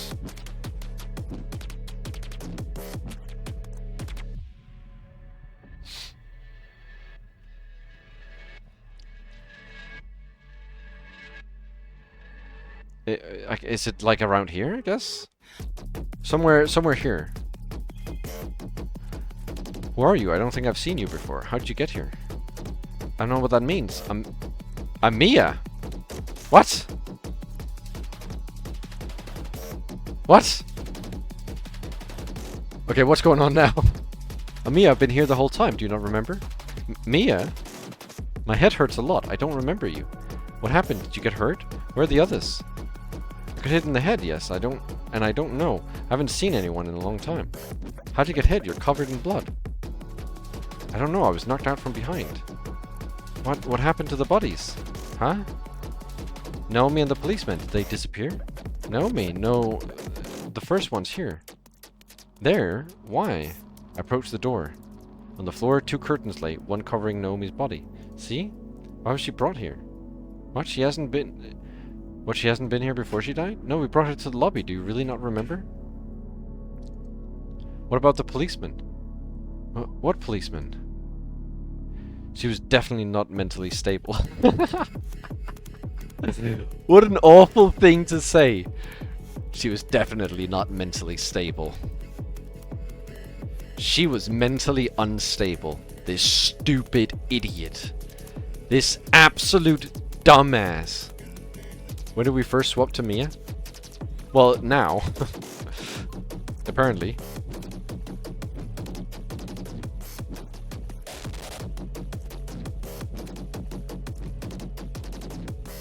Can it be pinpointed? Well, I guess here. Like, right here. When the light turns on, I guess. Well, I mean, we only just... The only reason we knew we're Mia is because we just said we're Mia. I don't remember what that means. I don't know what that means on Mia. But I mean, if we are to go off of this, then it would be on this.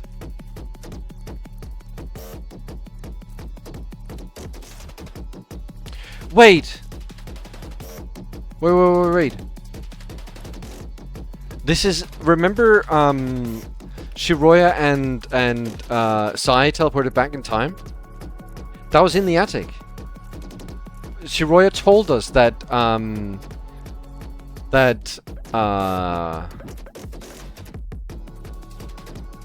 Shiroya told us that Sai had locked her in. That's Shiroya locked in by Sai, yeah. This here when she shouts. The person who's shouting here, because it was in the attic. Also, if we assume that we're Mia, how is this possible? It's her again. It's Shiroya, right? You're still here, right? What are you planning? This adds up to, like, you know, you're still here, right? What are you planning? If Sai locked her in, right? That makes sense, right? So it would be her.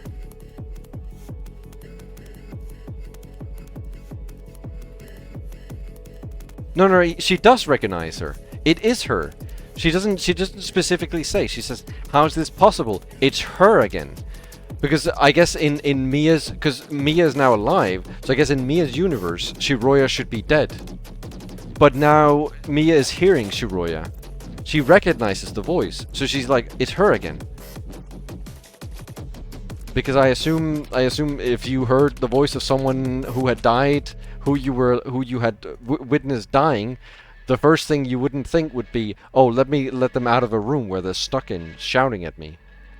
I assume you'd probably... I don't know. I assume she would want to get away or something. I don't know. I'm just saying that, like, I think that's what's happening here. That's my guess. I mean, I don't know for sure, but that is my guess. That we are currently Mia, obviously, which we've already determined. But we are in the timeline where... We're Mia in a timeline where Shiroya was never alive. And we are now in the Chapter 1's timeline. The hit she'd suffered had clearly been grave, and going off the blood, it was likely she only survived due to luck. However, something told me that wasn't it. The dried up blood on her. Could she have been the body that had disappeared? I stared at her and forced that thought out of my mind. Yeah, well, I mean, her again, I assume is because it's Shiroya, right? We'd recognize her. It's her again. Because we knew it was her. You know?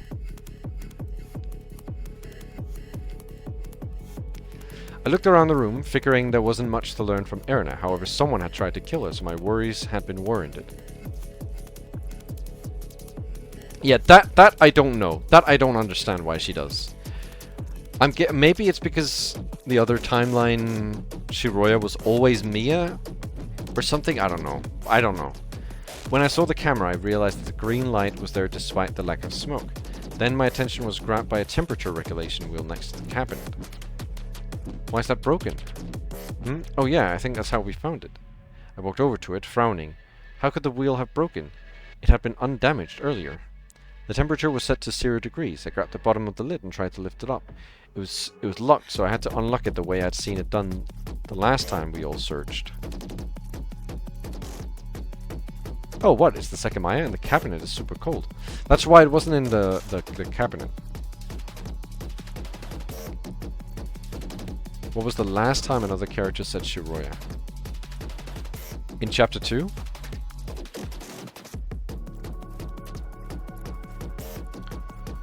Wait, it's only been said once? Wait, it's literally only been said once in the entirety of chapter 2? Which was right at the beginning. We were never Shiroya?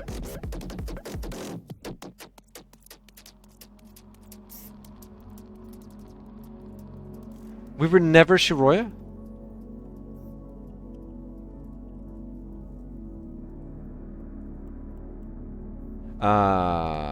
Wait, why isn't the Mia part showing up in the elevator?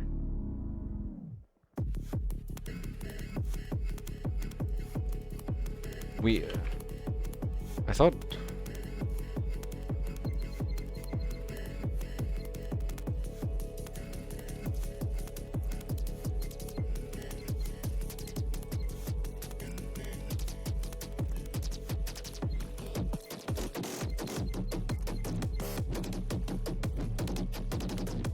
two bodies.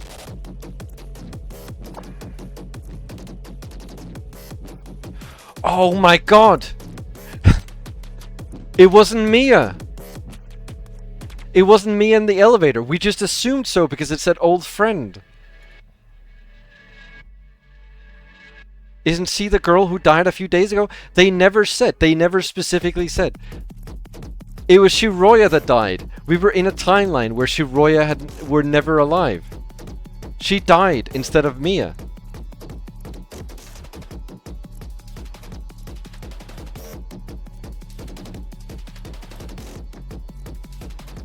And then this was a red herring.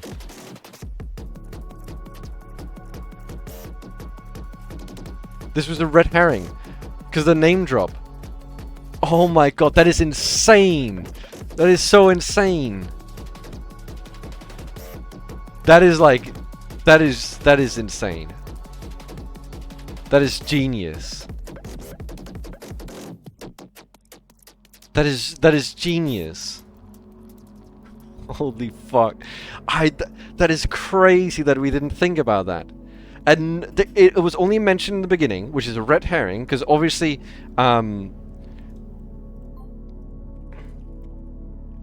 she probably just had all of the identification, right? Shiroya took 3 of the tickets from Mia's purse and put them in hers, along with our identification. I don't think it was ever stated that she didn't just have all of the identification. She might as well just have brought Shiroya's identification as well. It doesn't state, like, it couldn't have been. And at no point, she gives this. Is this yours? I mean, yeah, it's ours, because, you know, we owned it, right? Or it was, like, in our possession, right?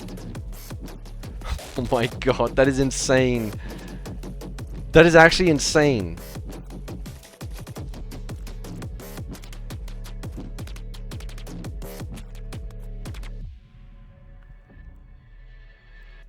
Okay, well. So we were Mia the entire time. And now we're in the other timeline. So now I'm curious about how this is all gonna... and when we were in the attic, so I'm guessing when Mia heard the voices,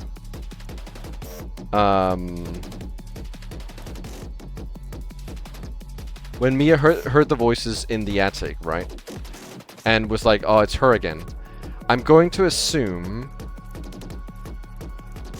that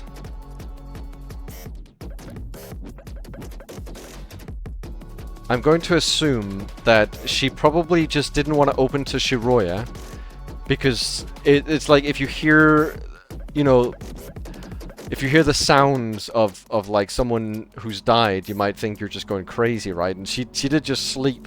She literally just woke up from sleeping. But we already took it out. I don't understand you. It needs to be put in the cabinet. It could get damaged. Maybe Shiroya saw Mia but doesn't want Atsuki to see her for some reason. That's why she says don't follow. I guess we'll find out. Oh, yes. I reached into the cabinet and picked up the Sekimeiya without directly touching it. It was considerably cold. I didn't think that touching it would send me far through time, but as it could have made me stay trapped in the building for longer, I decided I wouldn't do it again.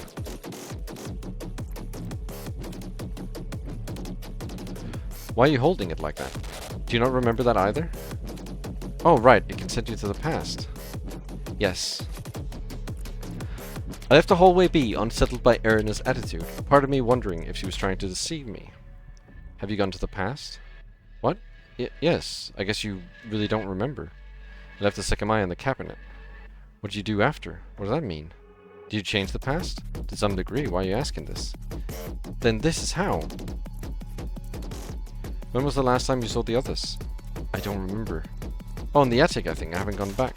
Why not? What about Isla? I was with her until just now. What, that's not what you said before? No? I didn't say anything about her. You said you hadn't seen anyone in a while.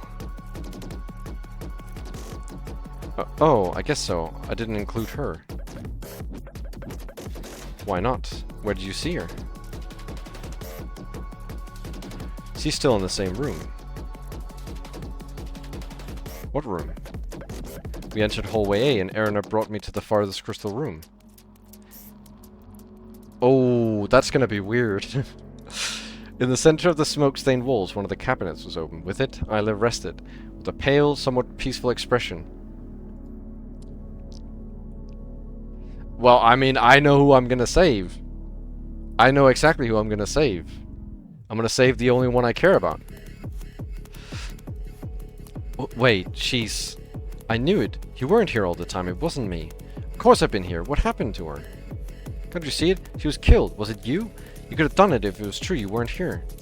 I don't know what you're talking about. Tell me directly when this happened. It was many hours ago. It's been hours.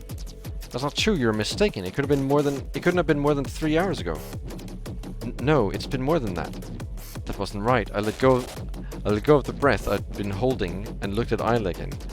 It didn't seem like there was any blood around her, but her immobile face and chest were confirmation enough of her death.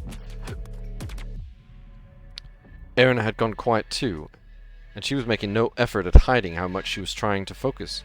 However, the thoughts swirling through her head were indecipherable.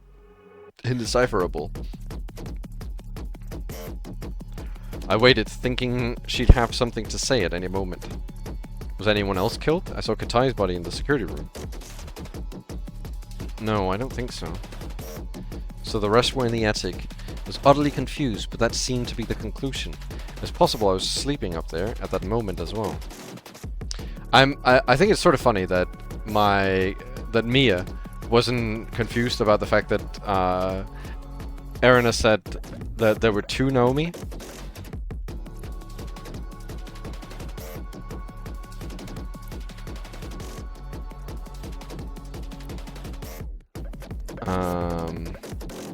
Where was it?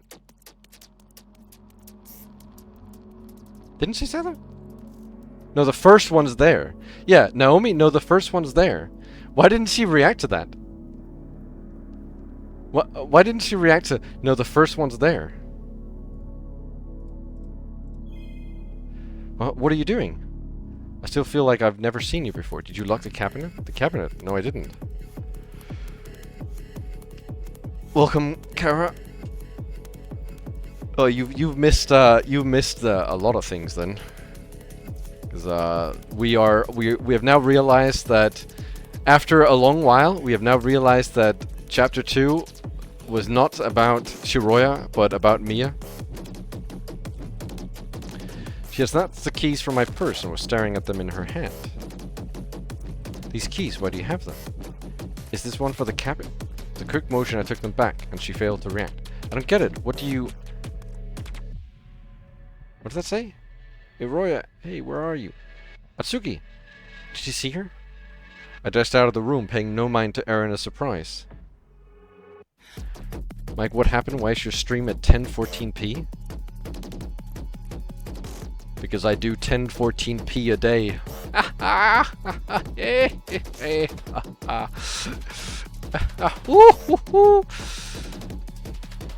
Shiroya, can you hear me? The voice was coming from hallway B. Did that mean she was down there as well? I think that's just, it just cut off, like, Shiroya.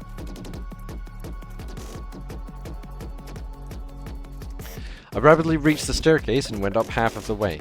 From behind the great door, I saw Erina's feet as she wandered in confusion. Okay? If you... me... please... thing... The sound stopped soon after Erina followed it. Did it mean she'd been found, or had Atsuki given up? As I'd noticed earlier, the trail of blood had disappeared from there too. That meant it was still to happen. I began to slowly step down. I wondered what I'd been told if I showed myself. It was hard to care about that with how much I wanted to know what the fuck was happening. Erina wasn't there anymore. As I approached hallway B, the voices came back. Hearing them earlier, were you? Who the hell are you? Or even, how can you two exist? What? Does he really not know why she's here? They sounded close to the lobby, but I didn't peek in. Not understand. Did pop into exist? They opened the door. It must have been closer to me. As I started to understand them more easily, Erina was still clearly groggy, but I could make things out. About Erina, I think what happened isn't what you think. What's with that tone of voice? When did you get to know Erina? Erina even accused me of not being here previously, so why didn't she say that to her too? She's the one who's been here, and earlier it sounded like she was locked in the attic. Did the person above me do that? And that still has yet to happen. I'm not sure. I remember I was drawn to this room, and then I think I blacked out. That was close to what she told me. Are you the same Shiroya who disappeared from the event room with Sai? I wish I could explain everything to you, but I don't really know what happened. But yes, I'm really glad to see you again. While I didn't understand Atsuki's question, it was clear that something happened while I was asleep. It all sounded like she was alive, and neither of them knew how that had come to occur. What's with those clothes? What's with those clothes then?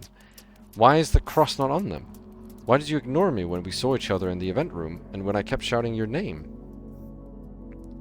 Well, Hey, I'm still confused, but I have a question. Huh? The Sekimeiya, does it really make you travel through time? A girl? You saw Shiroya? I guess it couldn't have been anyone else. It must have been Shiroya. Erina asked for the Sekimeiya, but it sounded like neither of them knew where it was. However, despite Erina's condition, we had brought it to the event room minutes earlier, so she wasn't satisfied when she was told it wasn't there. That's not it at all. Remember that Sai and Acro took the cabinet key? They probably have the Sekimeiya. The words continued to make no sense. I was the one who had the key. They entered the event room. As soon as the door closed, it acted as a barrier for the sound inside. Once I was certain the hallway was empty, I stepped in, approached the door and placed my ear against it. This text is different. What do you mean this text is different? What text is different? What's different? What text is different? What is different? Hello? You can't just say this text is different. What's different? Oh! I think that's a little later. 1 second. You saw Shiroya? It must have been Shiroya. So when does Mia? See, it's later.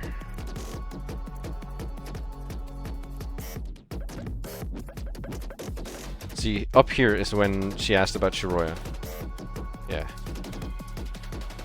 Approached the door and placed my ear against it. I couldn't hear anything. Did they leave? Finally heard a sound coming from the room. The opposite door had opened. Fuck in here. Suck. Plan of. Suck. Who's getting sucked? What is this sucking? Suck?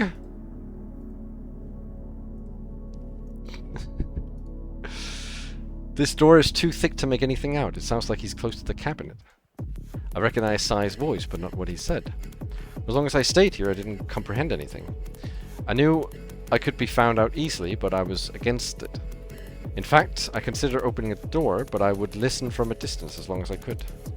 I silently entered the staff room, then I placed my ear against the left wall, which was directly next to the cabinet. As that?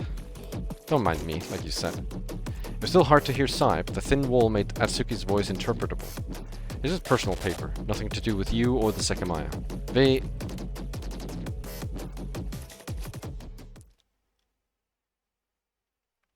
So, oh, here we go. This is where you inquired. And this is where I'm going to end the stream for today.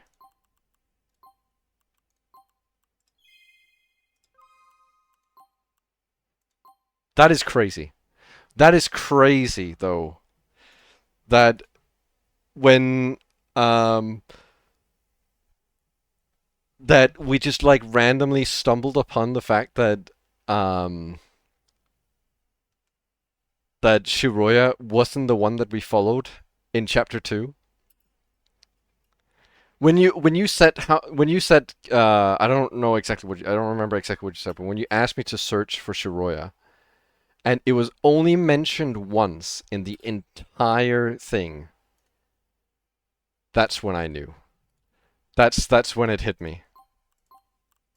Because like even if you go to chapter 1, you search Atsuki 157 times, right? Like it gets mentioned so many times, and then here, Shiroya gets mentioned once until you know we come here where we're now in this. But before this, it gets mentioned once. Like if you look line 23 next time, line 2006 in like 2,630 lines, it doesn't get mentioned once. That is insane. That is crazy. I'm gonna quickly write here. Not there. Here.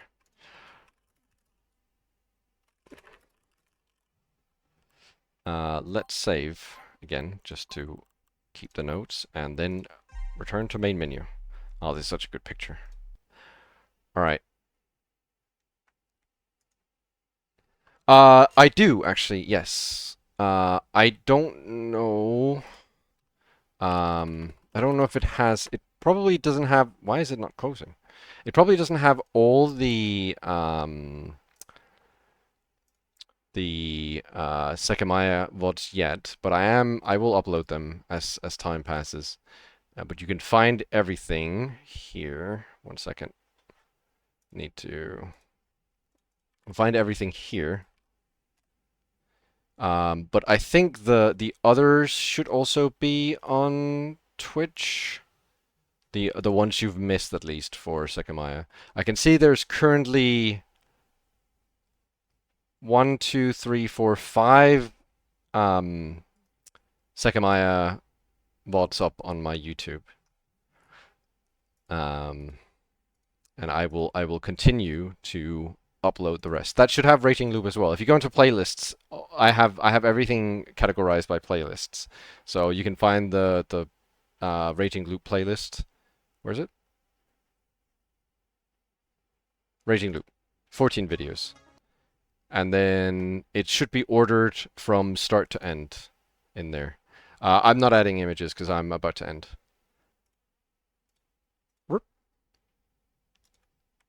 We are ending the stream. So, let me find someone to raid.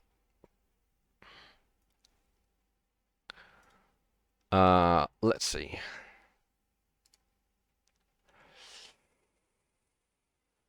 Oh, I know exactly who to raid.